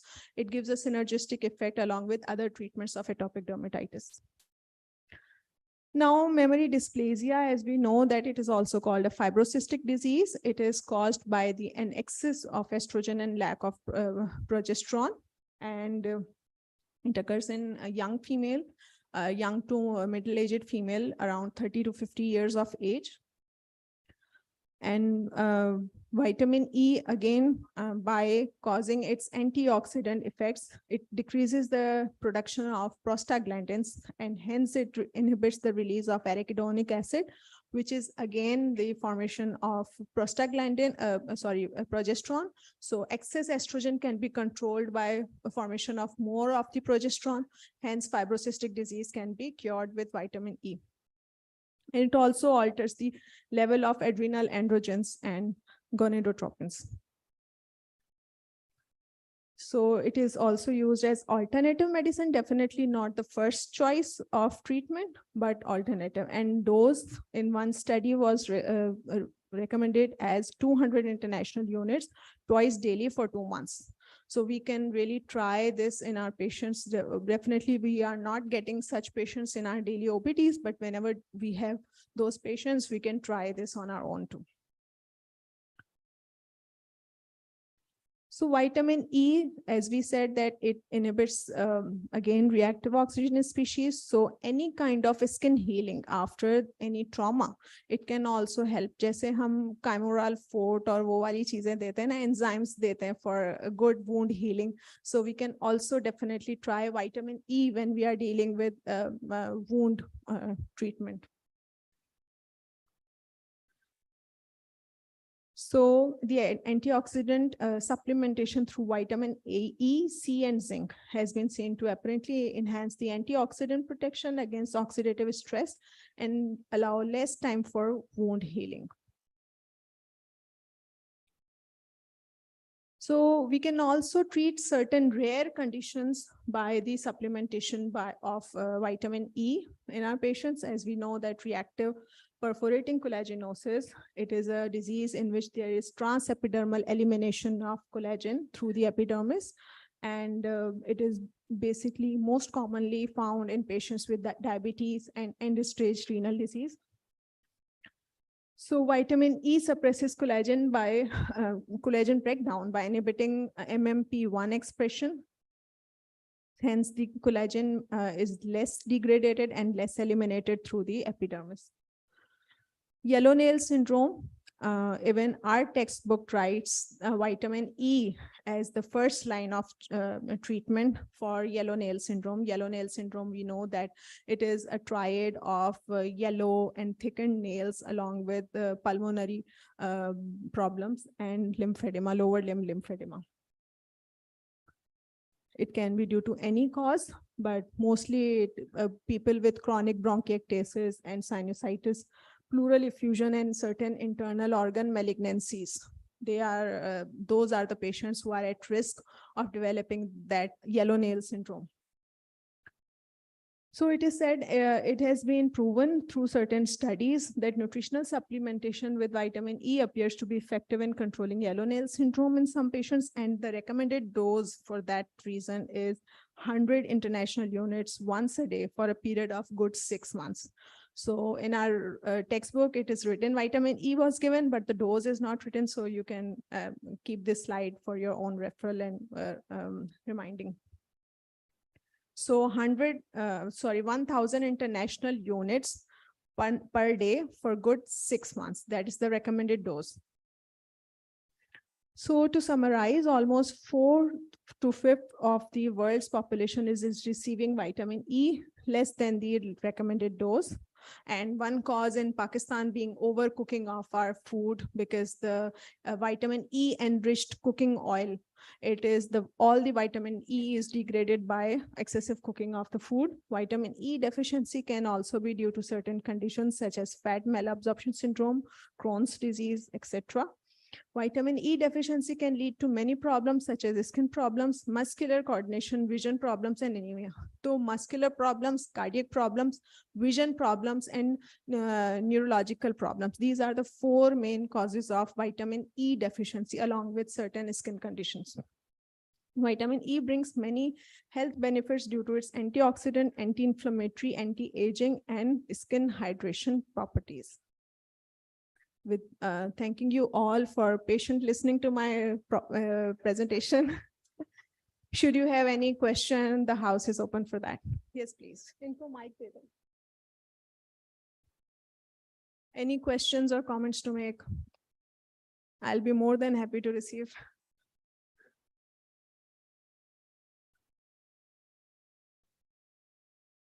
Mic table. Second one.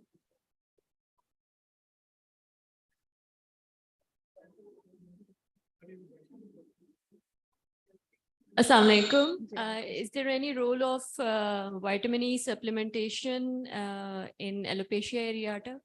Alopecia areata, there's no direct role, but definitely as its immuno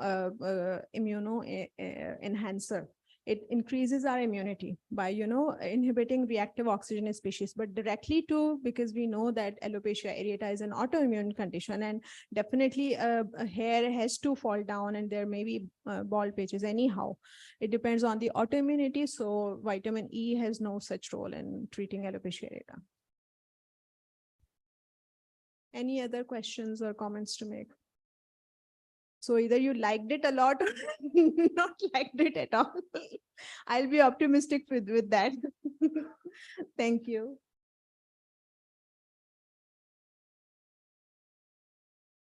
Excuse me, ma'am. I have a question. Vitamin E ke I'm sorry, sir, I cannot locate you. Please. Yeah. Yes. इसके toxicity level या इसकी toxicity के risk कितने होते हैं doses के साथ या Sir, इसकी toxicity नहीं होती है because it is not really absorbed by our skin. Skin से नहीं आता है, abdomen, intestine से इसकी absorption होती है because it's a fat soluble vitamin. So इनकी toxicity हमें नहीं मिलती है क्योंकि वो degrade हो जाता है. जो end product होता है that is usually degraded, और जैसे हमने देखा कि 79% of the world's population is basically deficient in vitamin E. So इस पर ना कोई बहुत बड़ी studies हैं, toxic dose नहीं है. Toxic dose इसका definitely है, but it's not prevalent in the world. Okay, thank you very much. Thank you. Thank you.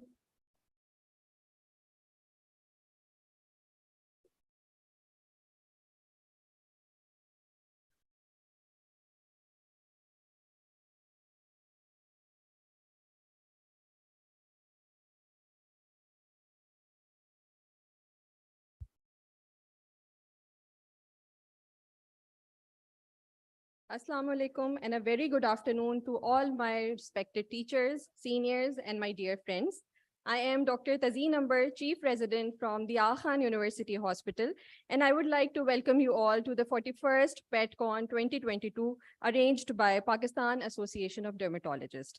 Moving forwards, now it's time for the most awaited highlight of today's program, the workshop on clinico-pathological correlation. The aim of this workshop is to help correlate between clinical appearance and histopathology of common dermatosis. I would like to proceed towards welcoming our panelists for today's workshop. It is my great honor to introduce our chair for today's workshop, Professor Dr. Zanaz Wahid. She is a retired meritorious professor of dermatology and ex-pro vice chancellor of Dow University of Health Sciences. She has been a professor and head of the Department of Dermatology at Dow Medical College, as well as principal at Dow International Medical College. She has published many research papers, as well as she has been an examiner of FCPS and MCPS dermatology at the College of Physicians and Surgeons, Pakistan. Dear ma'am, please welcome on stage.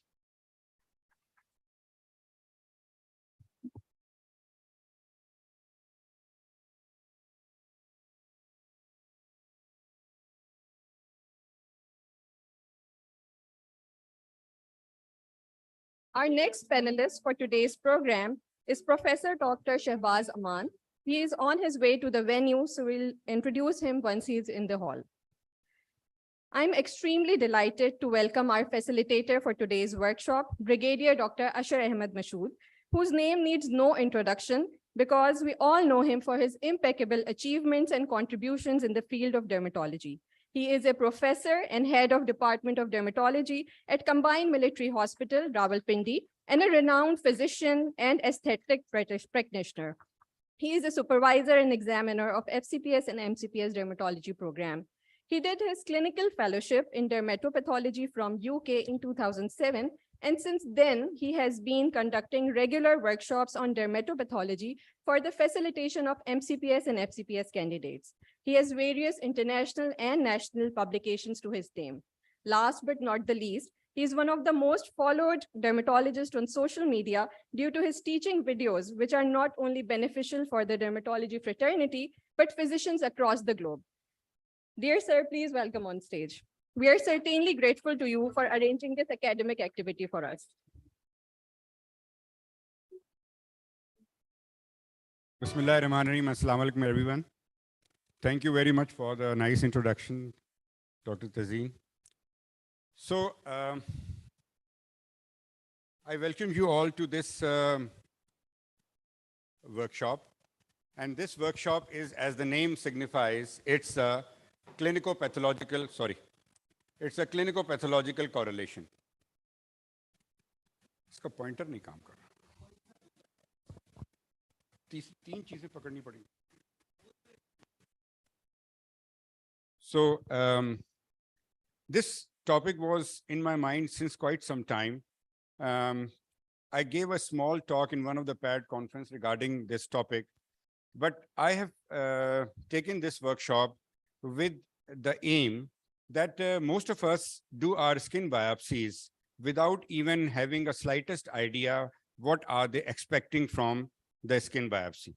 What they do is they just wait for the report to come, and once the report comes, they would not challenge the report because it is always your clinical acumen that should correlate with the histopathological findings. If your clinical acumen does not agree with the diagnosis of the histopathologist, the clinical acumen comes first. So you should ignore the histopathology and go with your clinical acumen and treat the patient as you think it's appropriate. So my purpose of today's talk is to discuss different important clinical scenarios, and then to discuss how these scenarios, although they look similar clinically, but how would they differ in their histopathological appearance. So once you are sending a biopsy for a nodular lesion, what are your expected outcomes? What are you expecting would come in the biopsy report? So first of all, I would like to thank the organizers of 41st PADCON, and especially Dr. Sadia for giving me this time for this workshop.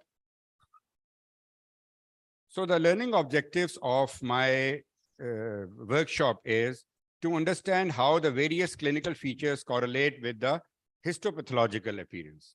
And when it is indicated to take a biopsy, and what would you expect in the histopathological report?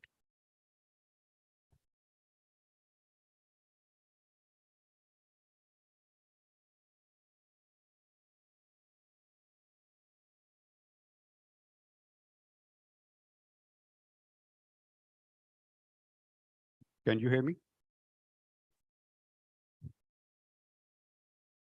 So we are going to discuss 22 different scenarios today. And rather than wasting more time, we should now proceed. So this is a normal histology of a skin. It does not need introduction for all the histopath or dermatology trainees. So these are the layers: stratum corneum, lucidum, which is present on palm and soles, then the granular layer, the spinosum, basal layer, then dermoepidermal junction, the reti ridges, the dermal papillae, the papillary dermis, and then the reticular dermis. So the scenario number 1 would be a hyperkeratotic condition. So this is a very common appearance of ichthyosis or a lamellar ichthyosis. So this is a condition, a hyperkeratotic condition, which is different from a scaly condition, because here there are no scales which are to be removed. You cannot remove these scales easily. So what we expect in a histopathology is thick hyperkeratosis. So this is thick hyperkeratosis, which is expected from a hyperkeratotic condition, not a scaly condition. Keratoderma. This is a transgradient spread of a keratoderma.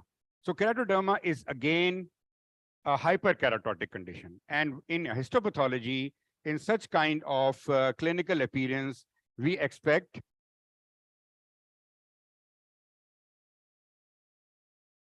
again hyperkeratosis.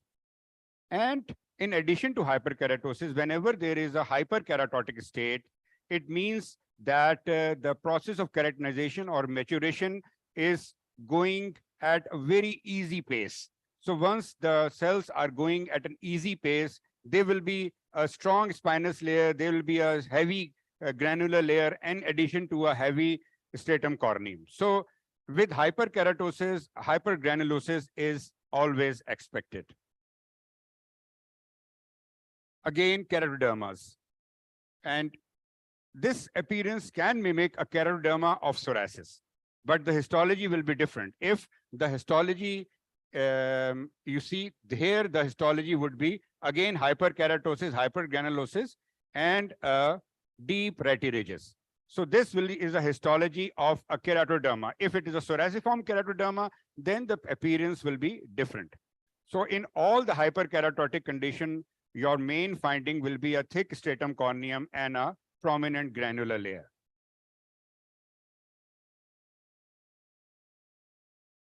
Prominent granular layer. So there is another scenario, that is a lichenified lesion. A lesion which looks thick and lichenified. By lichenification, we means that there is exaggerated skin markings. There is exaggerated skin marking. Again, this is not a scaly condition. It is only thickening of the skin.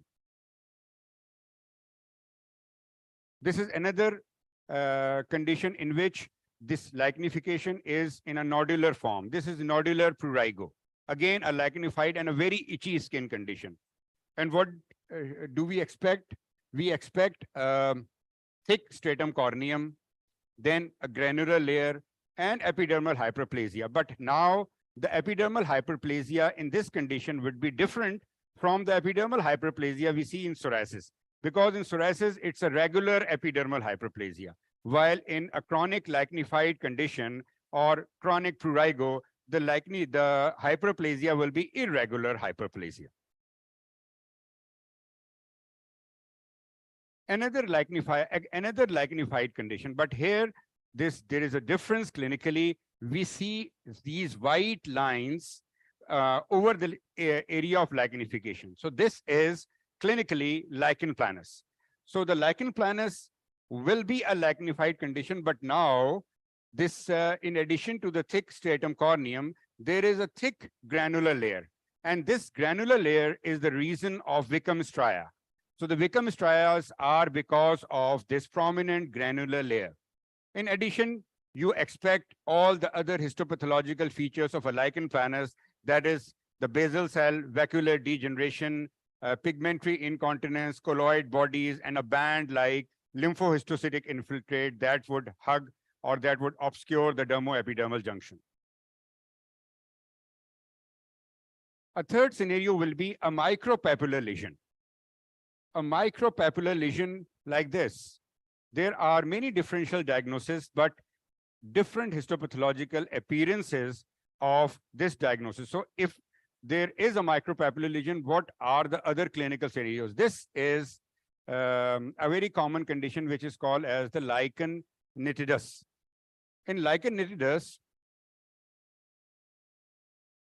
it's a localized form of lichen planus. The band-like lymphohistiocytic infiltrate is restricted to a few ratty ridges, not through and through like we saw in the histology of lichen planus, where the interface change and band-like infiltrate was from one side of the skin biopsy to the other side. But in lichen nitidus, it is a focal area of interface change and then a band-like infiltrate and clawing of ratty ridges. That is, the ratty ridges on both sides are clawing this infiltrate or holding up this infiltrate in a beautiful manner. So this is a lichen nitidus. Then there are other conditions in which there will be micropapular lesions. So what are these conditions? So this is a case of, now the histology is in front of you. This is miliaria profundus. Miliaria profundus is a form of miliaria in which the inflammation of sweat coils is in the dermis and deep dermis. So you can see in this appearance, there is lots of inflammation surrounding the sweat coils. Then another condition in which the clinical appearance is again a form of micropapules, and this is lichen sclerosorum. What we expect it in lichen sclerosorum, there are few histopathological conditions in which we see granulomas surrounding the hair follicles. And lichen sclerosorum is one of those. The other conditions are granulomatous rosacea, acne agamata, and Majoki granuloma. So this is one of the conditions in which there are well-formed granulomas surrounding the hair follicles.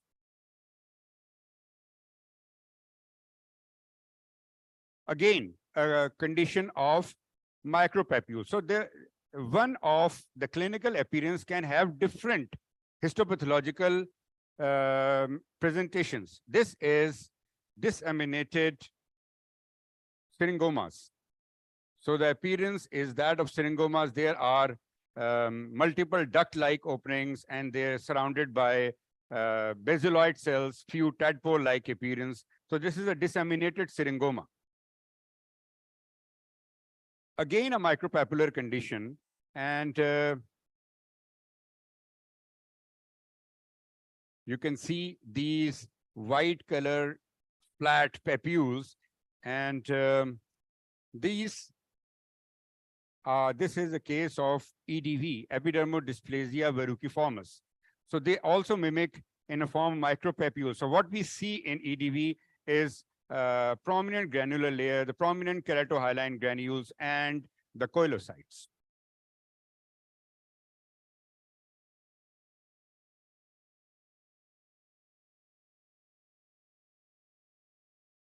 So now the scenario number 4 is a papillosquamous condition.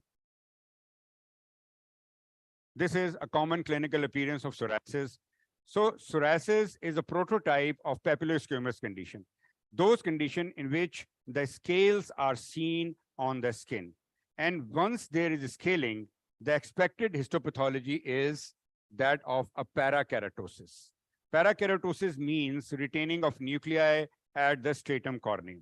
So the parakeratosis in psoriasis or a plaque psoriasis like this is a confluent parakeratosis. That is, the parakeratosis is seen from one side of the skin biopsy to the other side. This is the typical feature of plaque type psoriasis. In addition to the parakeratosis, you see this epidermal hyperplasia, loss of granular layer, and Monroe abscesses, which I am going to highlight soon.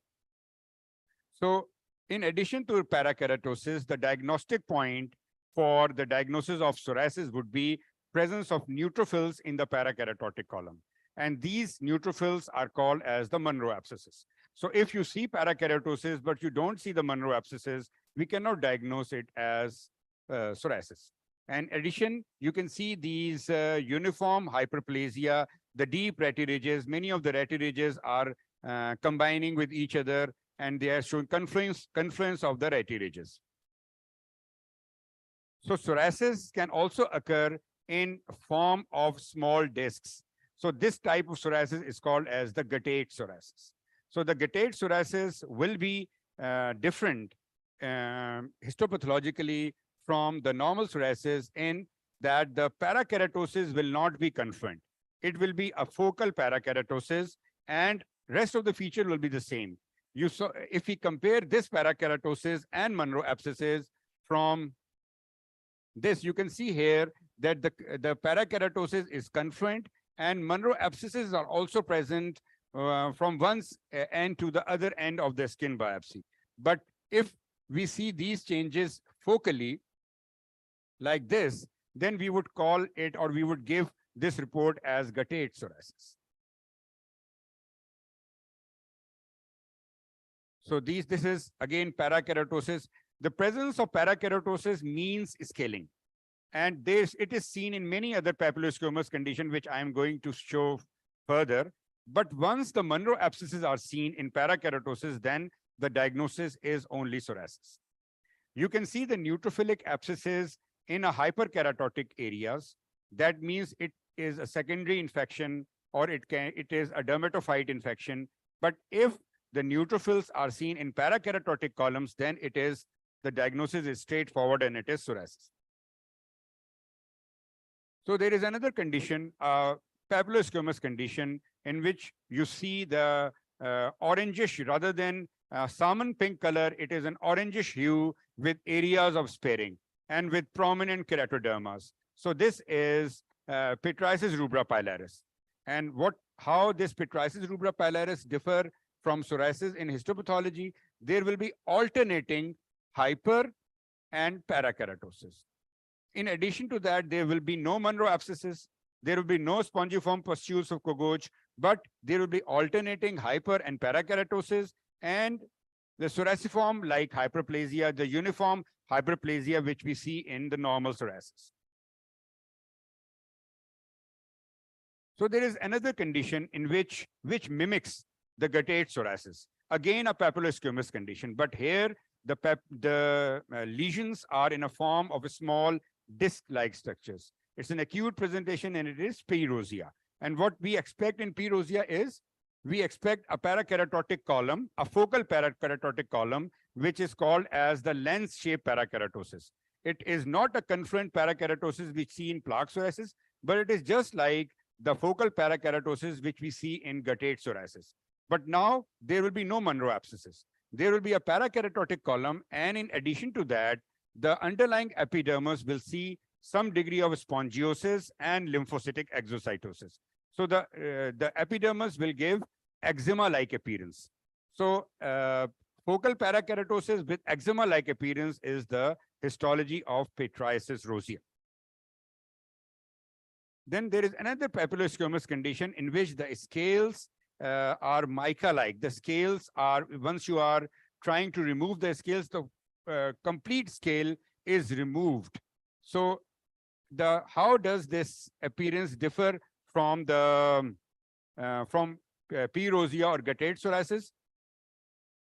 Again, the parakeratosis is a focal parakeratosis, which we see. In addition to that, in the underlying epidermis, there is an interface change, like we see in lichen planus. So all the condition in which the word lichenoid is used, generally all those conditions have an interface change. So in Pityriasis lichenoides chronicus, in addition to focal parakeratosis, there is a lichenoid change. In addition to that, there is a little bit of RBC extravasation. So this is how this appearance will be different from P. rosea.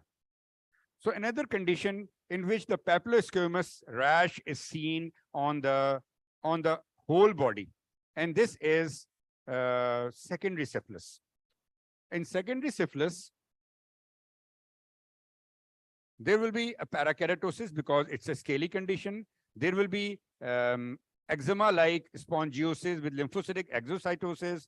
In addition, there will be a rich plasma cell infiltrate in the dermis, which is surrounding the blood vessels. This is all plasma cell, and the blood vessels would show some degree of obstruction, which is called as the endovasculitis. So this is how secondary syphilis will differ from. Now, there is the papillosquamous rash, but now this rash is different from the rash of psoriasis or PRP. This is generalized eczema. So eczema will have, the most typical feature of eczema is spongiosis. Spongiosis with exocytosis, which can be lymphocytic, which can be eosinophilic, that can be a neutrophilic exocytosis. But in addition to this spongiosis, there will be vesicles, small or big. So another differential diagnosis of a generalized papillosquamous rash in an adult male, which is not responding to usual steroids, emollients, which we give for eczemas and psoriasis, it turns out to be CTCL. So in CTCL, the clinical appearance will be different. It will be epidermotropism. That is, there will be presence of atypical lymphocytes in epidermis, and the lymphocytes will be of displaying pleomorphism in their nuclei and shapes. And this is heavy infiltrate showing porphyria abscesses. We have to, before signing out the report of CTCL, we have to do immunohistochemistry, and in CTCL, there will be CD3 positive. These lymphocytes will be CD3 positive because CD3 is the marker for T lymphocytes, and it would be CD20 negative because CD20 is a marker of B lymphocytes. So since all the tumors are monoclonal, we have to see one clone of cells, and that is the T cells. So this has to be confirmed before signing out it as CTCL. Now, there is another scenario, that the scenario is of annular lesions. So how the different annular lesions differ in their histopathological appearances. So this is a very common common disease which we daily come across, and it is tinea corporis. So there is an annular ring, and nowadays you are encountering lots of resistance in the tinea. We expect this is a PAS stain. This is not a HNE stain. That's why so many hyphae are visible, and the hyphae are located, since it's a dermatophyte infection, they are located in stratum corneum. So this is another annular rash. If we take a skin scraping and it's negative, then what else could it be? So this is annular erythema or erythema annular centrifugum. There are other annular erythemas as well. And the histopathological appearance now is that,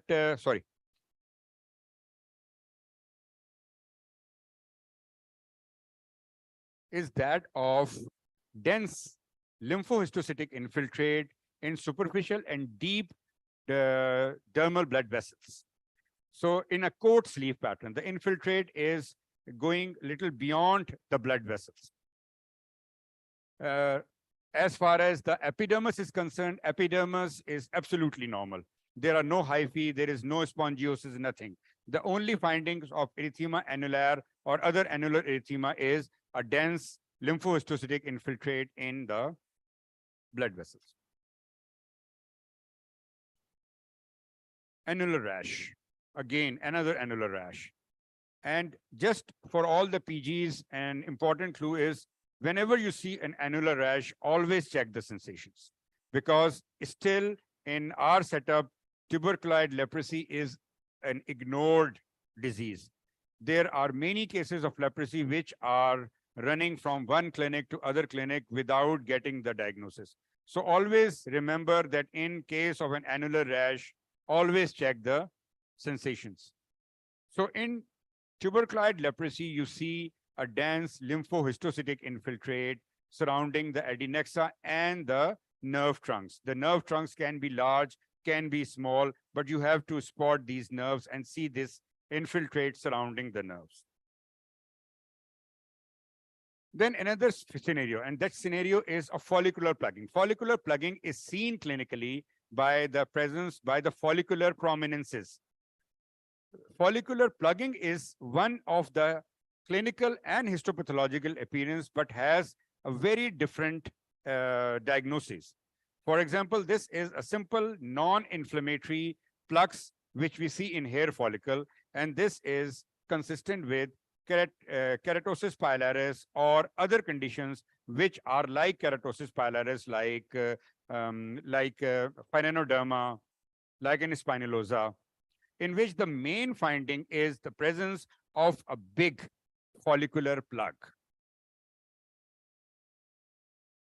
Sometimes this follicular plugging is diagnostic clinically as well as histopathologically.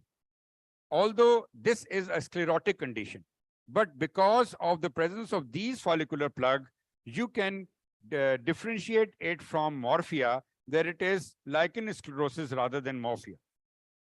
So the appearance is again a follicular plug, and rest appearance is very similar to morphia.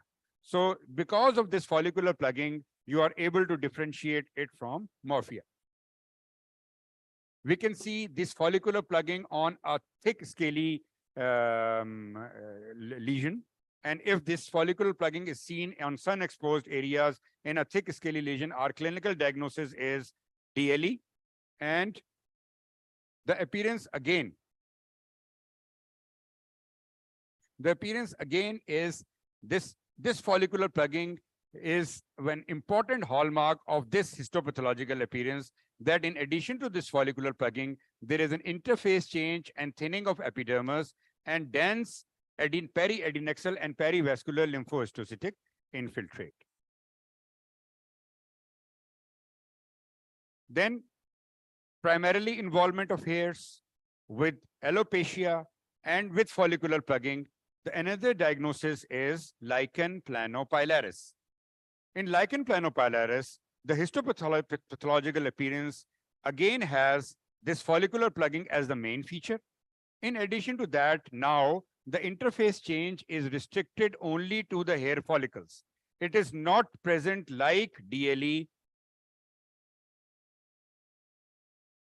in the interfollicular areas. No, this is an appearance of DLE, that is that the interface change is in the interfollicular region and there is thinning of the epidermis. But in lichen planopilaris, the interface change is only restricted to the hair follicles with follicular plugging, of course. Now, scenario number 7 is a vesiculopustular crusted and eroded lesions. So this is also a very common happening which we come across in our clinics. Usually the lesions in which there is a vesicle, there is a crust, there is an erosion, we usually consider it clinically as eczematous lesions. So this is again, this is a picture of an acute eczema. And as I've shown you before, this is a difference between epidermal hyperplasia of psoriasis, which is a very uniform kind of epidermal hyperplasia, with an epidermal hyperplasia of an eczema. And now you can see the ratty ridges are of different shapes, of different sizes, with spongiosis, with intraepidermal vesiculation or blisters, and with lymphocytic or eosinophilic exocytosis. So you can see, if you can see this much of big vesicles, then it will definitely be reflected clinically as significant vesicles on the skin. So this is a dyshydrotic eczema or pemphilis. Pemphilis will have big intraepidermal vesicles with spongiosis.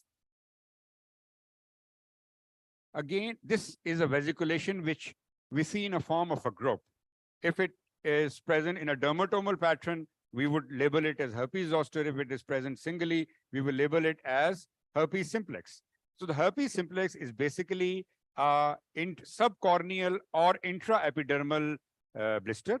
And the main characteristic feature is the presence of these keratinocytes giant cells. These are not macrophage giant cells, which we see in granulomas. These are the keratinocyte giant cells. In addition to that, there are viral inclusions. So in herpes simplex, the inclusions will be intranuclear inclusions. In molluscum contagiosum, inclusions are intracytoplasmic inclusion. And in viral wart, inclusions can be either intracytoplasmic or intranuclear.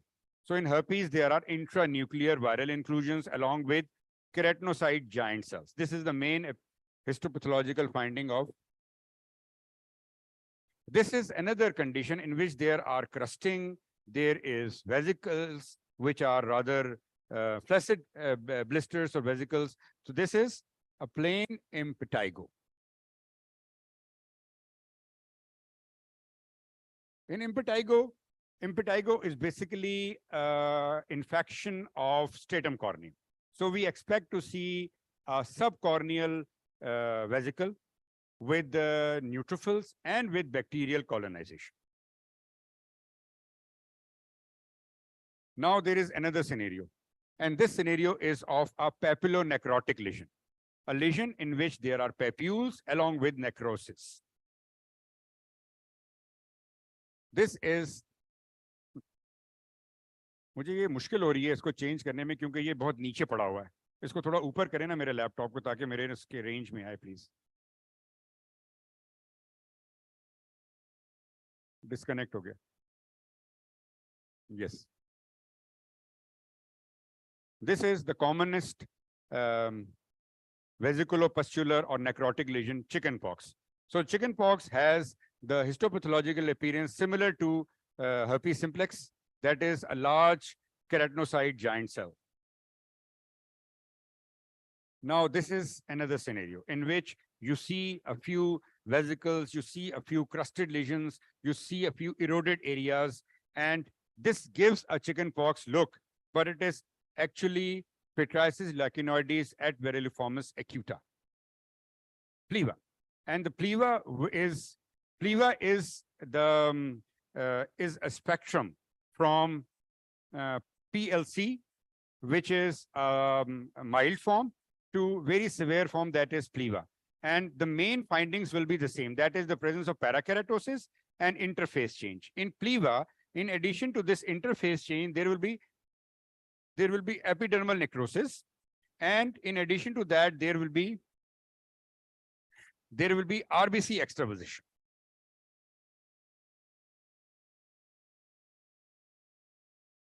So the papillonecrotic lesions, the lesions in which you see papules as well as necrosis, is a feature of papillonecrotic tuberculosis as well.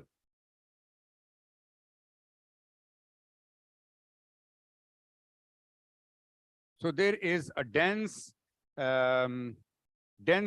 granulomas present within the dermis. I'm sorry about the quality of this picture. So there will be a lot of granulomas. Some few of them will be caseating, which we see in case of papillonecrotic tuberculosis. Then another condition, disconnect over, in which you see these papillonecrotic lesion is lymphomatoid papillosis. Although it's not a very common condition, but it should be considered in the differential diagnosis of papillonecrotic lesions. And in lymphomatoid papillosis, there will be lymphoid follicles present within the dermis, and there are different type of clinical presentation, but we are not going into the detail. This histologically it looks malignant, but it has a benign course. Then there is another condition in which there are large papules with necrotic center, and it is commonly associated with renal failure or patient undergoing dialysis, and this is reactive perforating collagenoses.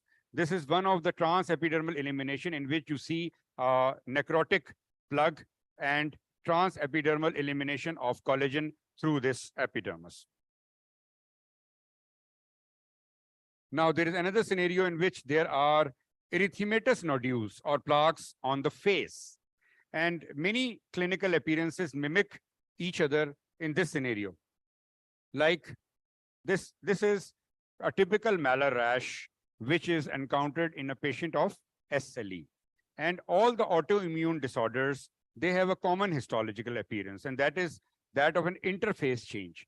And this interface change means the loss of basal layer with basal cell vacuolar degeneration and pigmentary incontinence. There is no band-like infiltrate as we see in lichen planus. So this is just an interface change.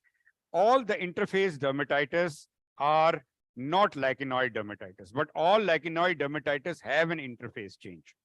So in SLE, in dermatomyositis, in early phase of morphia, you expect this interface change. If these lesions on the face are a little infiltrated, that is, if you feel the lesions and you feel that the lesions are little thick in consistency, then these infiltrated lesions signify, it points towards the diagnosis of tumid LE.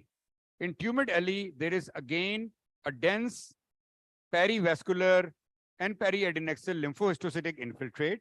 In addition, there is rich mucin present in the dermis, which can be highlighted by Alcian blue stain. So these kind of erythematous plaques or nodules are also seen in Jessner's or lymphocytic infiltrate or in polymorphic light eruption. And the histopathological appearance is again that of like we see in annular erythemas. It's the same appearance, that is dense perivascular lymphohistiocytic infiltrate in upper and mid dermis. Infiltrated or non-infiltrated erythematous nodules on the face. If there is not infiltrated, just an erythema with telangiectasias with papules and pustules, then it would be rosacea. And if it is infiltrated, then we can call it as granulomatous rosacea. So the usual rosacea is dilatation of blood vessels and the dense perifollicular lymphohistiocytic infiltrate. These are the two features of normal rosacea. But if we are dealing with granulomatous rosacea, then as I mentioned little before, that granulomatous rosacea is one of those histological diagnoses in which there will be granulomas surrounding the hair follicles. So these are the granulomas and these are the hair follicles. Other conditions like anosclerosis and Majoki's granuloma, acne aggmenata. Infiltrated nodule on the face. If we see it with fever and acute presentation, then the histopathology can be totally different. And it is actually sweet syndrome with lots of infiltrate of neutrophils seen in the upper and mid dermis with little bit of upper dermal edema, and even vesiculation is expected in acute sweet syndrome. So if vesicle is seen, it will be a subepidermal blister or vesicle. Now, the scenario is that of a keratotic papule. Now, there is a single or multiple papules, and the papules have a thick keratotic surface. This, as you all know, is a viral wart, and viral wart has a typical histopathological appearance, that of hyperkeratosis, papillomatosis. Papillomatosis is tenting of epidermis upside with thick granular layer, prominent keratohyaline granules, the coelocytes. Coelocytes are those keratinocytes which have a white halo. And in addition, there are viral inclusions. Again, a condition in which there are keratotic papules and nodules on the skin. And this is seborrheic keratosis, as you all know. Seborrheic keratosis are of two types. There's endophytic type and there is exophytic type. This is an endophytic type of seborrheic keratosis. Seborrheic keratosis is characterized by nest and cords of basaloid cells, but there is no infiltration into the dermis. In addition, the another feature is the presence of these keratohyaline granules. So the presence of keratohyaline granules in epidermis is seen only in seborrheic keratosis. The other conditions in which the keratohyaline granules are seen is squamous cell carcinoma and trichoepitheliomas. So this seborrheic keratosis many a time is confused with malignant melanoma or melanocytic lesion. Why? because this appearance which I show you is that of multiple seborrheic keratosis. There is no doubt about that. But if there is a solitary lesion, then we might have a doubt that it is a melanoma or a melanocytic lesion. So in this case, the dermoscopy is very useful. Many a time I do the dermoscopy and straight away remove the lesion by simply either cautery or by curettage. I don't even go for a biopsy. So you see these milia-like cysts, milia-like cysts, and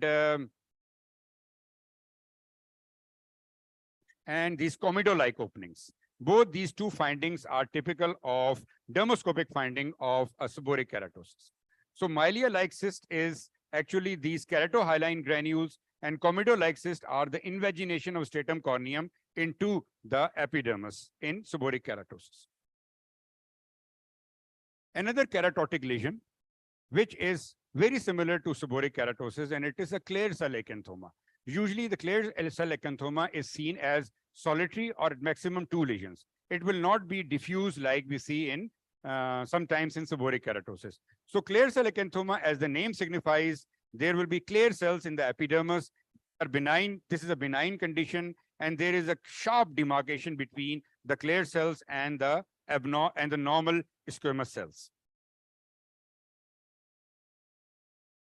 Again, a keratotic lesion, but here there is an umbilication.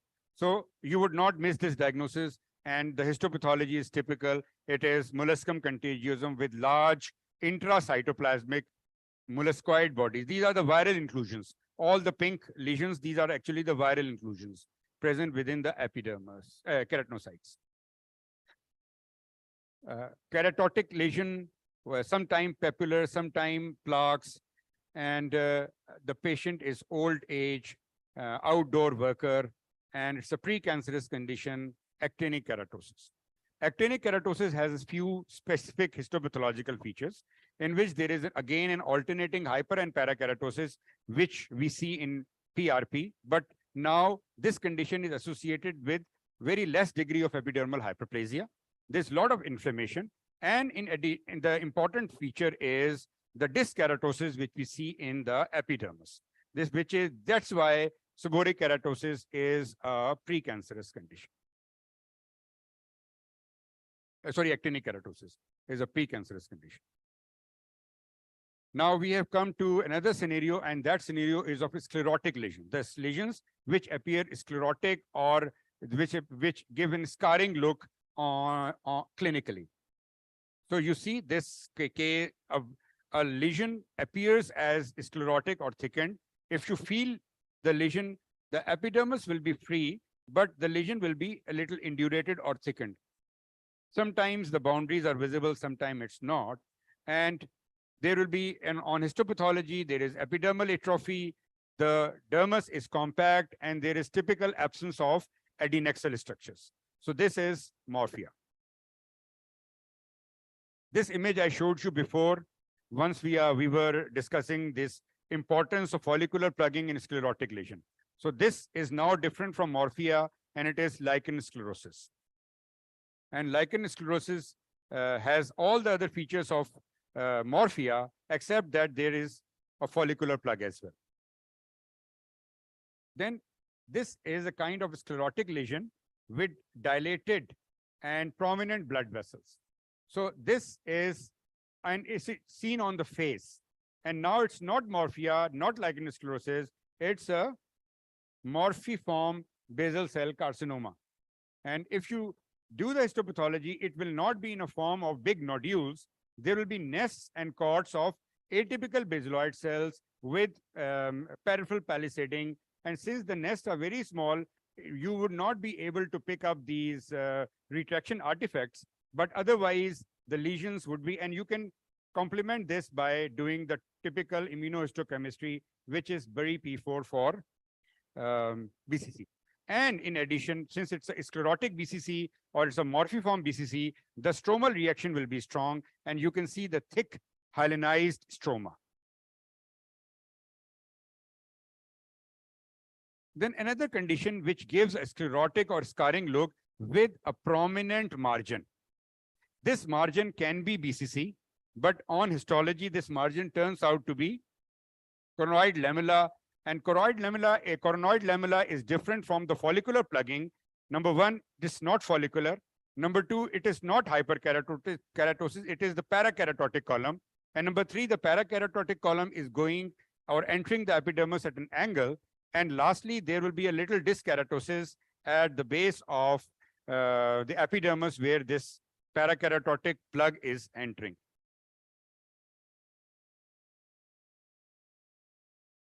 Scaly erosions. Scaly erosions. There are scaling as well as eroded lesions. So this is a seborrheic eczema or infected seborrheic eczema. And like the other eczemas, the seborrheic eczema will have the spongiosis and exocytosis, but this is the only eczema in which the inflammatory infiltrate is neutrophils rather than lymphocytes or eosinophils. And I always tell to my PG students that always consider the diagnosis of pemphigus foliaceus in every bad seborrheic eczema which you diagnose. Because most of the bad seborrheic eczemas which you are diagnosing as infected seborrheic eczemas, they turn out to be pemphigus foliaceus. So this you can see, you might erroneously diagnose it as an infected seborrheic eczema, but it is not seborrheic eczema. It is actually pemphigus foliaceus with presence of subcorneal split with acantholytic cells. Inflammation in all pemphigus conditions is relative. There can be inflammation, there cannot be any inflammation. And another condition in which there are scaly erosions, but mainly restricted to the body folds, is the Hailey-Hailey disease. And Hailey-Hailey disease is different from pemphigus. There are no well-demarcated suprabasal splits, but rather a dilapidated brick wall appearance in which many of the keratinocytes appear to be disconnected with each other.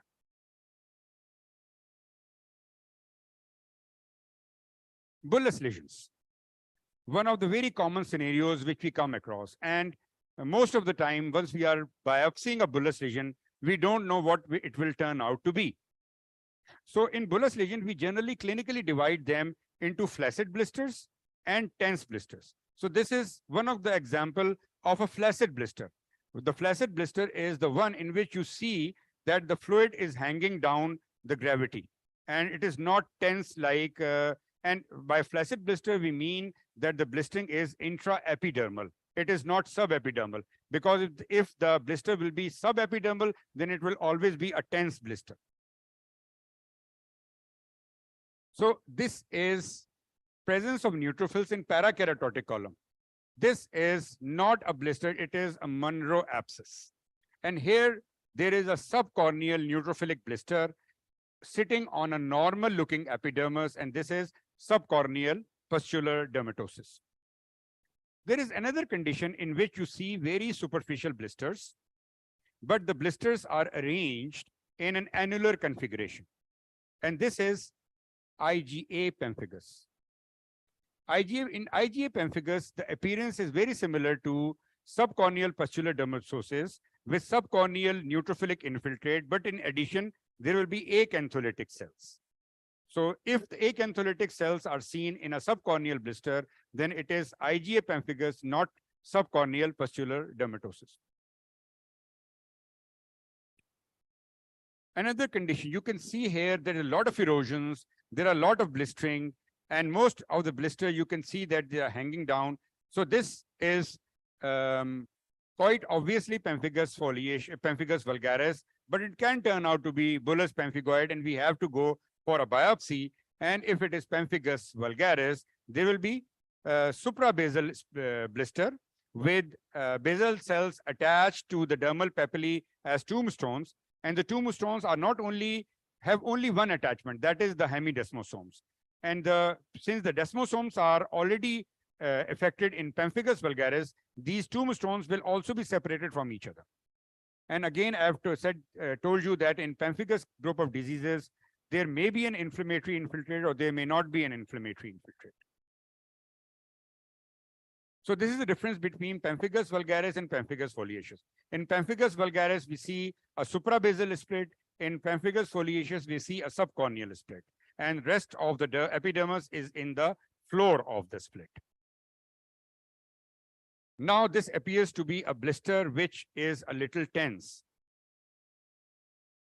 And as expected, there is a subepidermal blister with lots of eosinophils. So a blister with lots of eosinophil is bullous pemphigoid.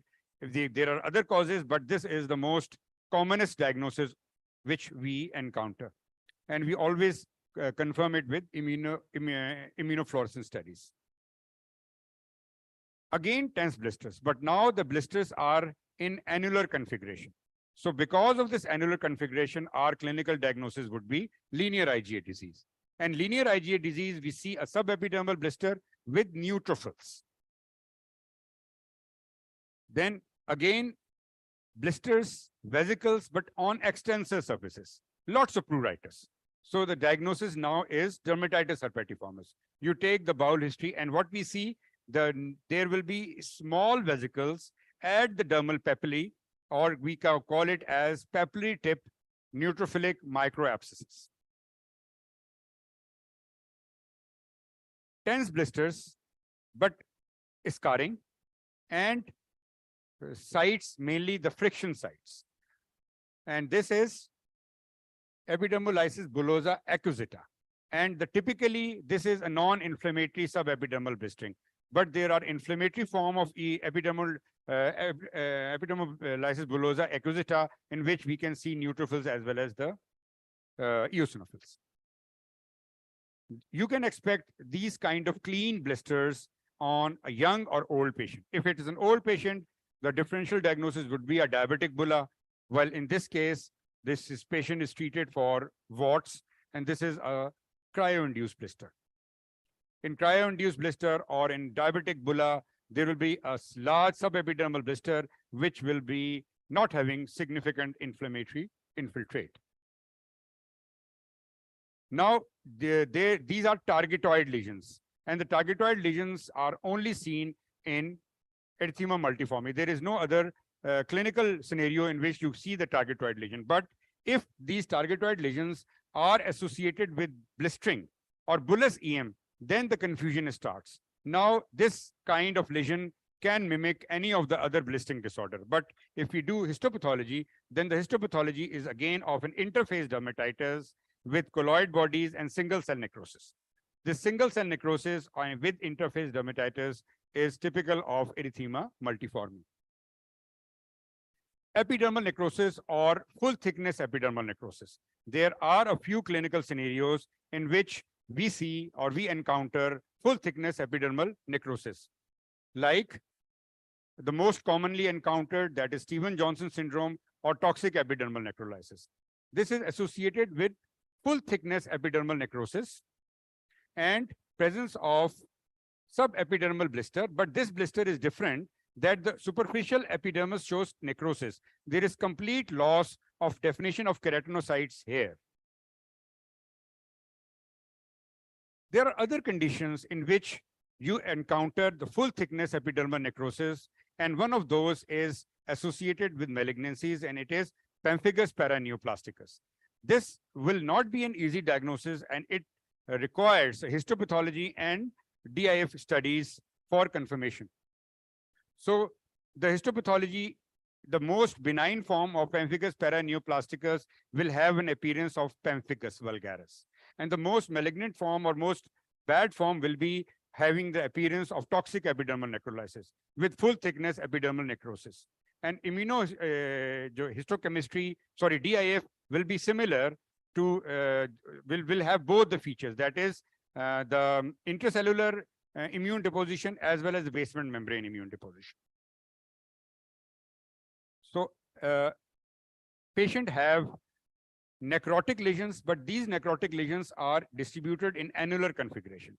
So this is necrolytic necrolytic migratory erythema or hyperglucogonoma syndrome. The histopathological appearance is parakeratosis and epidermal necrosis. Commonly we see in children acrodermatitis enteropathica. Acrodermatitis enteropathica histologically will have a similar appearance, that is of epidermal necrosis, keratinocyte necrosis, and parakeratosis. Now we are moving towards the malignancies. Infiltrated plaques or nodules. Sorry, these are not malignancies. These are the very common granulomatous disorders. Infiltrated plaques or nodules. So there are many differential diagnoses.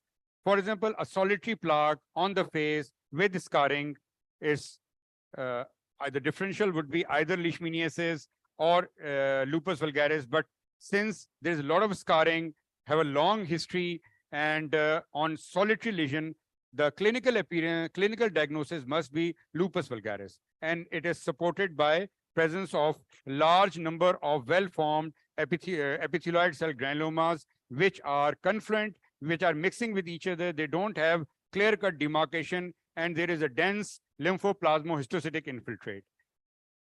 With this appearance, the diagnosis is close to lupus vulgaris, but for confirmation, you must see caseation, you must see, sir, आपने ऊपर बैठना है. You must see caseation, and you must see the Langhans type of giant cells. But in addition, the confirmation would be with Langhans type of giant cells. So sorry for an interruption. I would like to welcome and introduce our co-chair for today's workshop, Professor Dr. Shahbaz Aman. He is a professor and head of Dermatology Department at Unit 2, King Edward Medical University, Mayo Hospital, Lahore. He is a supervisor and an examiner of FCPS and MCPS dermatology program. Professor Shahbaz has written multiple books as well as various scientific papers in peer-reviewed and high-impact international and national journals. He is also a peer reviewer of Journal of College of Physicians and Surgeons, Pakistan. Please welcome, sir.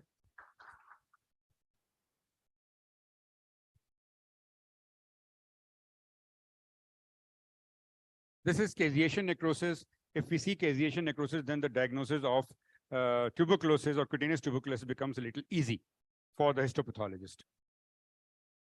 Again, a diffuse nodular plaque, and the history should be short. And this is Leishmaniasis.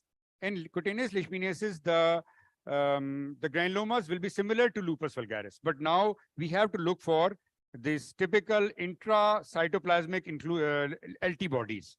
If we confirm that we find these LT bodies, then we can easily diagnose it as cutaneous Leishmaniasis. And among the all infiltrated granulomatous infections, nowadays cutaneous Leishmaniasis is by far more common than any other disorder. So again, there are infiltrated nodules and plaques, but there is little inflammation as compared to the previous two appearances. So this turns out to be sarcoidosis with well-demarcated epithelioid cell granulomas with little inflammatory infiltrate, and these granulomas are called as the naked granulomas. And the giant cells, which we see in sarcoidal type of granulomas, is mainly the foreign body type giant cells. So in addition to sarcoidosis, the foreign body granulomas is another differential in such case.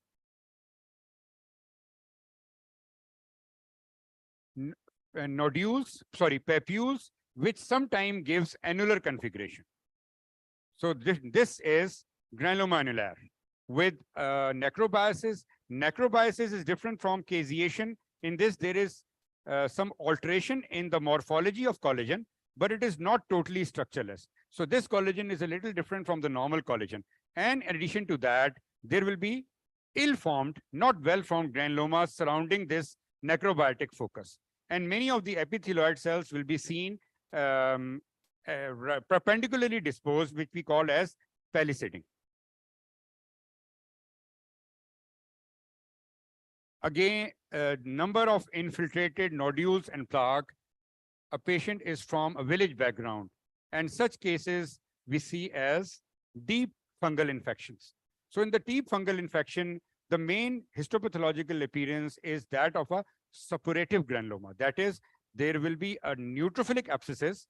Surrounding those neutrophilic abscesses, there will be granulomas. And if we encounter the fungal bodies or fungal hyphae or fungal cells, it will be within this suppuration. So a few hyphomycosis associated with large hyphae-like pigmented fungi. This is few hyphomycosis. Another condition in which there are long-standing or recurrent infiltrated plaques, and this is more commoner defungal infection, and it is chromoblastomycosis. In addition to the suppuration, in addition to the granulomas, there will be this copper penny-like bodies which we see in the dermis. A common occurrence seen in farmers and those who are working barefooted, it's mycetoma foot. There are lots of sinuses, lots of material being extruded out of these sinuses. And this is again a sinus-like formation and seen on the face, and this is actinomycetoma. So both actinomycetoma and mycetoma foot have similar kind of colonies, and this is a mycetoma colony with surrounding dense neutrophilic infiltrate. This appearance is seen in a few granulomatous condition, and this is called as the sporotrichoid spread. You see the granulomas in one line and along the distribution of lymphatics. So the prototype is sporotrichosis, which we see this type of condition in cutaneous leishmaniasis and in atypical mycobacterial infections. The lesion which will be far downward, or the most inferior lesion, will be the main lesion which from where the disease has started. So the other nodules will be smaller as compared to this bigger nodule.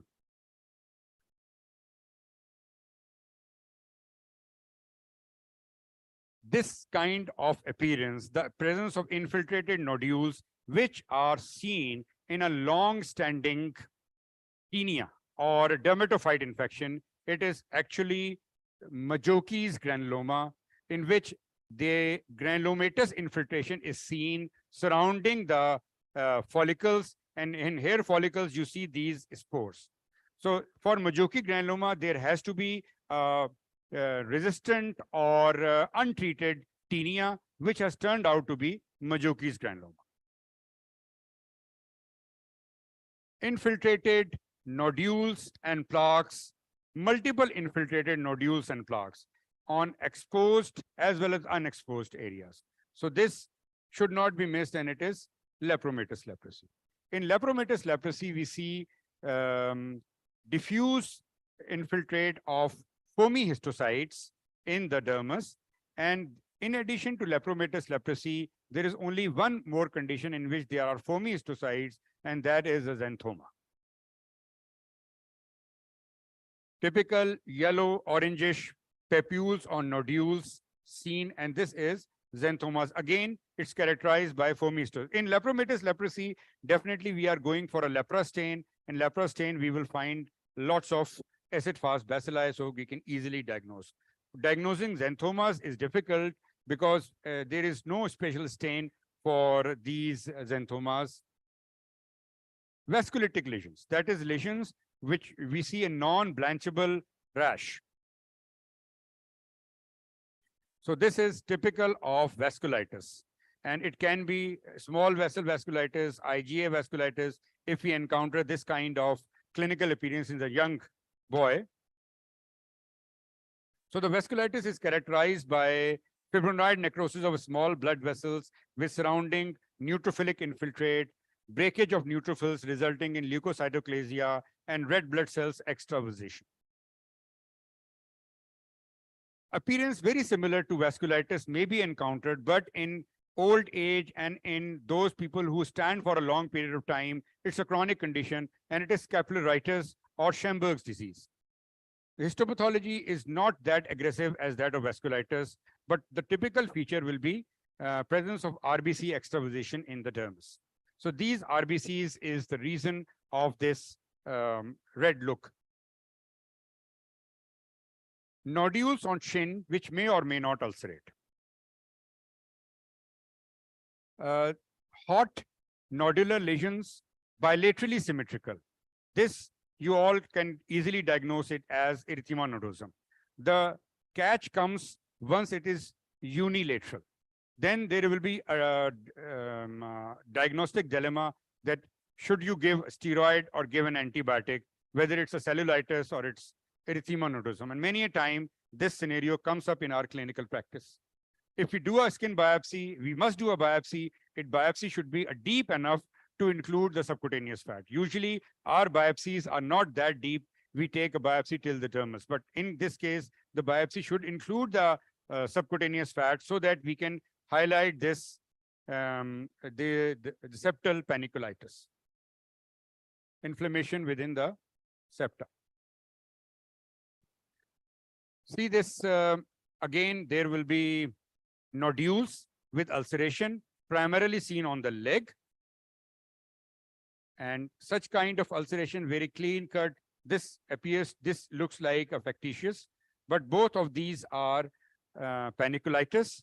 And the histopathological appearance is different from erythema nodosum, that now the paniculitis is the lobular paniculitis. Then there is infiltrated nodules with ulceration on the legs, with the surrounding skin giving a lividoid pattern, bluish net-like pattern, showing that it is actually a vascular pathology. And this is cutaneous polyarthritis nodosa. And what we see in histopathology, we see the picture of leukocytoclastic vasculitis in a little magnified way. That is involving the middle and middle blood vessels, even the blood vessels of the subcutaneous fat and deep dermis, with all the fibrinoid necrosis, neutrophilic infiltrate, leukocytoclasia, RBC extravasation. Nodules and plaques on back of shins, maybe in obese female, it's erythema induratum. Erythema induratum is a kind of paniculitis with vasculitis. You see there is lobular inflammation. In addition, there will be fibrinoid necrosis of blood vessels. So paniculitis and vasculitis combined is erythema induratum. Hypopigmented lesions. Many a times you comes to a clinical dilemma and you need a skin biopsy to confirm these hypopigmented lesions. A very common occurrence, we see children every day in our OPDs, it's Psoriasis alba. So Psoriasis alba is not a clinical dilemma. What is the histology? It's a normal histology. And if we do S100 or those stains that would pick melanocytes, there will be ample melanocytes. So there will be no abnormality of melanocytes, and it is primarily a normal histology in P. alba.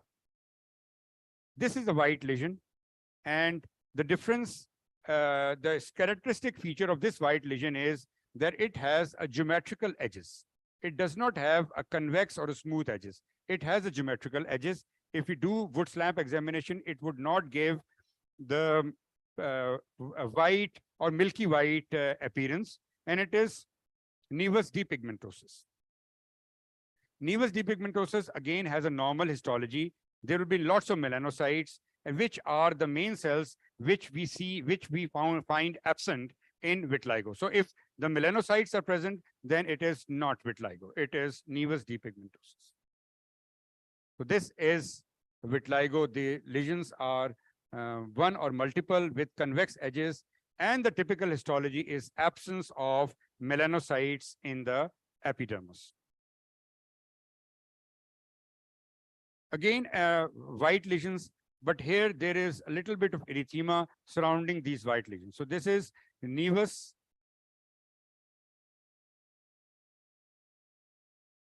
So depigmentosus. The histopathological appearance is that of a perivascular lymphocytic infiltrate. And it's a vascular pathology. There's no pigmented abnormality here. Now, there are other conditions in which white lesions are seen, and this is the very common Psoriasis versicolor. And we can easily pick up if we have a Woods lamp examination available, and you can find these hyphae and spores in stratum corneum. If we see these white lesions, and the patient is an old patient, then you must consider the diagnosis of hypopigmented MF and you must go for a biopsy, and the biopsy would definitely support you with epidermotropism of abnormal looking lymphocytes. Pigmented lesions. So this is an appearance, a common appearance of freckle. Clinically, it looks like freckles. And histologically, freckles just show increase in basal pigmentation. Rest of the appearance is unremarkable. However, if we compare this appearance with another lesion, it's again a pigmented lesion on the face, on the exposed areas, and the histology is that of increased basal pigmentation, but in addition to that, there are deep ratty ridges. Epidermal hyperplasia with increased pigmentation. It is now lentigen, not a freckle. And there is further another scenario.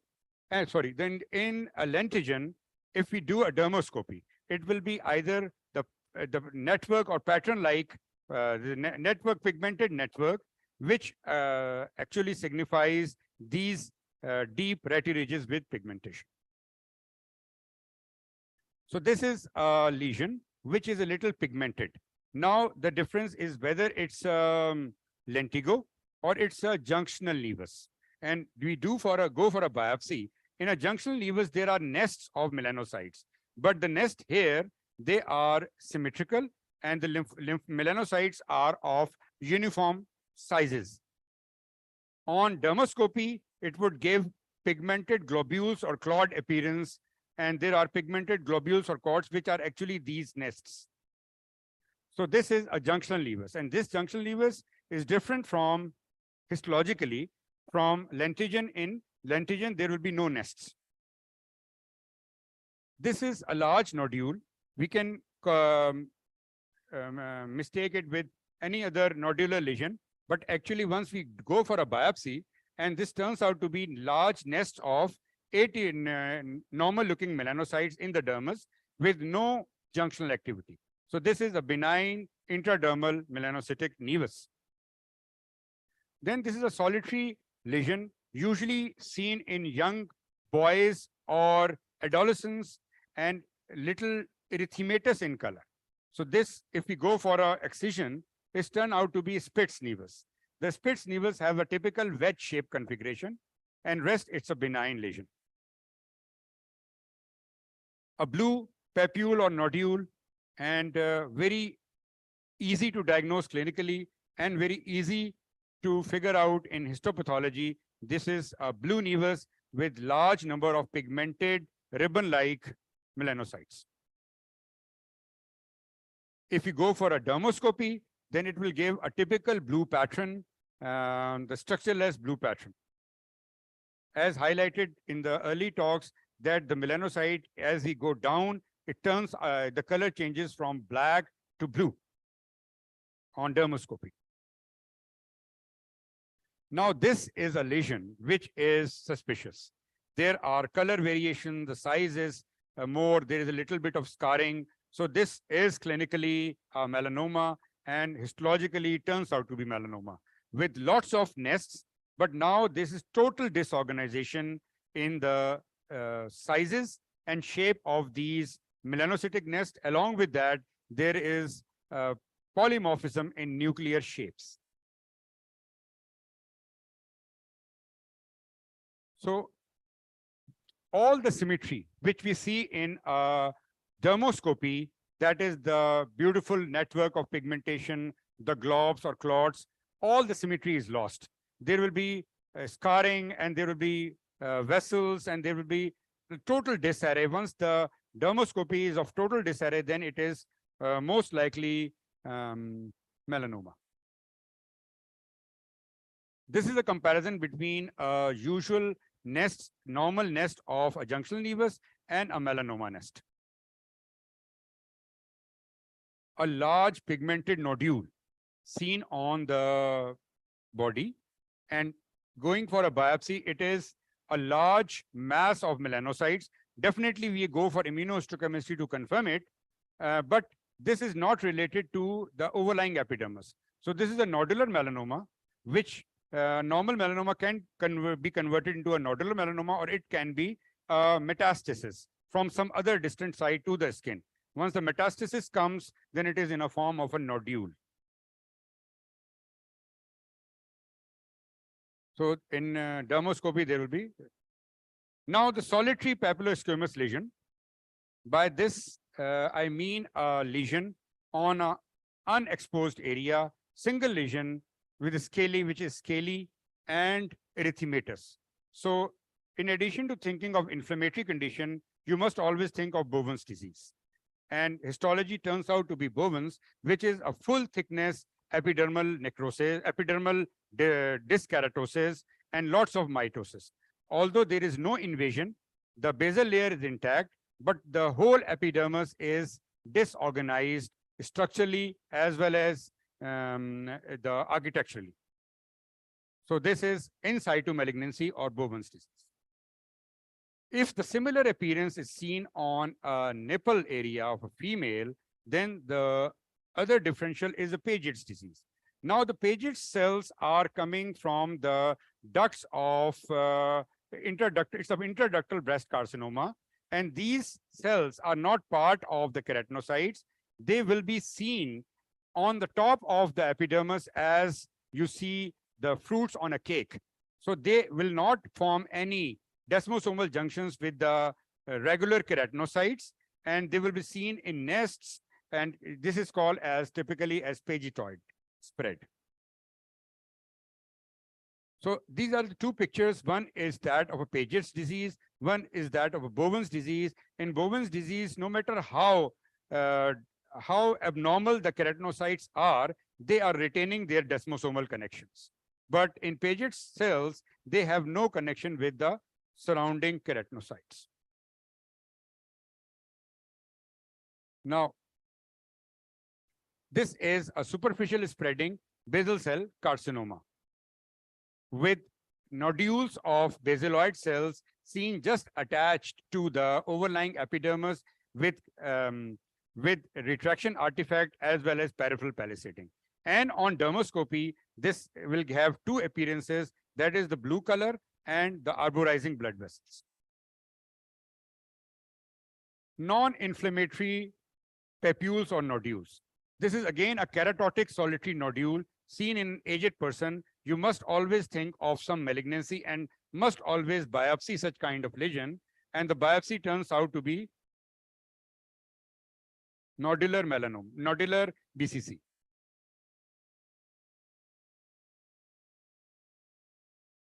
Now the basal cells are seen in form of nodules, and there are cysts as well. So these are the blue-gray ovoid nest. Yeah, this is the dermoscopic appearance. Correspond to the BCC tumors, and then there is arborizing telangiectatic blood vessels. Now this is again a keratotic lesion, but with a central crater, and the history would be of 1 or 2 months. And this is a keratoacanthoma. You see this crater here, and the normal epidermis is again forming the claws surrounding this crater. This is a benign condition, but self-resolving, and you can just remove this condition without going for any extensive investigations. But once you are confirmed that it is a keratoacanthoma with no invasion. Now this lesion, it looks bad. The differential diagnosis would be either a melanoma or a squamous cell carcinoma. If we do a biopsy, it turns out to be lots of squamous cells with lots of keratin pearls. So this is a squamous cell carcinoma. And this is either a well-differentiated or moderately differentiated SCC. Similar kind of lesion occurring on foot. This is carcinoma canaliculatum, again an SCC, and with again the histology of abnormal squamoid cells and invasion of dermis by these squamoid cells. Now the keratin pearls are very sparse. So this is a poorly differentiated SCC. By poorly differentiated or by moderately differentiating or by well differentiated, it means that chances of metastatic spread increases. So you have to take care and you have to do relevant investigations. Very bad. This is just like Bowen's disease, very dyskeratotic keratinocytes, but now these keratinocytes are seen deep into the dermis. Histological appearance of SCC are white structureless areas surrounding by pale zones and not telangiectatic blood vessels, but only blood spots. So this is a dermoscopic finding of a SCC. Now, a nodular lesion seen on the palm or on the feet and histologically turns out to be poroma with normal looking but compact and small keratinocytes having the desmosomal junctions and having clear demarcation between these cells and the overlying squamous cells. So this is poroma. A keloid. Keloid will look like as hyalinized collagen. There's a hyalinized collagen. There is paucity of adnexal structure, but it is different from morphia, as I've shown before, that morphia has thick and compact collagen. Here the collagen is hyalinized. The collagen is pinkish and thick. A solitary nodule can turn out to be anything. You have to take it for a biopsy. It can turn out to be intradermal melanocyte nevus, but this turns out to be some connective tissue growth. And this connective tissue tumor is well localized in the dermis. The overlying epidermis shows a little bit of hyperplasia. And overall, the structure or architecture does not looks very malignant. So this is a dermatofibroma. Dermatofibroma also have a very typical histological appearance. So if we are in doubt of dermatofibroma and dermatofibrosarcoma protuberance, we can go for dermoscopy. There is a white patch in the center and peripheral network, pigmented network.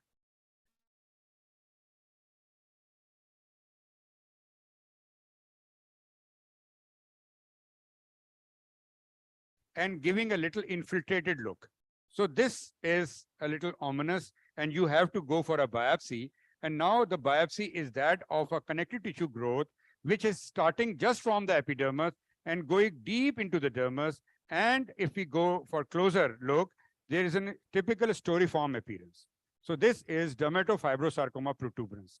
This tumor is bad from dermatofibroma in a way that it has a potential of local recurrences. It's not a malignant condition, but local recurrence is always there.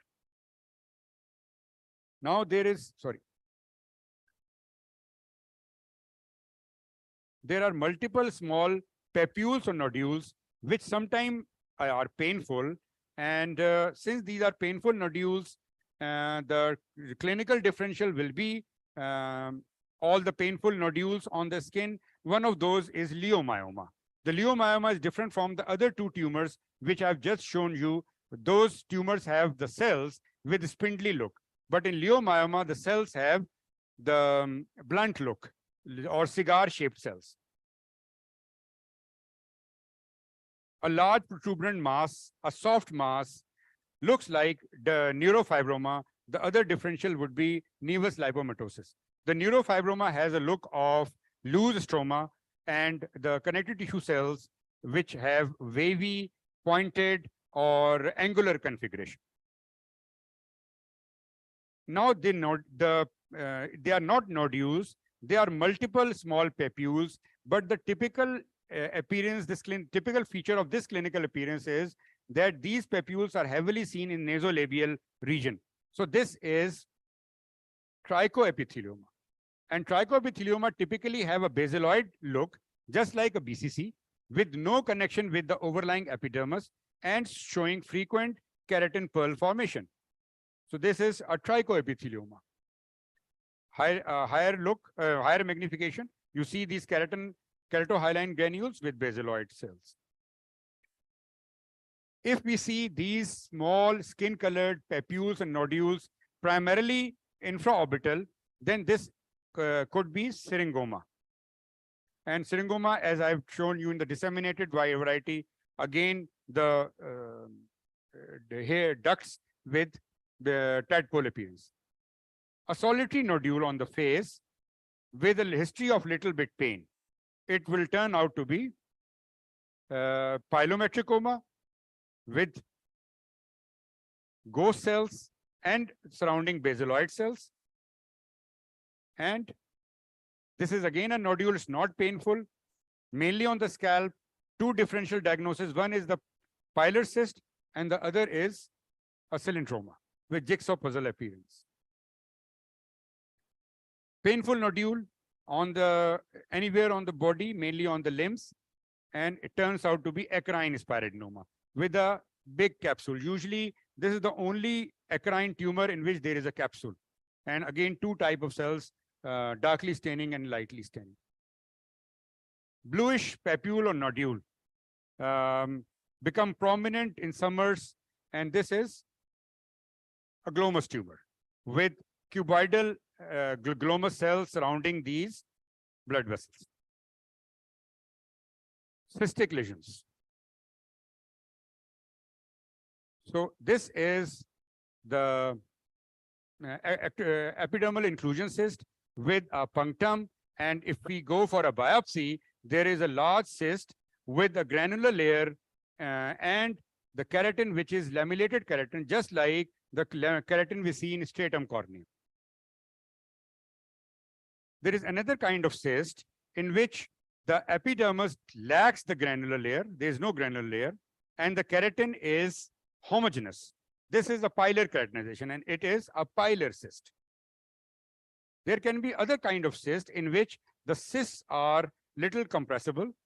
It does not have spherical look, and sebaceous glands are opening directly into the cyst. And this is the actual sebaceous cyst or steatocystoma multiplex. These are again the sebaceous glands opening into the cyst.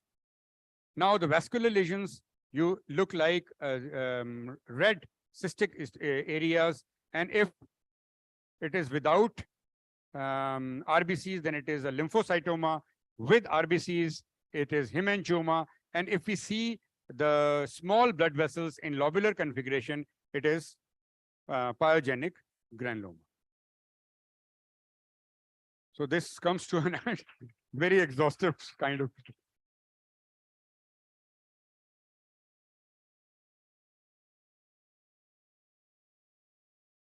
It was a little exhaustive talk, but I tried to show you the clinical, different clinical scenarios and their different histopathological appearance. I hope it was beneficial to you. Any questions?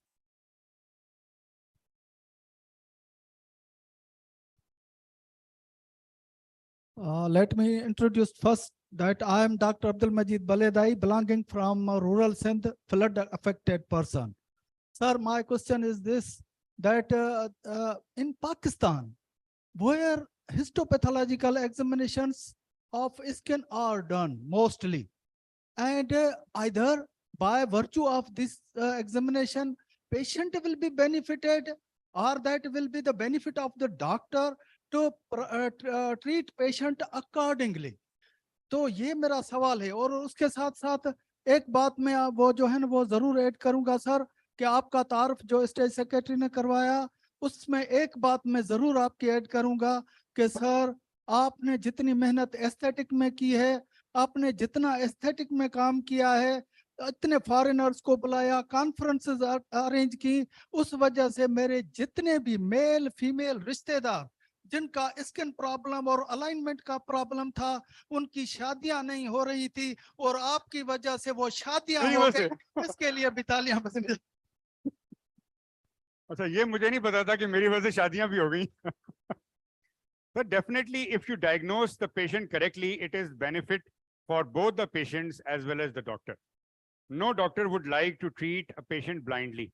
हम बहुत सारे लोग इसलिए biopsy नहीं करते कि कौन देखेगा, या अगर देख लेगा। मैं जिस अपने आप को खुद बताऊं कि जब मुझे डर्मेटोपैथोलॉजी नहीं आती थी और मुझे ऐसा लगता था कि मेरा क्लिनिकल डायग्नोसिस इतना अच्छा है कि जब भी मैं बायोप्सी भेजता हूं किसी क्लिनिकल डायग्नोसिस की वही जवाब आ जाता है, क्योंकि हिस्टोपैथोलॉजिस्ट को भी इतनी ही हिस्टोपैथोलॉजी आती है कि वो ये बता देता है कि जो आपने भेजा है वो ये है या कुछ, या इससे ज्यादा वो नहीं बताते आमतौर पे हिस्टोपैथोलॉजिस्ट। जो आपका क्लिनिकल डायग्नोसिस होगा उसको वो यस कर देंगे या नो कर देंगे. तो dermatopathologist is different from a normal histopathologist, that he or she has some clinical knowledge as well. So कई दफ़ा मैं अपना डायग्नोसिस जो मैं क्लिनिकल करता हूँ मैं हिस्टोपैथोलॉजी में मुख्तलिफ कर लेता हूँ, क्योंकि अपीयरेंस मुझे पता होती है कि अपीयरेंस इस तरह की अगर पेप्यूल था तो वो ज़रूरी नहीं है कि वो हमेशा ट्राइकोएपिथेलियोमा निकले, वो कुछ और भी निकल सकता है, और ज़ाहिर है उसका ट्रीटमेंट हर चीज़ का डिफरेंट है. So any other questions from the audience? Sir. Thank you. It was indeed a very informative session the whole day. And when I was a PG, my professor, Professor Klaus Wolf, he used to tell us that when you are sending a case for histopathology, or if you are seeing it yourself, you should not know the clinical picture because it will misguide you. Your comments, please. यही तो difference है sir एक histopathologist और डर्मेटोपैथोलॉजिस्ट का. जो waste में भी जो डर्मेटोपैथोलॉजी की ट्रेनिंग होती है, अगर कोई हिस्टोपैथोलॉजिस्ट डर्मेटोपैथोलॉजिस्ट बनना चाहता है तो उसको 1 साल के लिए क्लिनिकल डर्मेटोलॉजी करनी पड़ती है ताकि वो क्लिनिकली कोरिलेट कर सके. मैं अपने आप को समझता हूँ कि मैं मैलिग्नेंट कंडीशंस तो मैं डायग्नोस करता हूँ, लेकिन जो मेरे हिस्टोपैथोलॉजी के कोलीग्स हैं वो ज़्यादातर इन्फ्लेमेटरी डर्मेटोसिस मेरे पास भेज देते हैं, क्योंकि इन्फ्लेमेटरी डर्मेटोसिस में बहुत सारे डायग्नोसिस एक जैसे लगते हैं. तो उसमें जब तक आपका क्लिनिकल नॉलेज नहीं होगा तो आप उसको डायग्नोस नहीं कर सकते. यही लिख देंगे हर एक को कि there is dense perivascular lymphocytic infiltrate, ये बायोप्सी की रिपोर्ट आ जाएगी जनरली. तो क्लिनिकल नॉलेज तो ज़रूरी है सर डर्मेटो, खास तौर पे इन्फ्लेमेटरी डर्मेटोसिस में. मैलिग्नेंट तो नज़र आ जाते हैं आसानी से. So any other question? It's a golden opportunity for all of you to ask from the expert. Any other question? So thank you, Brigadier Usher. I must say it was one of the most engaging sessions from today's program, and everyone was so focused towards learning from you. Thank you for enlightening us from your dermatopathology pathology skills. And indeed, it is an integral component for postgraduate trainees, as well as for all practicing clinical dermatologists. So I would like to request Professor Zarnaz Wahid to share her valuable comments and feedback regarding today's session. I don't have enough words. I can't say, I can at least say there couldn't be a better session. It was so comprehensive, it was so extensive, and it was so focused. All my compliments goes to Dr. Usher for conducting it so well and giving it in such a small nutshell. I can't be more appreciative of his performance today. I don't know about his aesthetic, but his dermatology, his histopathology, he has clear concept. And until and unless you understand a condition, you cannot convey and convince others. And today, I'm very proud. Most of the fellows that we have produced in Pakistan in dermatology are par excellence.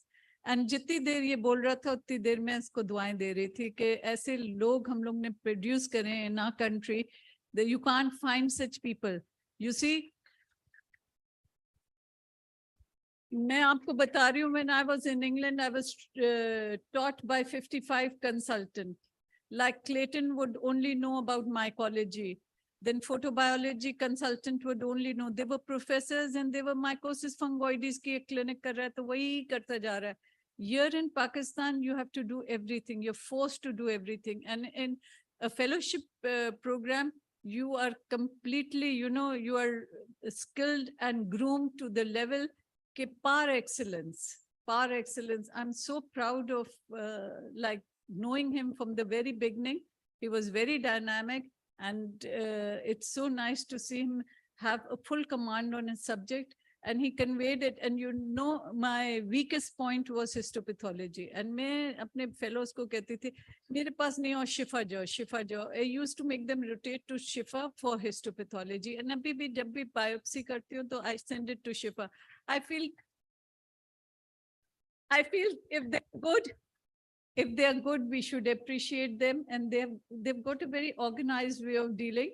And your question was very pertinent, but our Professor Harun also always used to say, okay, give 4 or 5 possible diagnoses, what you are thinking to a histopathologist, because you have seen the patient in toto and they don't know what you're thinking about. And there are very few qualified dermatohistopathologists who are in the market. So whenever we send a biopsy, their main concern is no malignancy seen ki report wo de dete.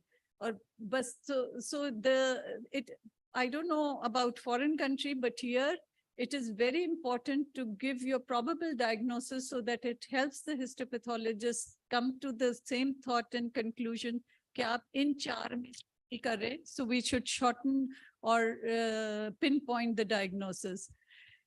Here, if you all have recorded the lecture, I have taken a few diagnostic pearls. इन्होंने जो तरीके से अपना lecture बनाया, he did not waste a single sentence.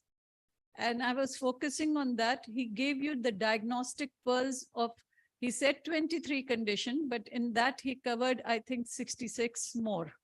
ठीक है, हर condition के अंदर, the topic were 23, but subdivide them, so it covered a lot. सबसे अच्छा इसका क्या तरीका होगा कि wherever you are and from wherever you have come from, all the qualified people who have done diploma or fellowship or MD or whatever, you're a qualified dermatologist. Today or in a week, you should go through the histopathology of all the conditions mentioned here and a few more, you know, to make your own differential. It will revise your histopathology. I must compliment you again. And of course, there would be more questions or maybe more comments for my co-chair here. Thank you, Professor Zarnaz Wahid. And I would request Professor Shehbaz Aman to share his valuable comments and feedback.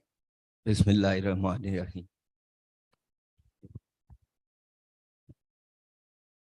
Thank you for my introduction, Dr. Tazeen.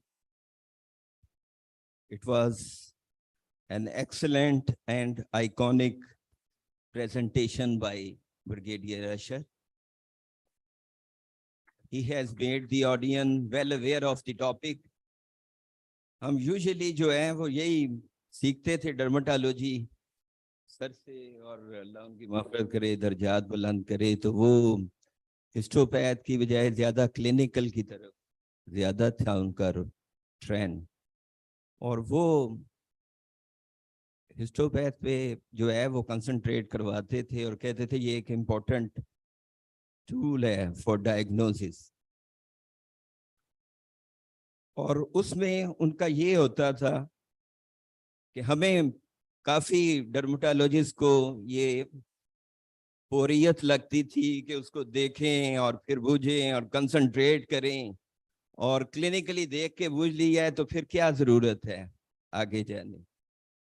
तो उन्होंने कहा कि नहीं, it's very important. तो उन्होंने एक term मुझे याद है कि हमें राउंड पे इसकी इम्पोर्टेंस के तौर पे बताई कि व्हाट इज इनविजिबल डर्माटोसिस।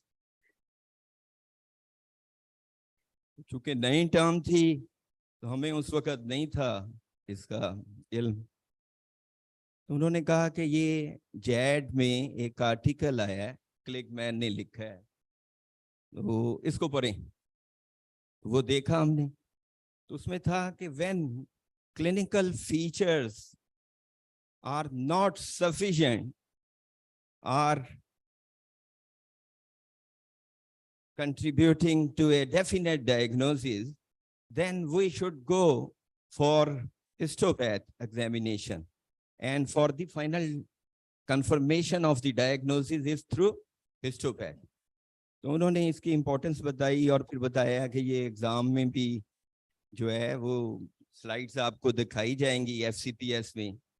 मैंने चूंकि MCPS किया तो उस वक्त नहीं थी, बाद में रियलाइज हुआ कि FCPS में तो हिस्टोपैथ के बगैर नहीं है। तो उससे क्लियर हुआ फॉर यंग डर्मेटोलॉजिस्ट के लिए भी यही है कि ज्यादातर स्किन डिजीजेस को हम क्लिनिकल फीचर्स से डायग्नोसिस करते हैं उनका, लेकिन many a times we need histopath examination for the confirmation of the diagnosis. और ब्रिगेडियर साहब का मैं ये कहूँगा कि इन्होंने जो है वो हर फील्ड में कमाल पैदा किया है। इन्होंने क्लिनिकल डर्मेटोलॉजी में भी जो है वो कमालात दिखाए हैं और हिस्टोपैथ में भी फिर जो कि हम कई लोग कहते हैं कि स्कील है बोर है, तो उसमें भी जो है अपना लोहा मनवाया है। और फिर एस्थेटिक में भी इन्होंने लातादाद लोगों की शादियां करवा दी। तो he has elevated this section particularly, जो कि बहुत इम्पोर्टेंट है, और I truly appreciate his contribution in this section. Thank you. Thank you so much, Professor Shehbaz Aman. I would like to call upon the stage Dr. Sadia Tabassum, Chairperson, Scientific Committee, for presentation of shields to our esteemed panelists.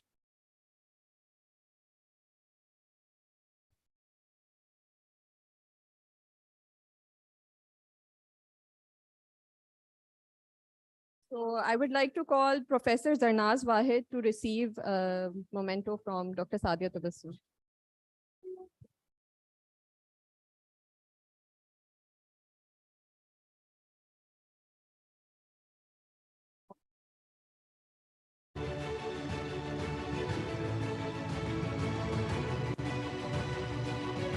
Now I would like to call Professor Shehbaz Aman to please come on stage and receive memento from Dr. Sadia Tabassum.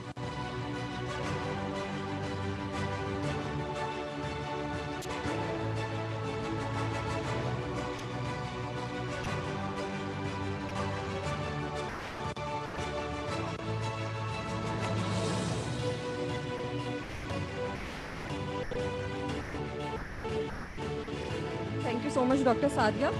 Professor Zarnaz, I would like you to stay and present this shield to our facilitator, Brigadier Asher. Sir, please welcome on stage.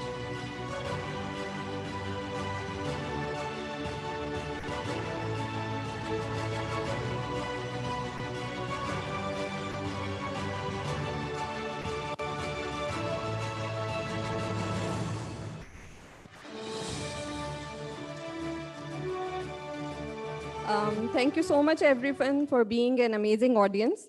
And now it's time for another interesting and informative session, the role of tofacitinib in dermatology. We all know that tofacitinib is an emerging and novel drug which has emerged not only in the role or not only for the treatment of rheumatological diseases, but also in dermatology. I would like to again call Brigadier Asher Mashood for the facilitation of today's session. And his name needs no introduction. We all know him. He's an amazing dermatologist as well as an aesthetic physician. I would now like to proceed towards calling our panel of experts, Dr. Sahibzada Noor. He is an head of Department of Dermatology from Lady Reading Hospital, Peshawar. Please welcome on stage, sir.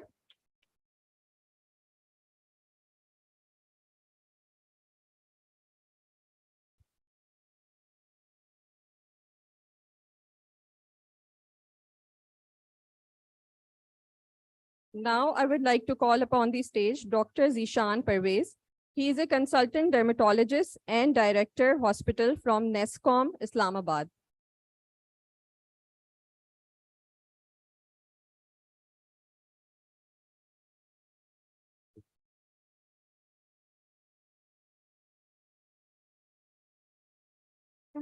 I would like to call our third panelist, Dr. Faria Irfan from Services Hospital.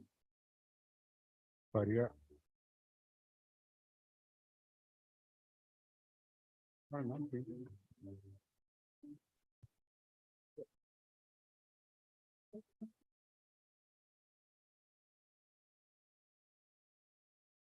Thank you so much, ma'am. So over to you, Brigadier Asher. Bismillahirrahmanirrahim. So now this is a totally different lecture. And this is clinical dermatology. And I picked up this lecture, which is actually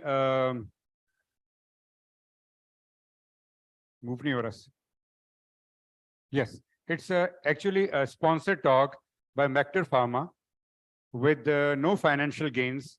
The purpose of choosing this lecture is this new drug, which has really excited me because this drug has many different indications, and many a times we are stuck up with few drugs in such certain conditions there is no other medicine which can do the work which this new medicine out of tofacitinib will do.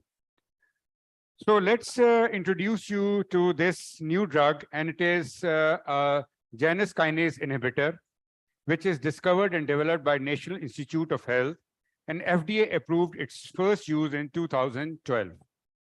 Tofacitinib is a small molecule, but it is not a biologic. Mechanism of action, this is an inhibitor of enzyme Janus kinase 1 and Janus kinase 3. It interfaces with JAK-STAT signaling pathway, which transmits the extra cellular information into the cell nucleus, influencing the DNA transcription. So whatever this drug is doing, it is doing it at the molecular or nuclear level. So the medical uses of these drugs are many, and these uses have surpassed or have these drug is in use for these indications even before it was taken up for the dermatological indications. So it was approved for the use of rheumatoid arthritis, in November 2012.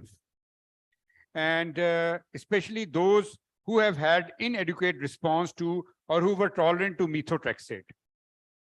Then it was also introduced in treatment of ulcerative colitis in adult patients with moderately to severe disease. Ankylosing spondylitis in 2021 and 2022.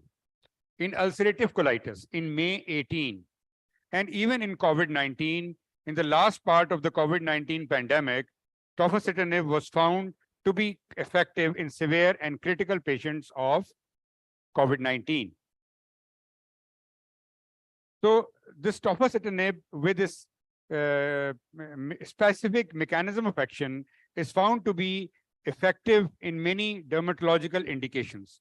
And one of those is psoriasis. So tofacitinib and other JAK inhibitors show potential to broaden the treatment options of psoriasis and other inflammatory conditions. So all these statements are supported by the relevant articles.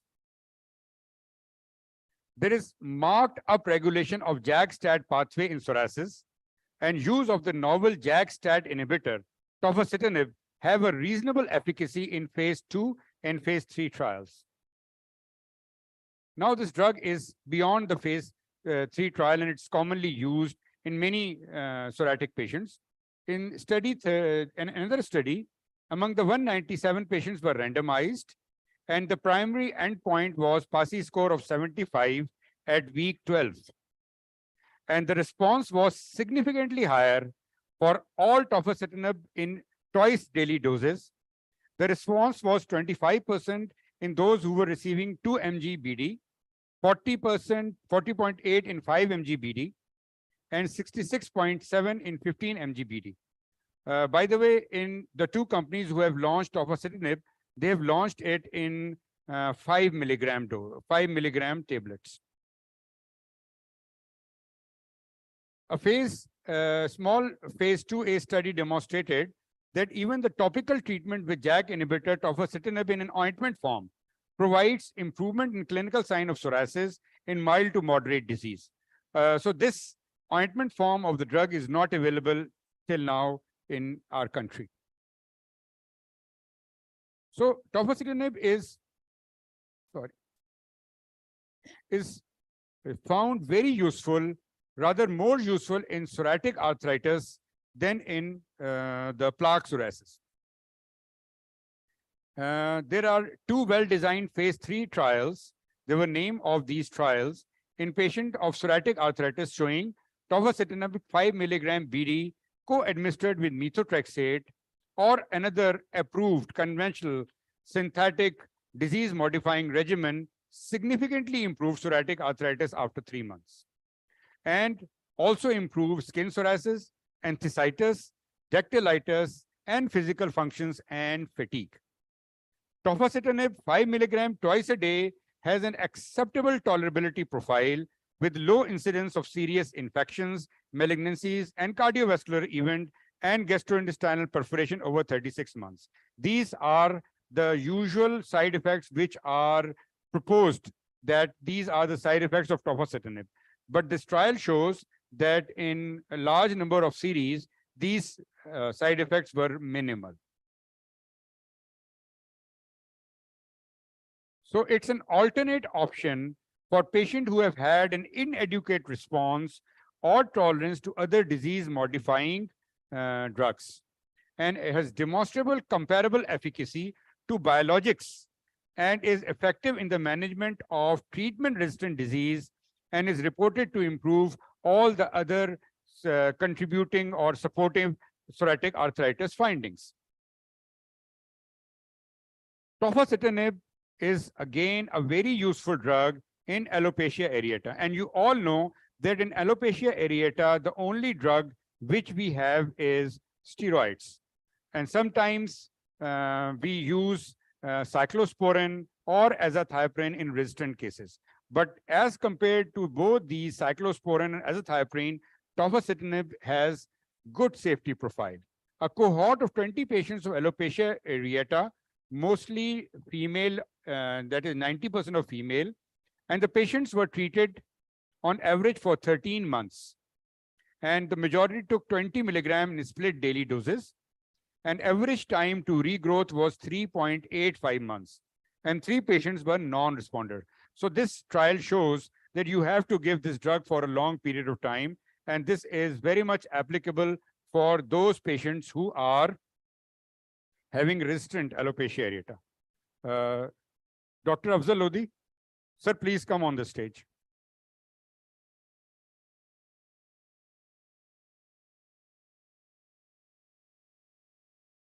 So there are several other studies in which the treatment duration ranges from 2 to 18 months.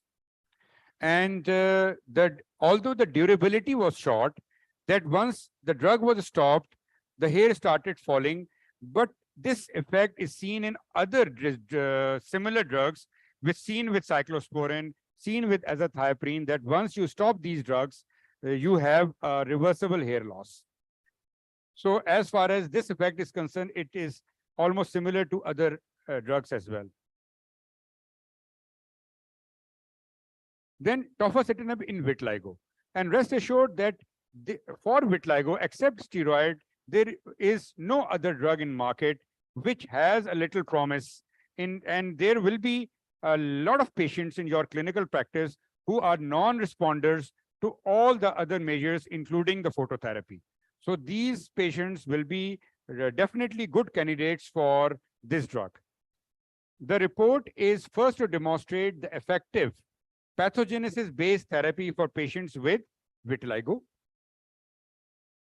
In contrast to the treatment with phototherapy alone, repigmentation during the treatment with JAK inhibitor and phototherapy was far better than the phototherapy alone. Recently, the JAK inhibitors have been explored as a promising novel treatment option in vitiligo.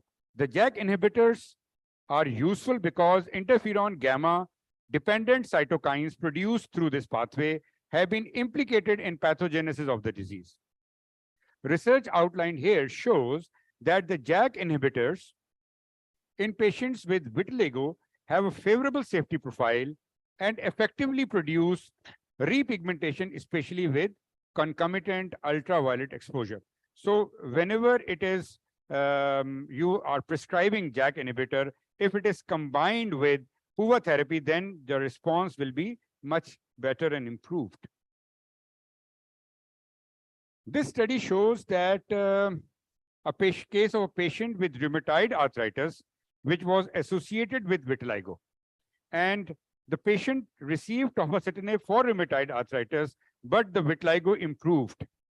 And the dose was 5 milligrams twice a day without exposure of ultraviolet light. Tofacitinib is effective in atopic eczema as well.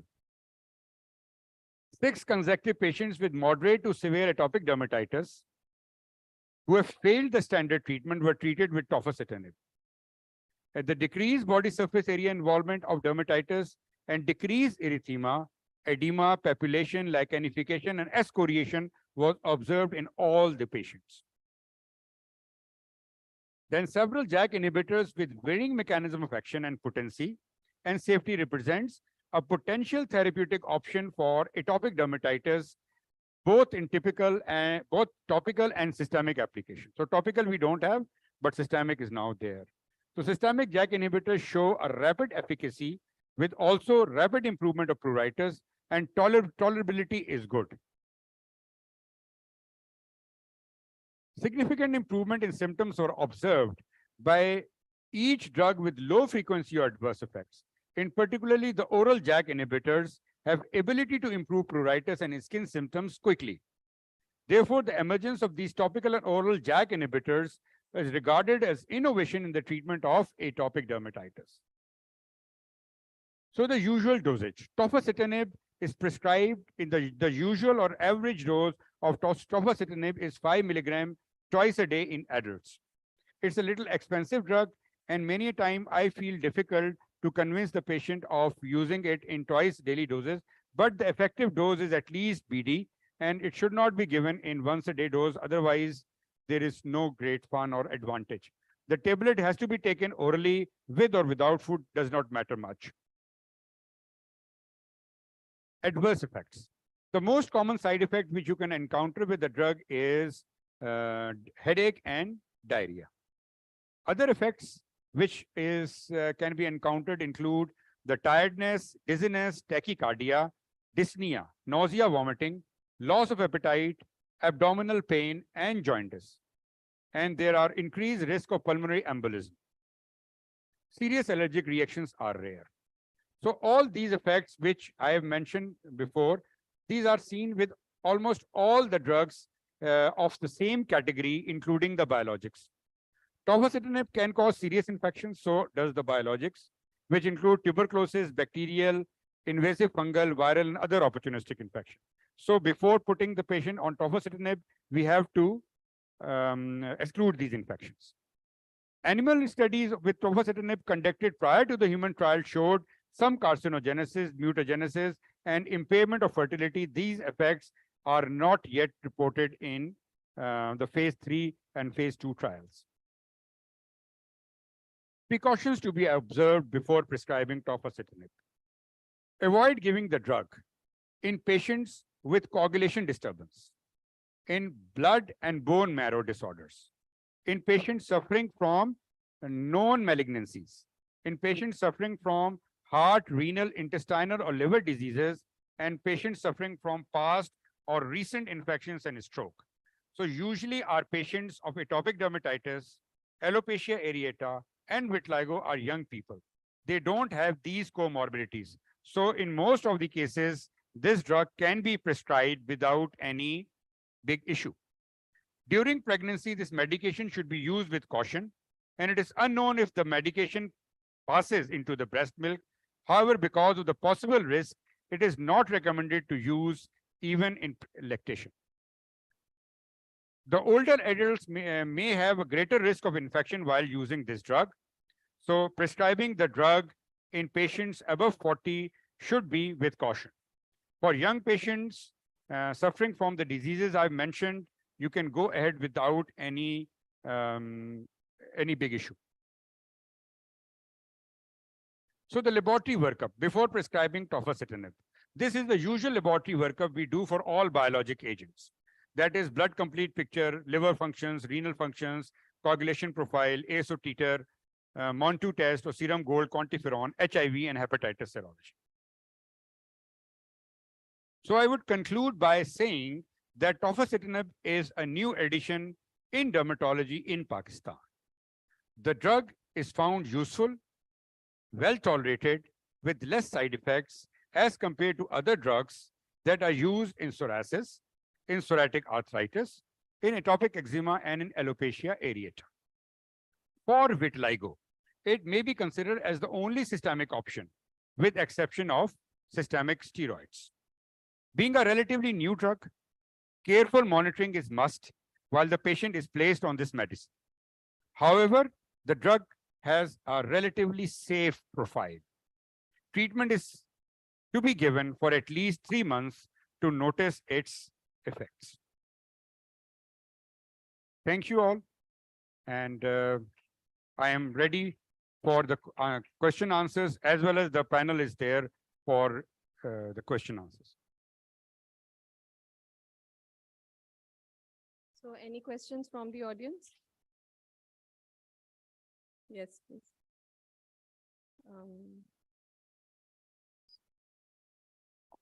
Sir, thank you so much for such an informative talk. So I would like to ask about your experience regarding the use of tofacitinib in pediatric population, specifically with vitiligo. I have given it to many young boys and girls. And as I have highlighted, it requires a long treatment. And for vitiligo, if you combine it with ultraviolet therapy, then the effect is much better. So in those patients in which I have combined this with UVB therapy, the effect were better as compared to those patients in which I gave it only as the systemic treatment with only topical treatment. So what has your observation been regarding the safety profile for pediatrics? It was a safe, no side effect.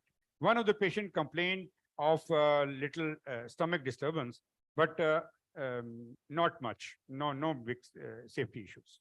Thank you.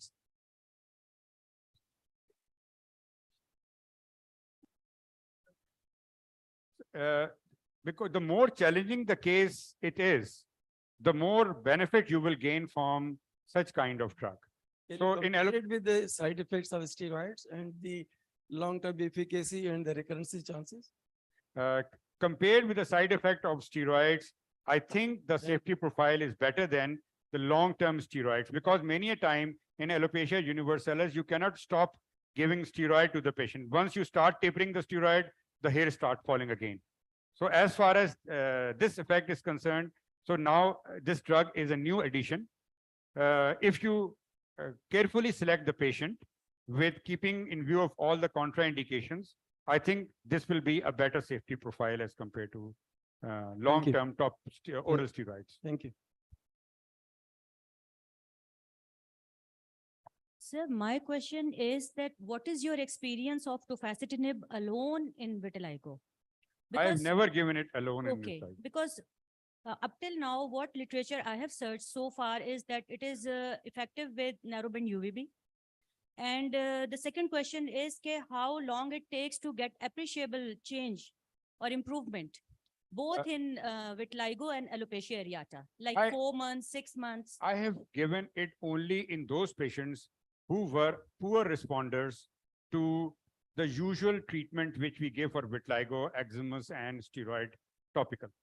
So first of all those patients, since they were already poor responders, they were already difficult cases.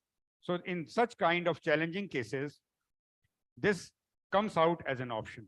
And although I have given it to 3 or 4 of the patients, a few of them have shown a good promise, but it's more than 3 months.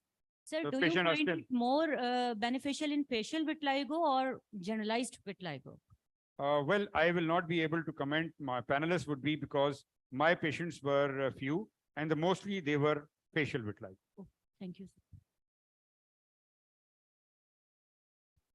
So thank you, Brigadier Usher, for yet another informative talk. Pressure.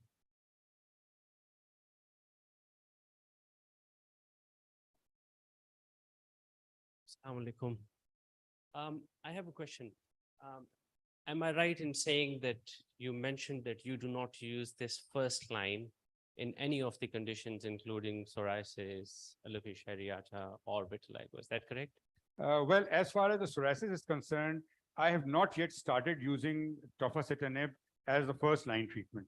But in if a patient of alopecia universalis has come to me, and such patient have come to me, who have told me that they have used almost all the modalities which are common, which we commonly use, I have put them and tofacitinib as the first line, as my first treatment. But definitely those patients were not those who have reported for the first time for the disease.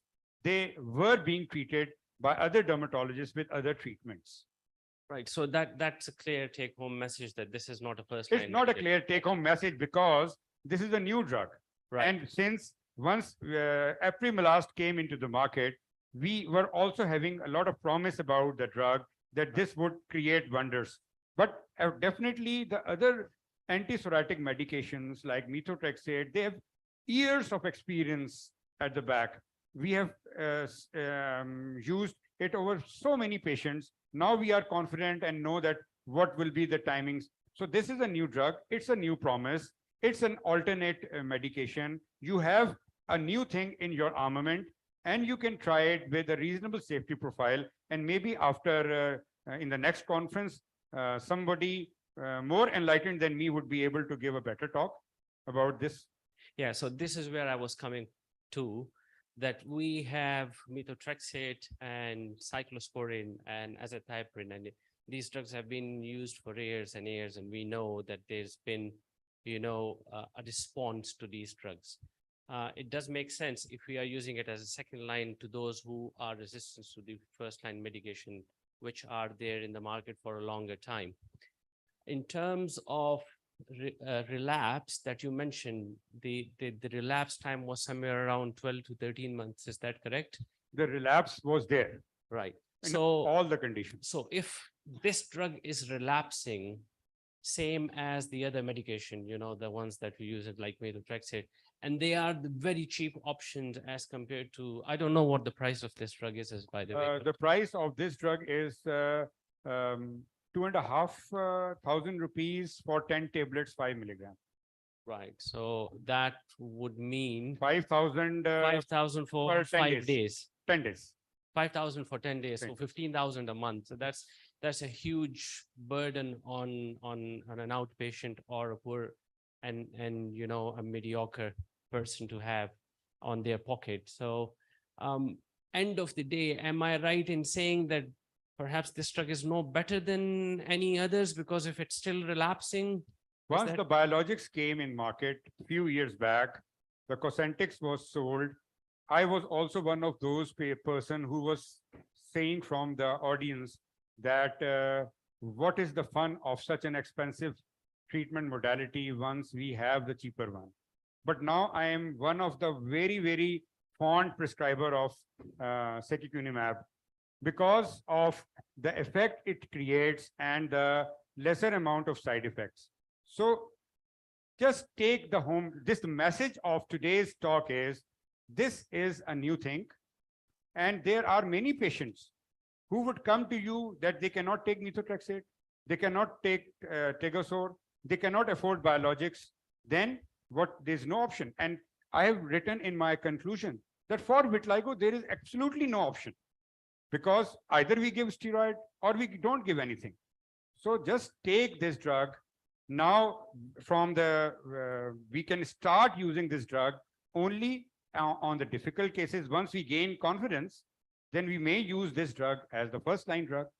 Maybe after down the line 2-3 years, this would come out to be the first prescribed drug for psoriasis or psoriatic arthritis. You never know. But today, this is just a new medication which has shown promise, which has shown a reasonable safety profile, and you can use in selected patients. This happens to every drug, of course. Thank you very much. Thank you, everyone. Now I would like to proceed towards our panel of experts for their valuable comments. Starting from Professor Dr. Faria Altaf. She is a head of dermatology department at Services Institute of Medical Sciences, Lahore. She is a supervisor and examiner of dermatology CPSP and a well-renowned dermatologist and aesthetic physician. Please, ma'am. Thank you very much. Thank you, Dr. Asher, for the enlightening talk. But as Dr. Asher has said, It's a new and a promising drug, but the journey is ahead. We have to make our own experiences for the efficacy as well as for the side effect profile as well. It's the efficacy is comparable to the biologic agents, but the price is, I think, much less than the biologic agents available in the market. And as Dr. Usher said, we have to rightly select the patients. There's a lot of side effect profile, just like any other biologic agents, but the side effects related to the cardiovascular effects, the hyperlipidemias, they are more with tofacitinib as compared to other patients. So we have to take into account these type of side effects. But it's a promising drug. We have started tofacitinib in our department in cases of alopecia universalis, and it has been about 4 to 5 months, and patients are showing good response. Started a new study with vitiligo in patients of vitiligo, but it has been combined with phototherapy as well. But it has been a month since we have started. So we can see how it goes. All right. Thank you very much. Thank you so much, ma'am. Now I would request Professor Dr. Sahibzada Mahmood Noor to share his valuable comments. Thank you very much, my very dear Tsunami friend. He is no doubt a tsunami of knowledge for enlightening us with so many talks. Tofacitinib is no wonder a miracle drug, but there are certain conditions you need to take into account. You cannot give it in each and every alopecia areata. There is a SALT score which you need to take into account before initiating the drug. ये नहीं है कि जो भी alopecia areata वाला आ गया आपने उसको दे दिया. Yes, the other important thing is that in vitiligo, it is the combination with UVB, not alone, that you had to give it.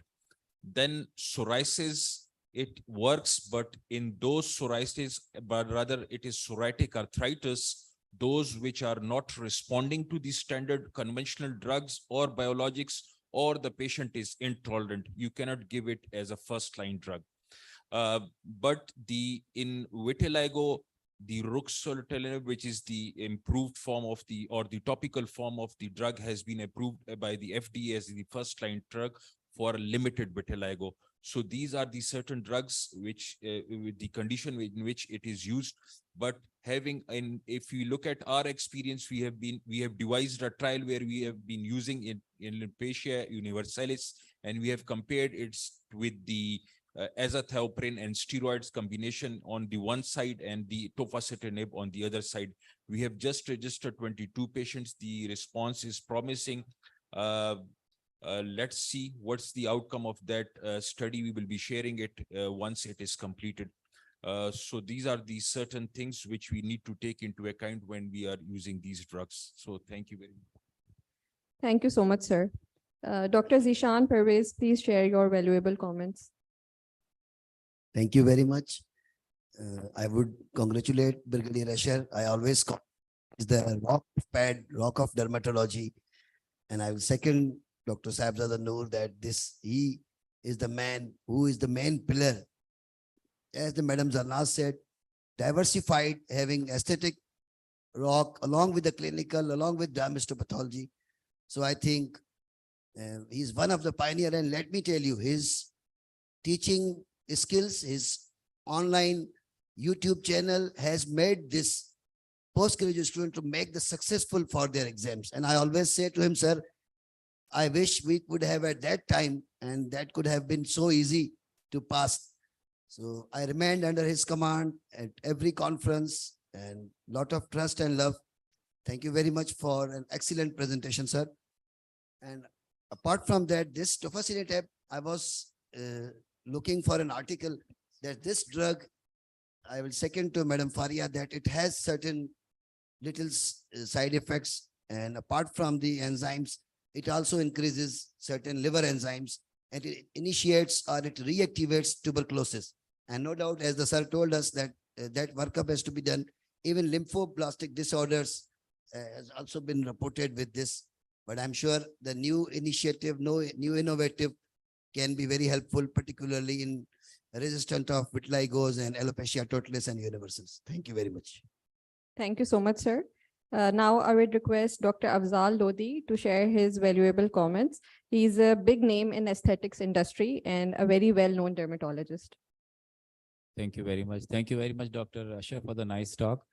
And as far as this tofacitinib is concerned, I think it's a new addition and our armory.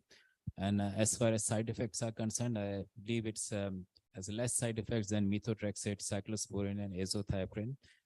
And we virtually have no choice or hopeless cases for vitiligo and alopecia areata. So if you monitor, if you do your lab blood test and stuff, I suppose it's a very good addition, and I believe it's a very promising drug as far as alopecia areata and vitiligo are concerned. So has been in use for quite some time for psoriatic arthritis. So we know the effects and side effects. So if the proper monitoring is done, I believe it's a very good addition and a new thing in our armory. So that's it from my side. Thank you so much, sir. Thank you. So thank you everyone for being a wonderful audience and making this event a success.